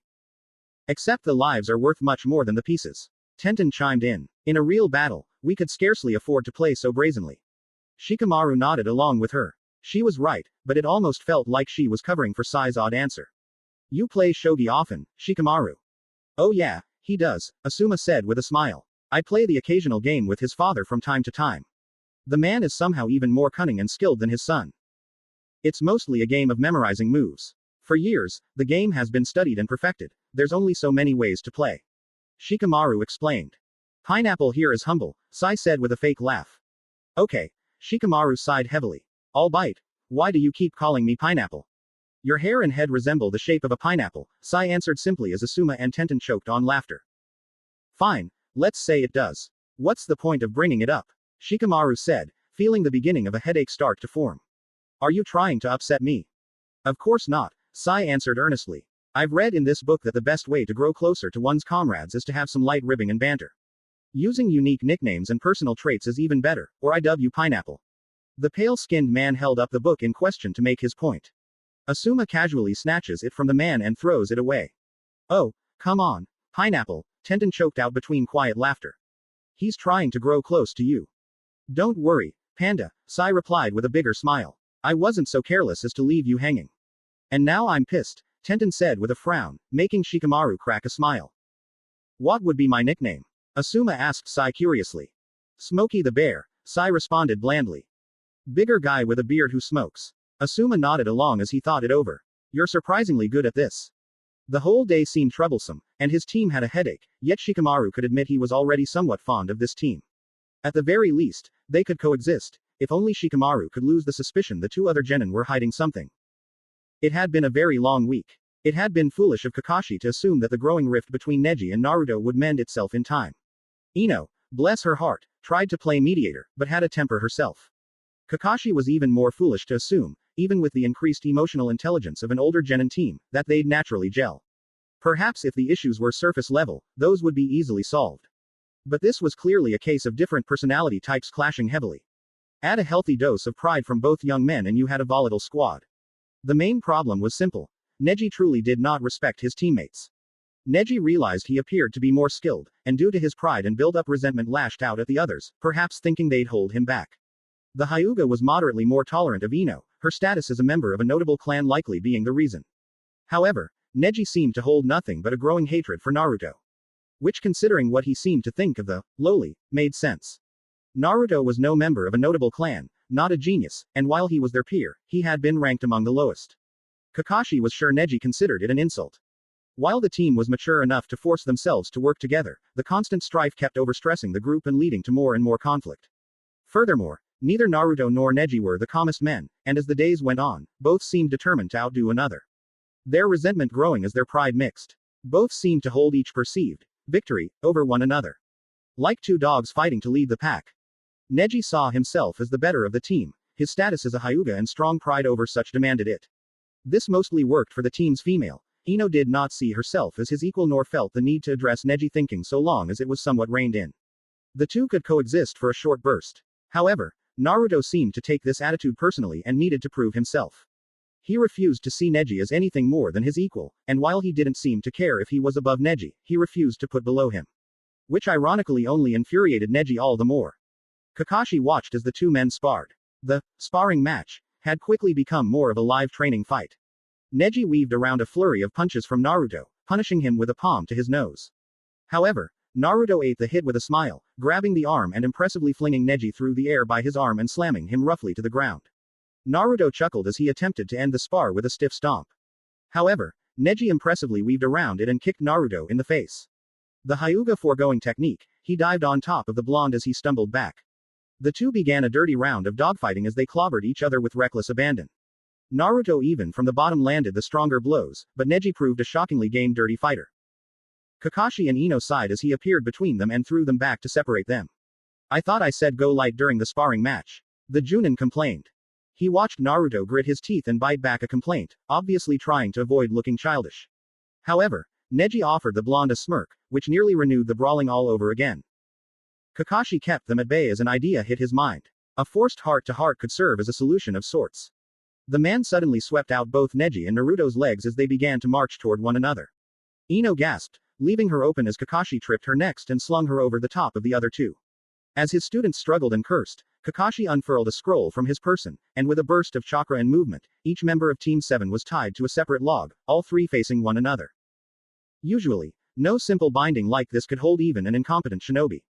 But Kakashi was incredibly competent and thorough, so tight and encompassing the ropes that the students couldn't hope to do much more than twitch their fingers and toes. The hell? Why me? Not again. The three roared in sudden fury. Kakashi did his best to hold back laughter. These three were surprisingly easy to stir up. But now was not the time to get a laugh off. He needed to force some cohesion among these three.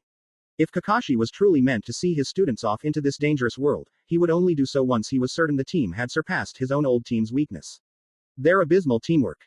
It's becoming clear to me the three of you are not on the same page. And if you do remember our first day, that's something I consider a pressing issue. Kakashi explained, talking slowly as if talking to children. Listen, Naruto attempted to reason with a sigh. I'm not gonna lie and pretend like we all get along. Frankly, Neji is a ginormous asshole, but we can work together. We have so far, haven't we? The idiot makes a great point. Neji agreed with Naruto, causing Kakashi to roll his eyes. Fitting the two of them would unite when it was convenient. We are not friends, nor do I suspect we'll ever be, as I try not to befriend my lessers. But we have been forced into a team, and I will not enjoy my time as a part of it. But I will serve as expected. What the ass said. Naruto agreed with a nod. Yeah, that's still not acceptable, Kakashi replied with a shrug. You all have shown occasional moments of working together and chemistry both on and off the battlefield. But you don't have true synergy. You just do your own things around each other, hoping not to get in one another's way. Kakashi pointed out. Naruto and Neji both went to reply before Ino snapped at the two of them.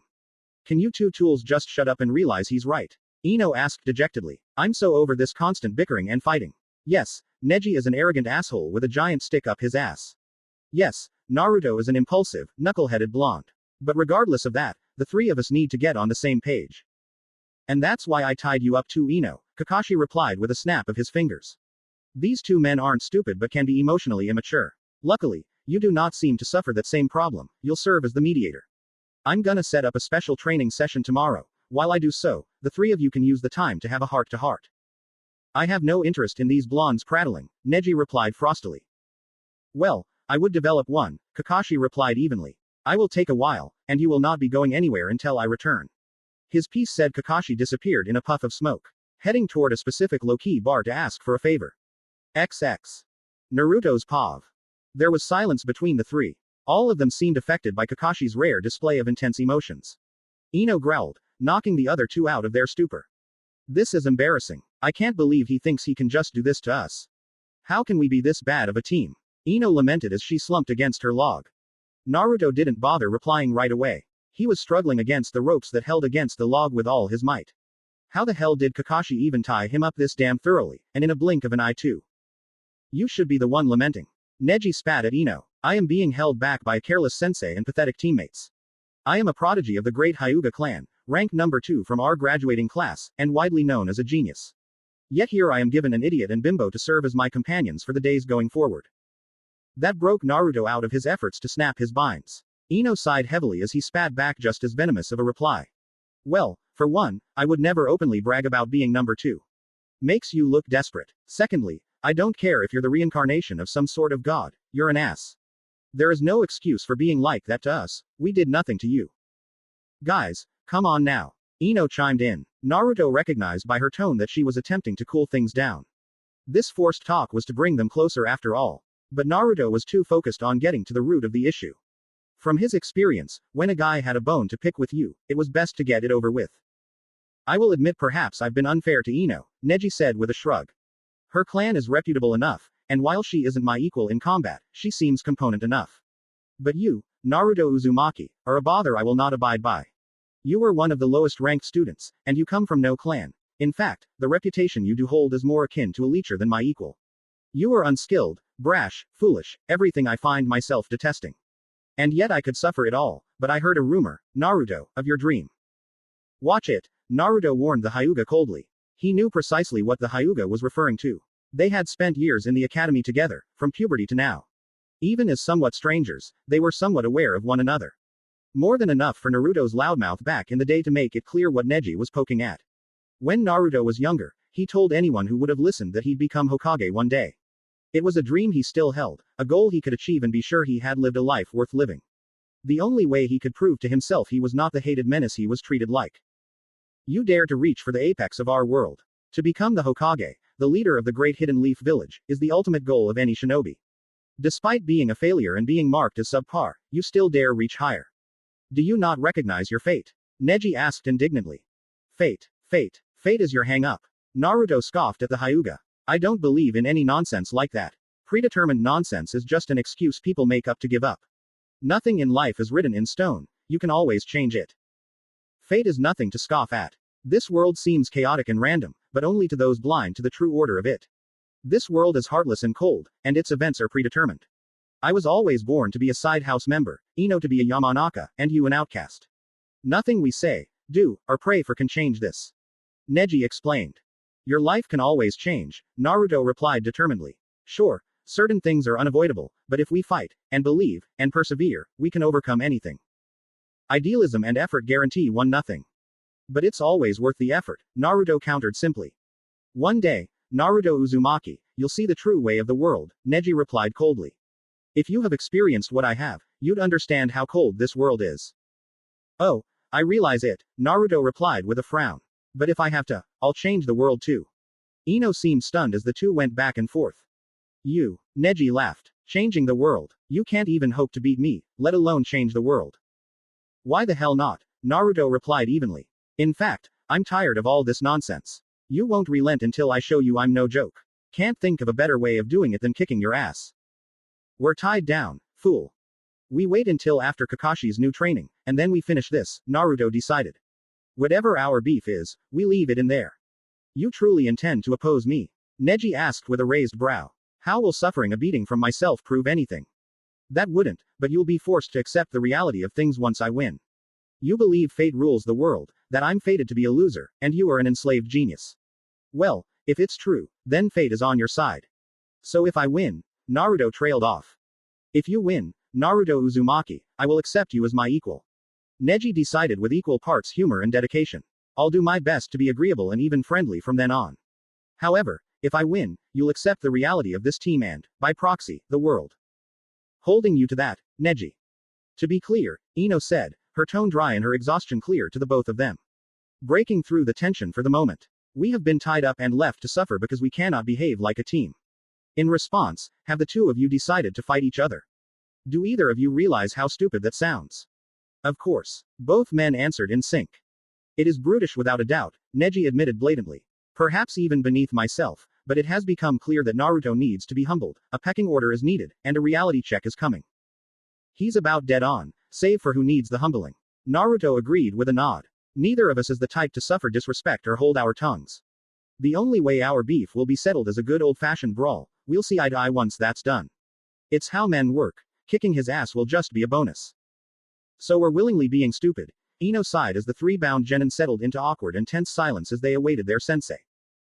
Kakashi's Pav Mikun's Dango Bar, Hidden Leaf Village. They said old habits die hard. A saying Kakashi supposed must have some truth in it. As his genin were left raging and helpless, he was now returning to a place he often had when left troubled. For many years of his life it had served as his home away from home. Somewhere safe, comfortable, and familiar, back then he needed any sort of stability. Now it was purely his preferred social haunt. Mikun's Dango Bar was a favored bar of the Junin and Chunin of the Hidden Leaf Village. Mikun, the namesake of said bar, was once a shinobi himself until the death of his baker wife made him retire. He now boiled and glazed the dango his wife once made and served drinks to his former co-workers. The man made for a great host for the often troubled shinobi. It was that very group Kakashi sought out tonight. The man was determined to check in with the other Junin sensei and see how their teams were progressing. Surely, they were facing similar issues, if so, they had some good advice. In fact, if he could, he had something of an odd plan. He just needed to get one of them to agree to it. As Kakashi entered the dim establishment with the ring of the bell, he nodded at Mikun. The portly bald man politely nodded back, gesturing with one hand to the back of the bar as he used the other to drop a couple newly cooked dangos into a pan, lightly frying them for a gushing couple. Kakashi scanned the familiar bar as he ventured to the back. The establishment was custom-made for shinobi. The seats were private and spaced apart, and booths with high walls and dampening seals were placed nearby. Shinobi appreciated privacy more than most, after all. The fully wooden establishment felt homely as ever, but he was here mostly on business today. He finally spotted the group sitting at a booth at the back. Guy, Asuma, Kurenai, Shisui, and even Anko chatted with each other before his so-called eternal rival spotted him and hollered in excitement. Kakashi, I had not expected you to show yourself. Perhaps my rival's team is proving as exceptional as my own. Guy half praised, half accused him. Kakashi used the same strategy he often used with Guy. Rudely ignoring the man's bold hello, he sat next to him and picked up a ball of dango off his plate, eating happily. Guy was a handful for sure, but Kakashi had grown to appreciate the earnest and honest man he was. That being said, ignoring him just made things easier. Kakashi. Kurenai acknowledged him, beside her Asuma, nodding along with her. Wait, you're telling me you took up that job? Anko cried out with a laugh. That old man tried to get me to do the same, but I had the sense to say no. How's someone even weirder than me in charge of genin? I get they're not kids anymore, but geez. You're not a sensei nor a full junin. Kakashi joked in response. But you are correct. It is not going well. No surprise there. Asuma chimed in with a pitying sigh for Kakashi. The three you got seem like a real handful indeed. The violent side house member of the Hyuga, Akati Yamanaka, and Naruto. Watch yourself, Kakashi warned the man. Hey, I didn't mean anything by it, honest. Asuma offered to raise his hands in surrender. Just not sure how you're going to deal with them.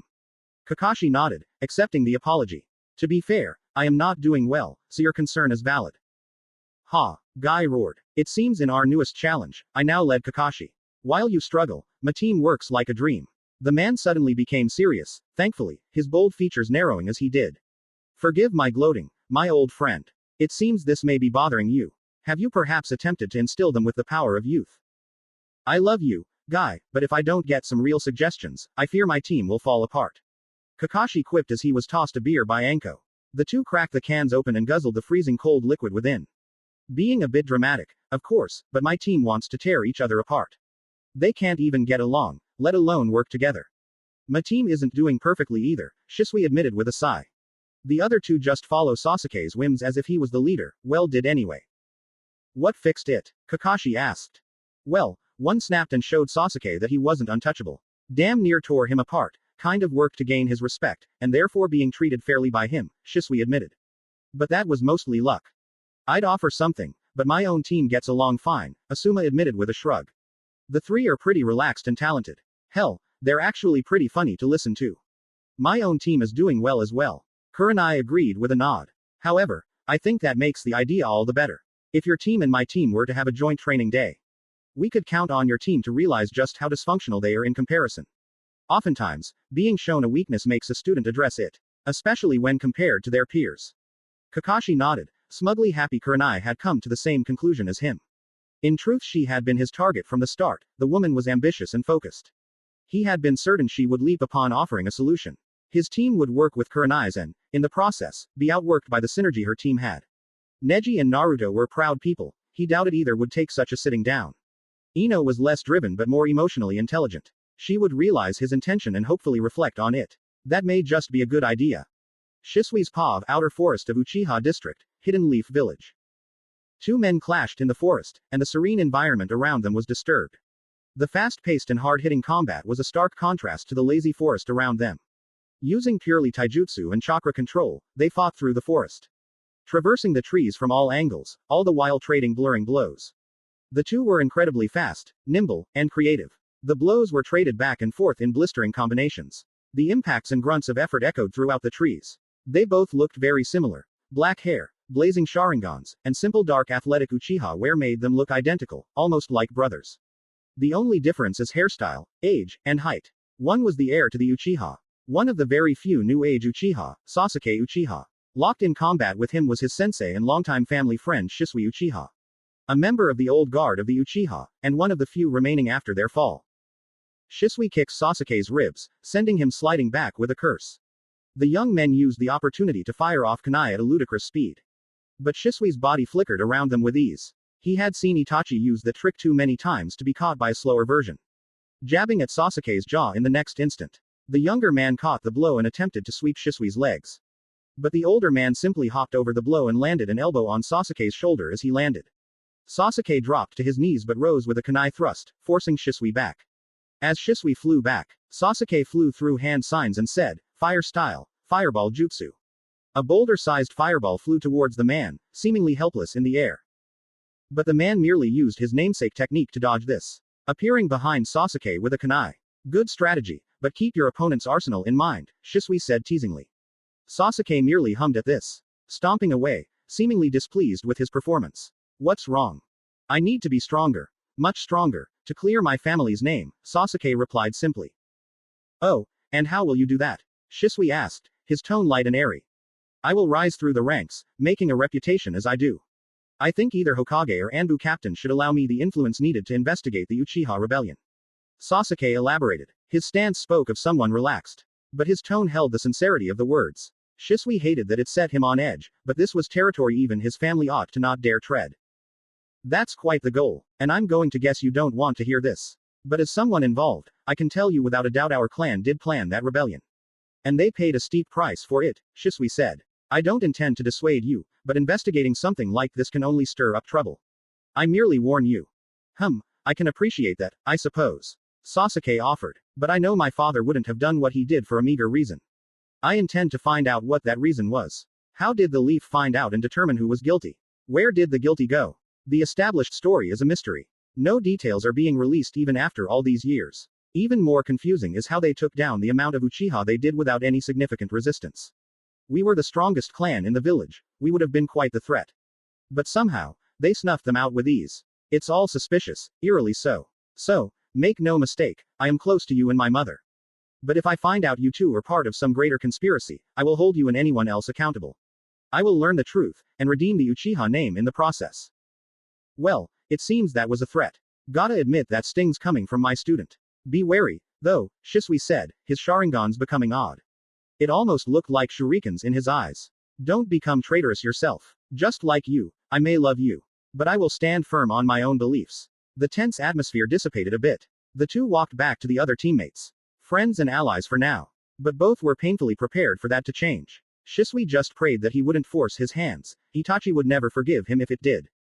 The two of them began a silent trek back to the Uchiha district. In truth, Shisui did not even call these grounds his home anymore, nor did Yuno or her own parents. However, Sasuke and, by proxy, his mother had always been insistent on staying on their own grounds, their legacy, they'd call it.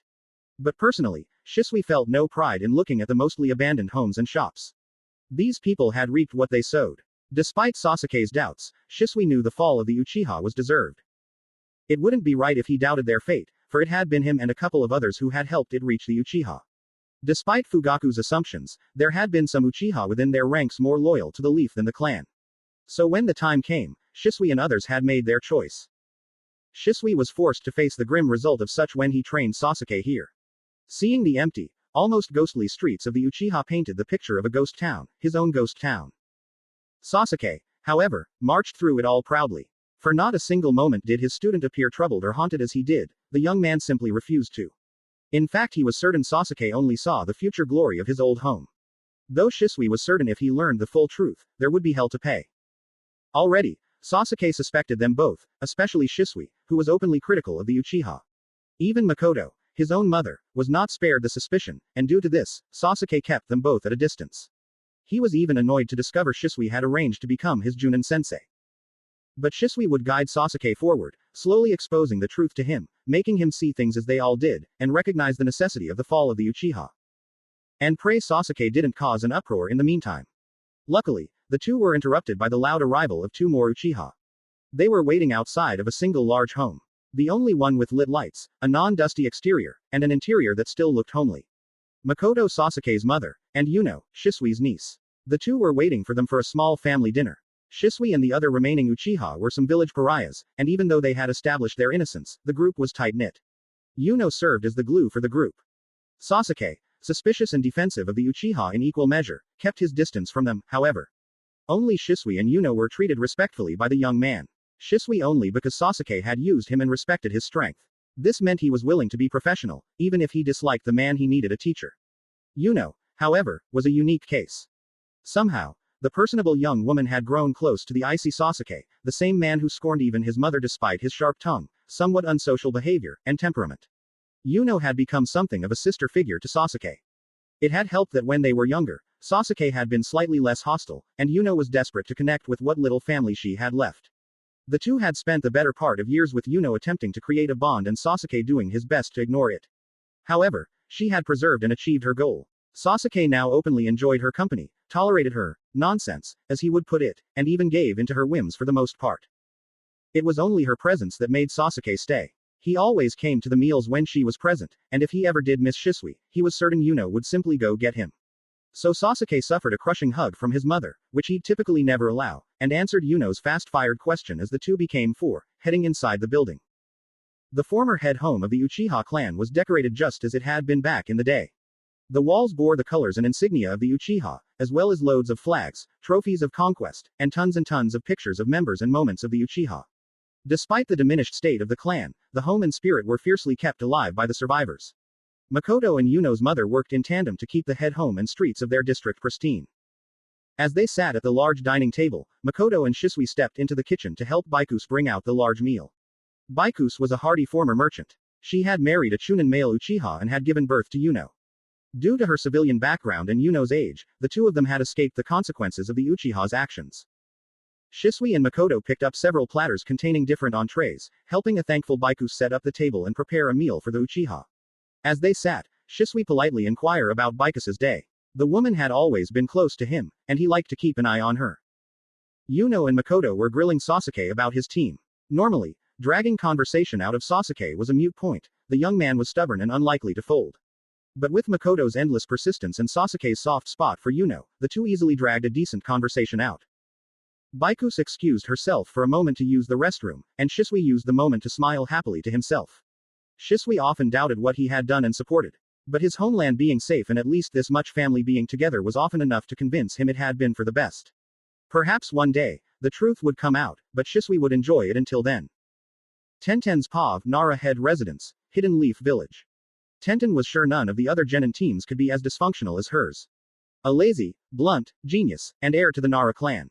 A root royalist determined to win him over, and Tenten was somewhere in between the two.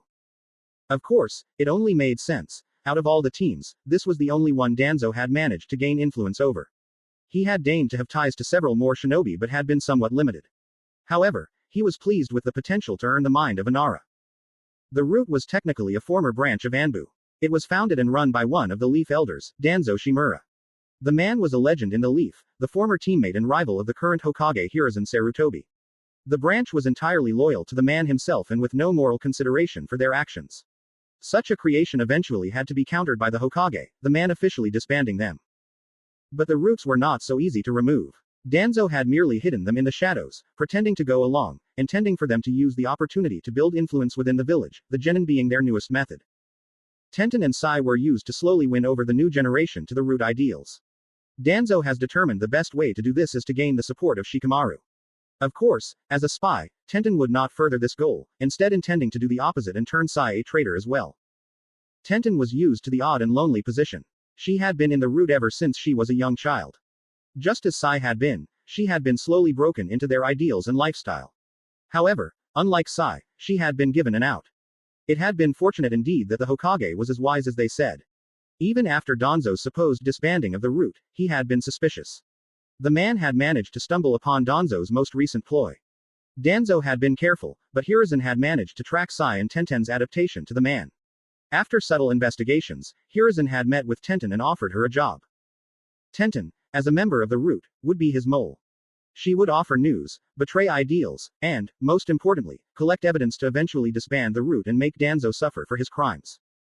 So Tenten was left on a delicate balance. She had to constantly betray Shikamaru. She was a normal leaf genin worthy of trust and companionship while tricking Sai into thinking she was still loyal to the root while helping him turn Shikamaru. Her life was too damn complicated. However, the team's final biggest problem with Tenten was Shikamaru himself. The man, as rumored, had a sharp mind, and it seemed to miss very little. Tenten was pretty certain Nara already was somewhat suspicious of her and Sai. He seemed unsure of them, and it was clear he found them somewhat strange. Sai was to blame there. He seemed unwilling to bridge the gap. After a tough training day with Asuma, the group was dismissed. However, Sai heard an opportunity before them and, given their shared mission, leapt on it. The three had traveled back to the main village together. Shikamaru leading the group, marching forward slowly as if approaching death, and Sai and Tenten following him shortly behind. It was lucky they were all going the same way, giving the two the excuse to attempt to bridge the gap between the team. Can't wait to go home and relax for the day, Shikamaru told the two. I thought Asuma was pretty relaxed, but he can be a real slave driver when he wants to be. That is true. Chimney was shockingly a diligent teacher today. Sai agreed with a nod. Chimney, Tenten said with honest incredulousness. This nickname thing of yours has got to go. Besides what happened to Smokey Bear, Chimney seems like the same thing. Because he's always smoking, Shikamaru said with a shake of his head. It basically is, guess you're aiming for one word. Indeed, I'm quite proud of it. I'm also working on the nicknames for the two of you, Sai promised. I was thinking, however, you intend to merely go home, so why don't the three of us do this, hanging out, I've heard so much about. Shikamaru hesitated with a look of genuine concern. I don't know how necessary that is. Nonsense. Tenten chimed in with mock joy. It was, however, enjoyable to disturb Nara's lazy streak. No grown man should be so, whatever the hell he was. It can't be a good thing that the most socially adjusted of the group was still a root member.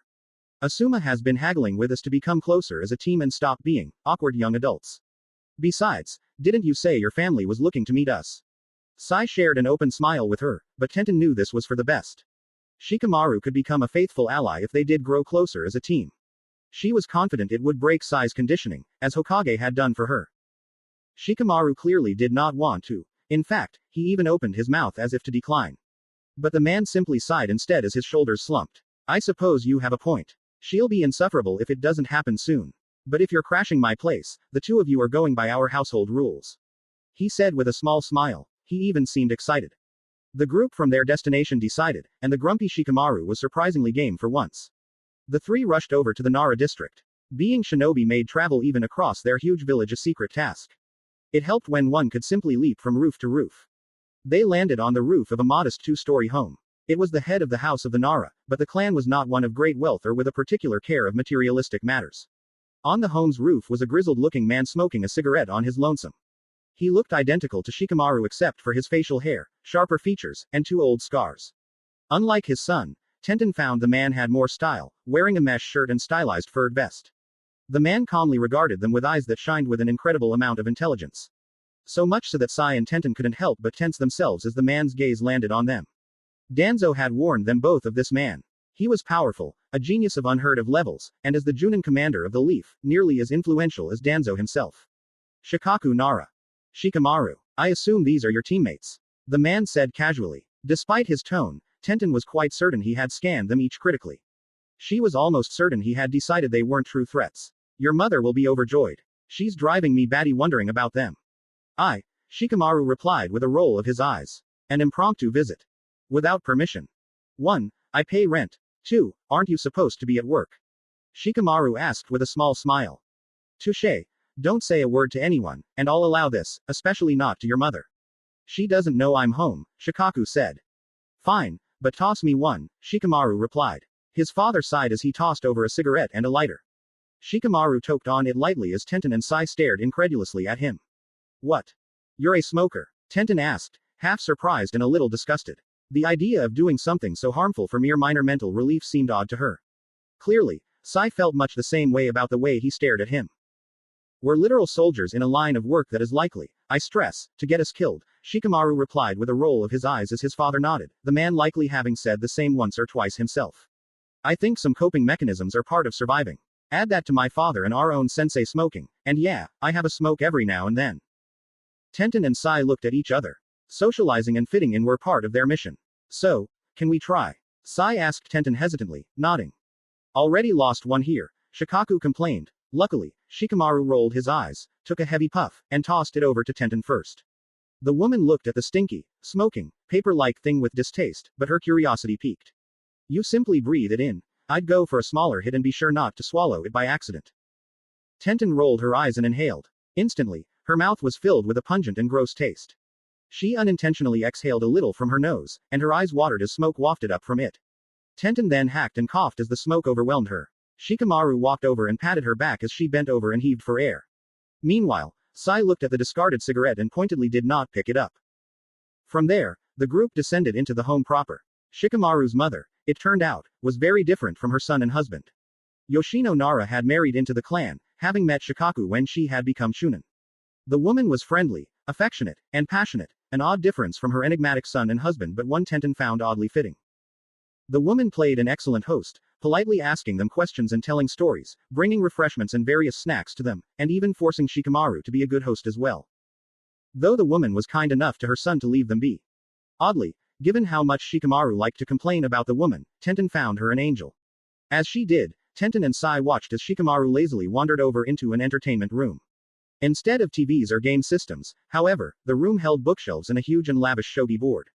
Tenten and Sai curiously settled around the board as Shikamaru walked into the other half of the room, cracking open a mini fridge and tossing their beers.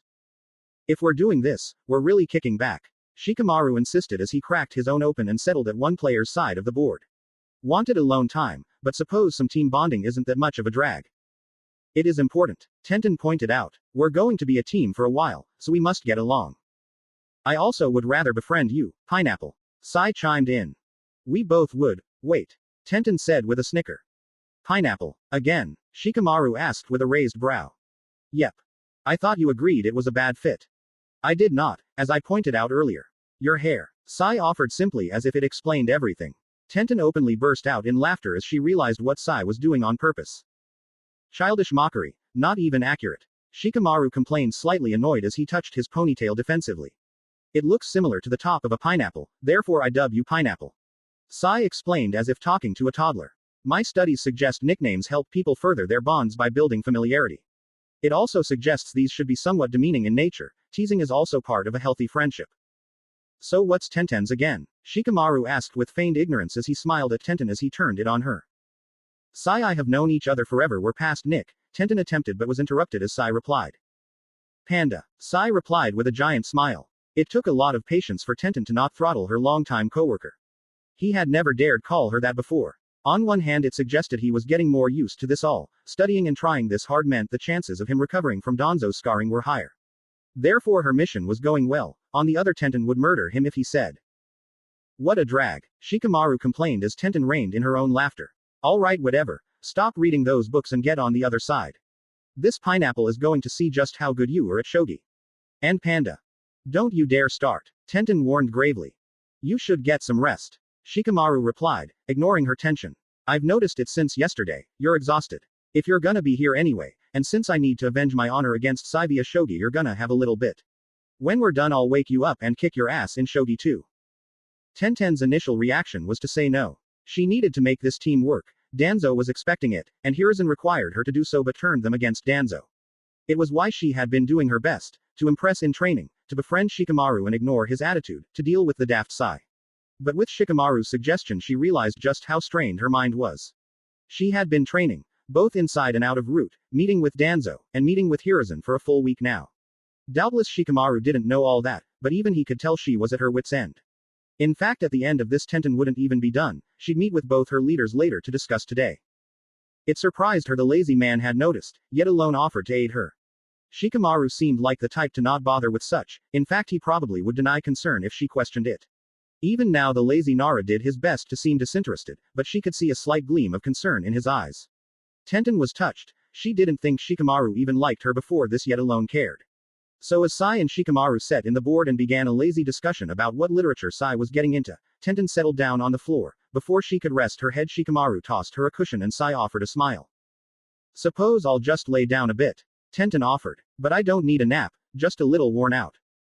Whatever, Panda. Shikamaru replied with a shrug. Sai merely offered a thumbs up. Tenten smiled back as her teammates began the game in earnest. Sai used a risky and sacrificial style, using pieces and gambits to gain advantage on the board, utilizing all resources to dominate the middle. The rook didn't play many games, but strategy ones like shogi were allowed. But Shikamaru, as expected of a genius, adapted well. He reacted to each ploy calmly, navigating his way out of any traps and slowly using Sai's tactics to outlast him. All the while the two chatted as if barely thinking. Shikamaru grilled Sai with a barrage of questions, though Sai with a godly poker face and odd-speaking style answered each with relative ease.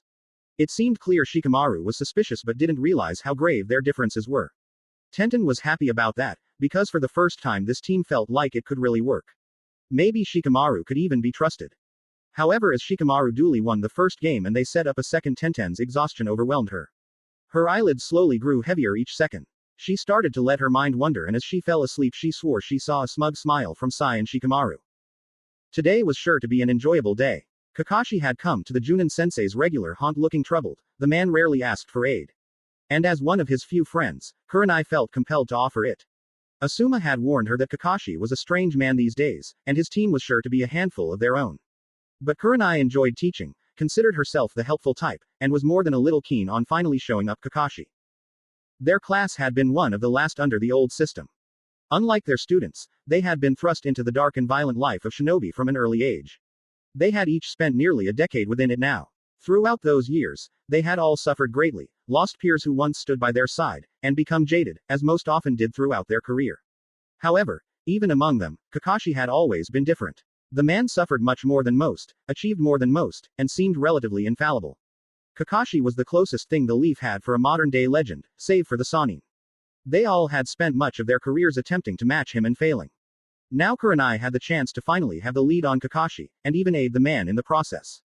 A win-win as far as she was concerned. After their meeting in the bar, i.e., Asuma got absurdly drunk and had to be carted off by the always helpful guy. Kakashi had offered her files on his squad, a sentiment Kurenai appreciated. She preferred to be prepared. And as she peered over them, she was glad she had. Even on paper, some of the problems ailing Team 7 became apparent to her. Naruto Uzumaki was a name most Junin knew throughout the Leaf. It was a secret for most, even Chunin, who were in the dark about his status. But to those who had been around or essential enough to be in the know, he was a known quantity. Kurenai herself cared little about him being a Jinchuriki. Having been present for the Kyuubi's rampage long ago, she didn't think it right to hold it over someone who had no real choice in the matter. However, Kurenai was not blind to the effect it must have had on him. How, if that secret ever got out, it would affect his life and reputation. Furthermore, even without Naruto, it was notable that he had performed poorly throughout the academy, even requiring the remedial exam, yet somehow survived an assassination attempt by an experienced Chunin. He was of a clan, but one that was barely recognized these days and had little to no influence. Which, of course, meant most shinobi for the early part of his career would treat him as lesser. Troublesome on its own, but manageable. She imagined, however, his open and determined nature, as the file put it, could lead to disaster. Primarily, her instinct said, due to the next member of the team. Neji Hyuga was a very different prospect from Naruto. For one, he had nearly been the best graduate from the academy. Known for his sharp mind, incredible skill with the gentle fist style, and even more so, his temper. On paper, he was an inevitable future Junin, one with the proper tutelage and effort would become whatever he set his mind to. If not for an incident report attached to his file and the rumors whirling about him, Kurenai might assume him the easiest part of this team. But those two factors informed her of an infamous incident within the Hyuga. Supposedly, two main branch members had incurred the wrath of Neji, and the two Junin were, in response, savagely beaten, supposedly unable to defend themselves even with the seal. The young man had nearly been banished from the clan, but as one of their best prospects was given a second chance. That and a handful of other incidents made it clear the Hyuga was not one to tolerate disrespect of any kind. Combine that with the bold Naruto, and Kurenai could sense the fireworks from here. The final member was Kurenai, providing a much-needed balance between the other two. Ino was middle of the pack overall and one of the better kunoichi of the recent graduates. She wasn't a genius like Neji, meaning she had an easier time relating to Naruto, and her clan status made Kurenai sure Neji afforded her some level of respect. Leave it to the woman of the team to be the most reasonable. With their profiles in mind, Kurenai had developed the perfect plan to inspire them to build teamwork and chemistry. Shinobi were proud people, sly and tricky by most metrics, but proud all the same. Two young men like Neji and Naruto would be even more so. Meaning she could likely get the two past their beef with each other, if she struck at their ego. She needed to make Team 7 realize just how flawed they were. This meant that whatever task Kurenai assigned to them needed to promote teamwork and preferably highlight their weaknesses in the process. And she had just the method. Sensei, are we dismissed for the day? Yuno's friendly voice breaks Kurenai out of her thoughts. I think Shino just about has Choji worn out, and it's kind of getting dark. Kurenai blinked as she focused back on her student. She offered an apologetic smile as she focused back on the taijutsu spar before her. Today was a typical training day for the group. After their meeting the day before, Kurenai and Kakashi had decided to plan ahead but leave their students mainly in the dark. So Kurenai had kept it mostly light today, for her, anyway. The group had endured their standard chakra control and reserve training. Both were the essence of ninjutsu, and by improving reserves and control, they kept improving each instance of ninjutsu. Genjutsu training, encompassing both defensive and detection techniques, and special offensive training for Yuno, as the other two lacked the mental capacity for it. And finally, now, taijutsu sparring. Kurenai believed the basics were the key to improving and building a reliable and enduring shinobi. Kurenai focused on the two men of her team as they clashed. Her team was as unusual as it was talented. Each of them had their unique strengths and even more unique weaknesses. Though she was proud to say they were slowly working through them. Shino was the aggressor in the bout. Whenever Choji was in combat, his opponent was often the aggressor.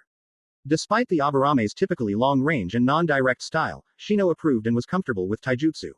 Marching forward using a combination of propping jabs to close the distance and bait an attack, stepping back to force Choji to overextend, and punishing him with a head kick. Kurenai winced. A well-timed and considered shot, most would allow the opponent the round. However, Choji powered through the blow, just as annoyed as he was dazed, and in an ugly but effective strategy, he body-checked Shino to the ground. He attempted to bodily hold him there, but was rocked again by an UP kick. Kurenai smirked as Choji caught the next one and hurled Shino across the clearing like a doll. Charring after him, Shino scrambled to his feet to face it. She was glad she had decided to volunteer as a Junin sensei. They had been particularly picky this year regarding the selections. Given the specialty of this class, the best pick was decided. Guy and Kakashi had been selected for their excellent combat prowess and experience on the field. They were no Junanshi could think of more accomplished. Asuma and Shisui were picked for different reasons. Asuma had a rare political pull, having once been the personal guard of the Fire Daimyo. Shisui had been one of the few Uchiha loyal after the attempted rebellion, and as such had been rewarded with his trust, as much as being set to keep an eye on one's own blood could be a reward anyway. Kurenai had only been picked, however, due to her people skills.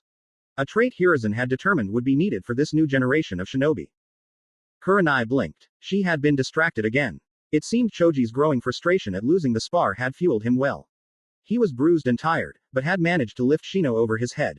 On one hand, Choji's temper could be handy, it often helped him overcome his hesitation in battle. But he lost his head in those moments. She needed to work on his confidence and battle IQ, it seemed. For Shino, even while held high in the air, he calmly saw an opening. He slipped out of Choji's grip and wrapped around one of his arms, his legs wrapping around his body, and Shino hung from Choji in an impressive arm lock. However, Choji attempted to slam him headfirst to free himself. Shino, however, realized the intent and released the arm, managing to roll through the slam attempt and launch himself forward for a charging uppercut. The blow caught Choji flat-footed and knocked him to his knees, dizzy and dazed. That's enough, boys, well done. Kurenai chimed in. What did we see there that we could have improved on? Well, a lot for me, Choji said with a sigh. It hurt Kurenai to have him point out his own flaws with his confidence problems, but it was necessary to know where to improve if she wanted him to survive the path he had chosen. A clan head rarely lived a peaceful life. My stamina and speed are terrible. It makes it hard to ever get an advantage in a fight without my ninjutsu. Not to mention I keep hesitating, then lose my head, and from their fight like a brute. While that all might be somewhat true, we need to work on that attitude, Choji, Kurenai called out. You do need to actually take initiative in these fights. However, it is clear that it is related to your conditioning. If you want to keep that anger in check, you need to embrace your weaknesses and find a way to utilize your strengths. I recognize that is why your family uses the style they do, but without a good base, it will only be a crutch. Shino.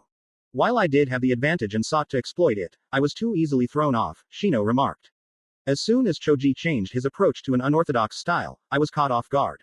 Changing a simple victory into a drawn-out one. While my ability to assume my opponents' decisions and movements is considerable, I need to remember how easily this can change. Basically, I need to become more flexible.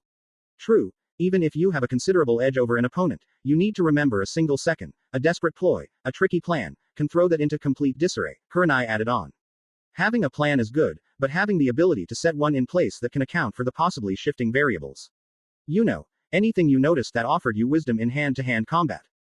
While we are all martial artists, we need to keep in mind that combat can be simple and ugly. Yuno chimed in with a smile. If your opponent is bigger or stronger than you, it completely changes how certain interactions and moves work. If Shino had pulled that arm lock on me, he would have grounded and effectively won the fight. But because Choji is taller than him and strong enough to handle his deadweight, it wasn't the best idea.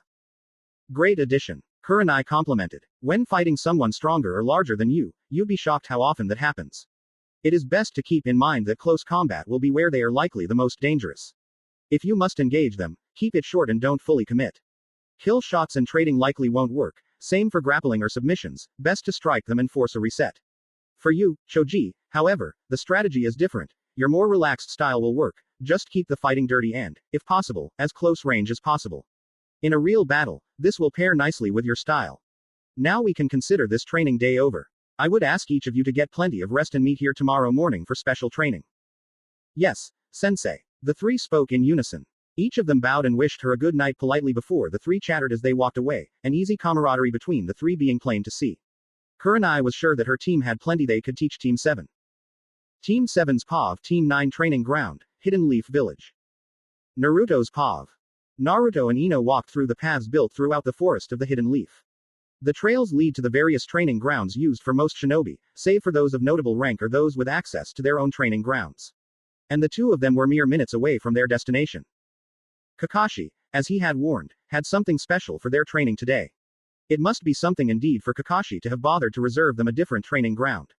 Ino and Naruto had met to go together, but Neji had elected to go his own way, likely already there. So what do you expect this training to be, Ino? Naruto asked, hands resting on his head. I mean, I'm sure it's some sort of team exercise, but not sure how Kakashi intends to fix that. Probably something shrewd and manipulative, knowing him, Ino said with a sigh. But whatever the case, we kind of need it. Neji may be a dick, but we're supposed to be a team, we need to get through to him. I know. Hell, I would honestly prefer it if we did get along. Naruto admitted tiredly. We're stuck together for a while, and hell, I think we could make an amazing team. But I'm not gonna tolerate mistreatment from him or anyone else, especially if he's gonna do it to you as well. Naruto watched as Ino rose a brow. I appreciate it, but I'm surprised you leaped to my defense like that. We're friends, aren't we? Well, yeah, yes, we are, Ino said with a strange tone. You're a lot different from what I expected. I've never been good with first impressions, and honestly don't really care if people love or hate me. Most do the latter, and they can always grow to the former. Honestly, if not for my habit of pranking and temper, I'd wonder if fewer of them would. You'll win them over, Blondie. Ino mocked as the two stepped through the brush and into an open field. It was a field cleared in a natural dip in the ground. There was almost a wall around their area, with random mounds of plant life and mud surrounding it. Among the smoothest areas was a trio sitting, waiting. One was the female Uchiha Naruto had met before, who seemed grossed out by what was happening before her, and the other was Choji, who sat happily munching a bag of chips. Both were watching a human-sized mound of insects that shifted and skittered around what must have been beneath them all. Am I losing it? Or is someone quite literally being eaten alive by bugs while their team watches? Ino asked as the two of them paused before reaching the others. Well, I think I might know who's doing that, Naruto said with a nod. He's a bit weird but a good guy from what I've dealt with so far.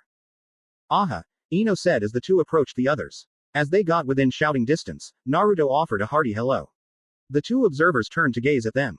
Yuno raised a brow, and Choji howled in excitement as he ran over. No way that's you, Naruto. Choji called as he drew close, and thudded a hand against Naruto's back with shocking strength. Was wondering how you've been doing since the formation of the new teams.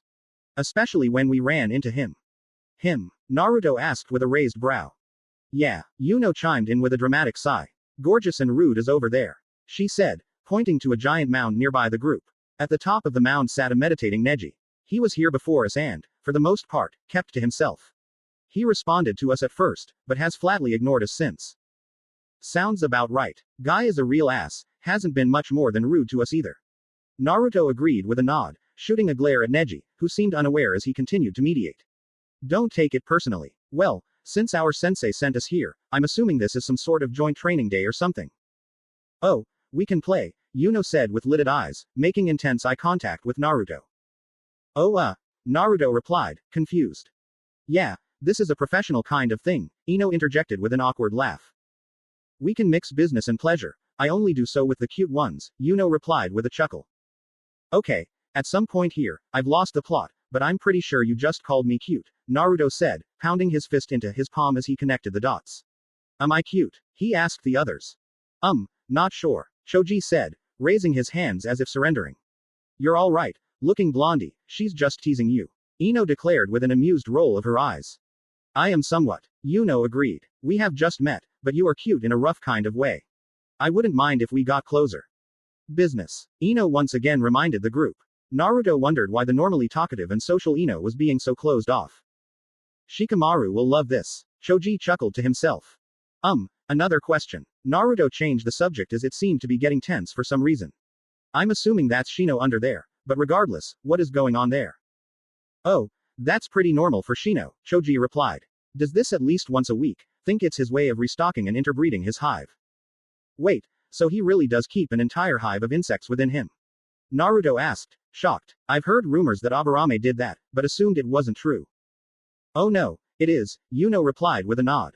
Shino is one of their best breeders as well, and this strange little exercise before us is the reason why. He'll spend hours before training attracting and checking the local wildlife, insect-wise. Breed those he likes with his own hive, and over time, increase the number and abilities of his hive. Shino, it's almost time to train. Yuno howled out suddenly. Naruto and Ino flinched as the living shape of insects pulsed. The insects seemed to react all at once, all fleeing into the trees around them and revealing an unharmed and unassuming Shino below. The man in the shade nodded at them and sat down to rest. Did it go well, Shino? Yuno asked. You didn't leave behind any mosquitoes, did you? No, I've been sending out pheromones to repel them in a mile-wide area from our exact location. I don't sense anything nearby as well. However, I must remind you that mosquitoes are a vital part of the Land of Fire ecosystem. They are one of the most preyed upon species in the world. If they ever were to go extinct. Shino, I love you, dear, but save us the lecture, Yuno replied with a roll of her eyes. Okay.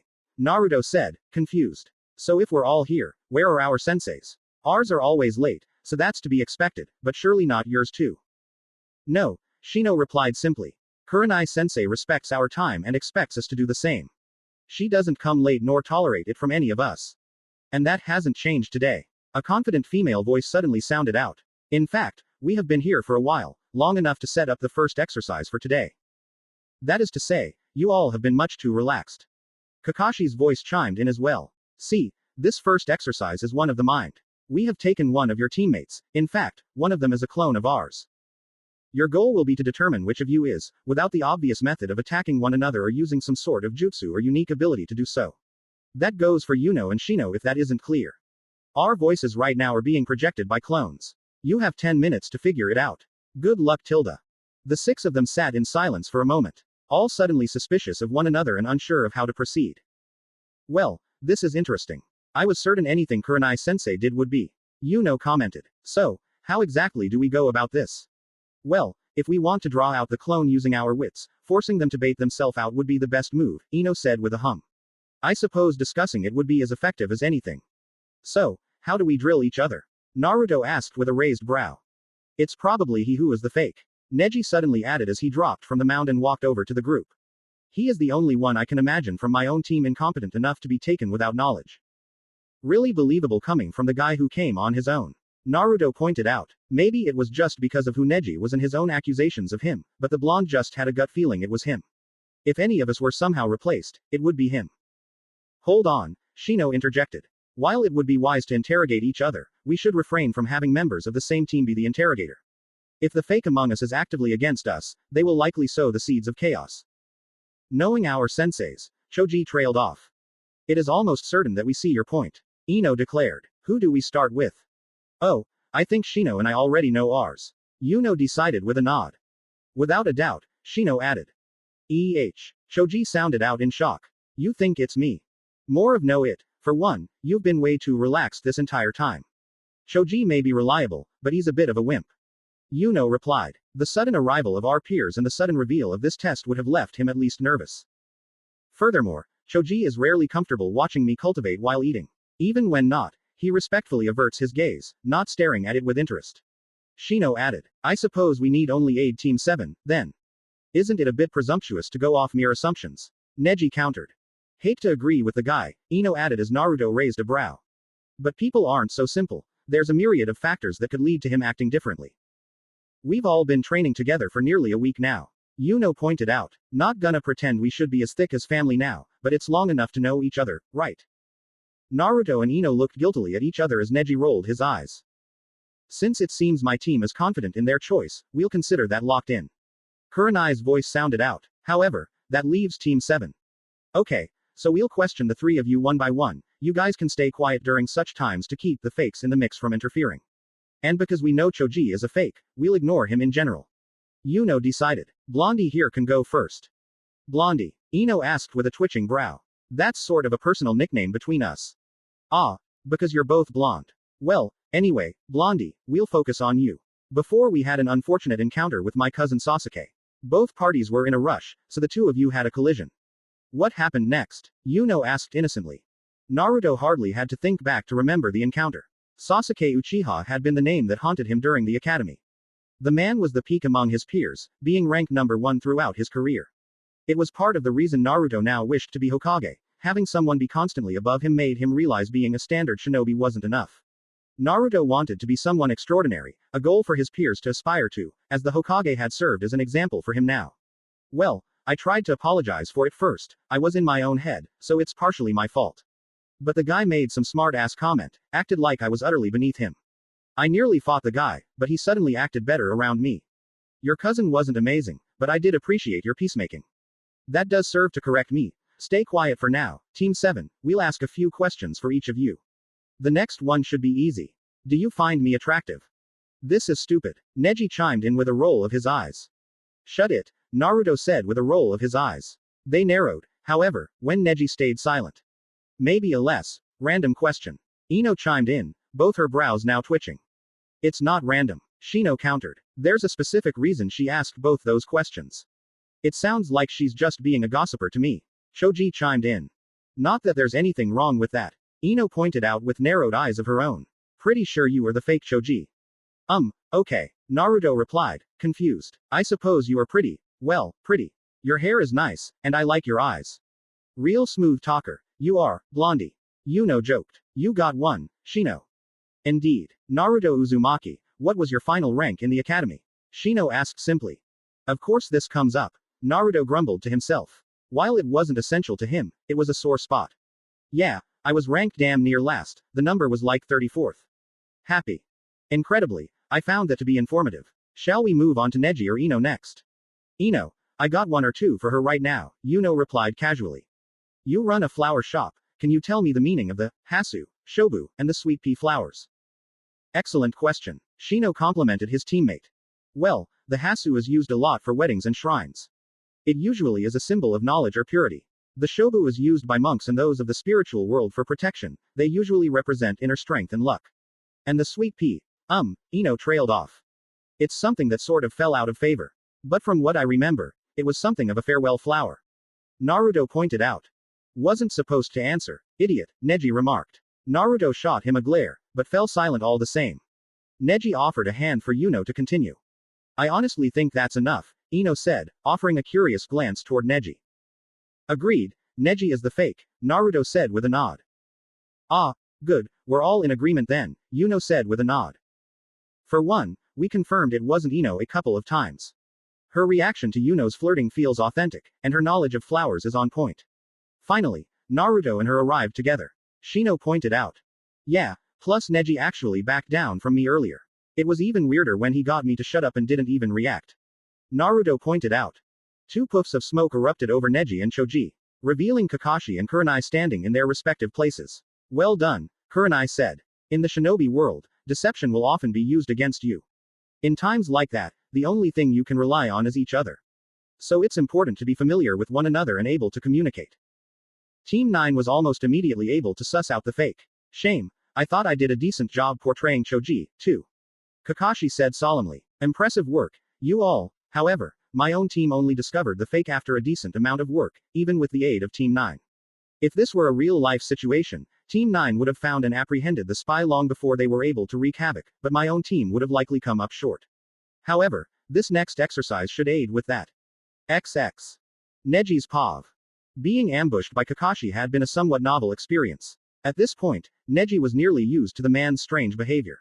It was still infuriating to be kidnapped by the man, even more so to have the man impersonate him. It had been amusing to watch his team struggle. It was even more thrilling to see Naruto's face when Choji and Neji returned and he realized he had witnessed the whole thing. Oh, Neji was not blind to what they were trying to get across. And it had stung his pride to see just how incompetent his team was compared to a functional one. But unlike the others, Neji recognized the actual problem. Naruto was blind to the way of the world, to his place within it, and the limitations it leaves on him. But Neji would eventually remind him of how things were. As they waited for their sensei to set up the next test, he attempted to rectify the shortcomings of his team. Kakashi has set up this little day to humble us. He intends to put us against a team with better teamwork and have them outshine us. I suppose he hopes that from there, we'll become the team he wants. That means the path forward is clear, the team needs a leader. Isn't Kakashi our leader? Ino said dryly. A leader, yes, but today has shown us we need one amongst ourselves. Unless you want today to be embarrassing, you need to comply with my idea. Allow me the lead in the next training exercise. I will make sure we come out looking half decent. Neji explained. Is gaming the exercise meant to bring us together, really all that wise? Naruto replied equally unenthused. Then again, I don't think we are gonna get through to you, so fine. Really? Ino asked him doubtfully. Naruto merely rolled his eyes in response. I don't like it, but Neji's right, I hate being embarrassed even more.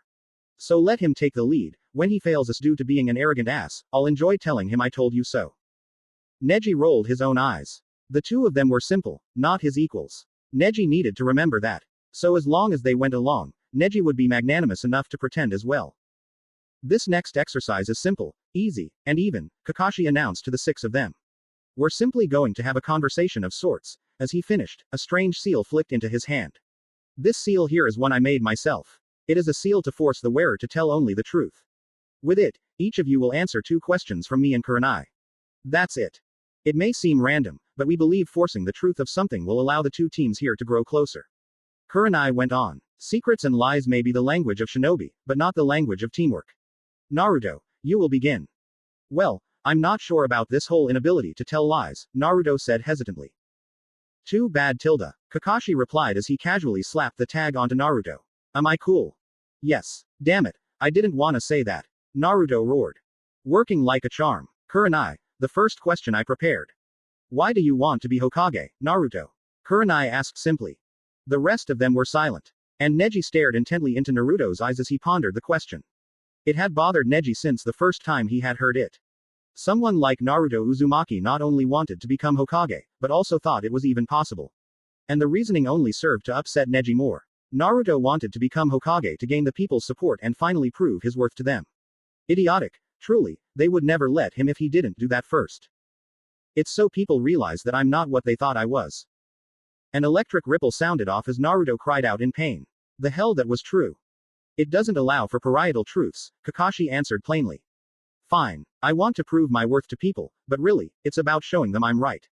As much as I want to show them just how wrong they were, I want to prove it to myself more. If I can manage to become the peak of Leaf Shinobi, then no one, not even myself, can doubt it anymore. That I'm worth something. Neji gritted his teeth as silence filled the clearing. But for once, it was not Naruto's fault. Neji had assumed it was some sort of childish want, but it was clear it was a thought-out goal. It still angered Neji, however, not the goal itself. If Naruto sought self-acceptance, all the better for him. But the foolish notion that it was even possible. Naruto, Yuno and Ino replied sadly. It's not like that. I'm not all miserable or whatever. I know I'm worth a lot more than people think. But I don't know. I want a tangible legacy to leave behind. A story or message for people like myself. Let them know it can get better, will if you just keep going. So you're full of hope and false hope and wish to pass that along. Neji snarked. Sounds more like he's an optimist to me. Choji countered as he raised a brow toward Neji. And like you're a bit of a tool. Ah. Neji's cold attitude has brought out Choji's protectiveness. Yuno joked, trying to break apart the tension. No need for this to get so heated. Nor to embarrass ourselves in front of our senseis, Shino added. It's one thing to have personal disputes, another to have them out on the clock. Can we just ask the next question? Naruto said unamused. I answered the question, and we know it's the truth, unless we need more to prove it.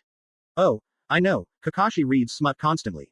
Okay, Kakashi replied with raised hands as Ino, Kurenai, and Neji glared a hole through the man. The next question is easier. Do you hate Neji? I care little for what he thinks, Neji replied stiffly. He was certain the blonde resented him deeply. It was only fair after the treatment Neji had given him. But it was necessary. It was only the hatred of the main house that made him strong. I thought this was supposed to help. Ino pointed out. Certainly entertains, Yuno added. Naruto, just answer, Kurenai ordered much to Neji's amusement. No, I think the guy is an asshole and really needs to gain some humility.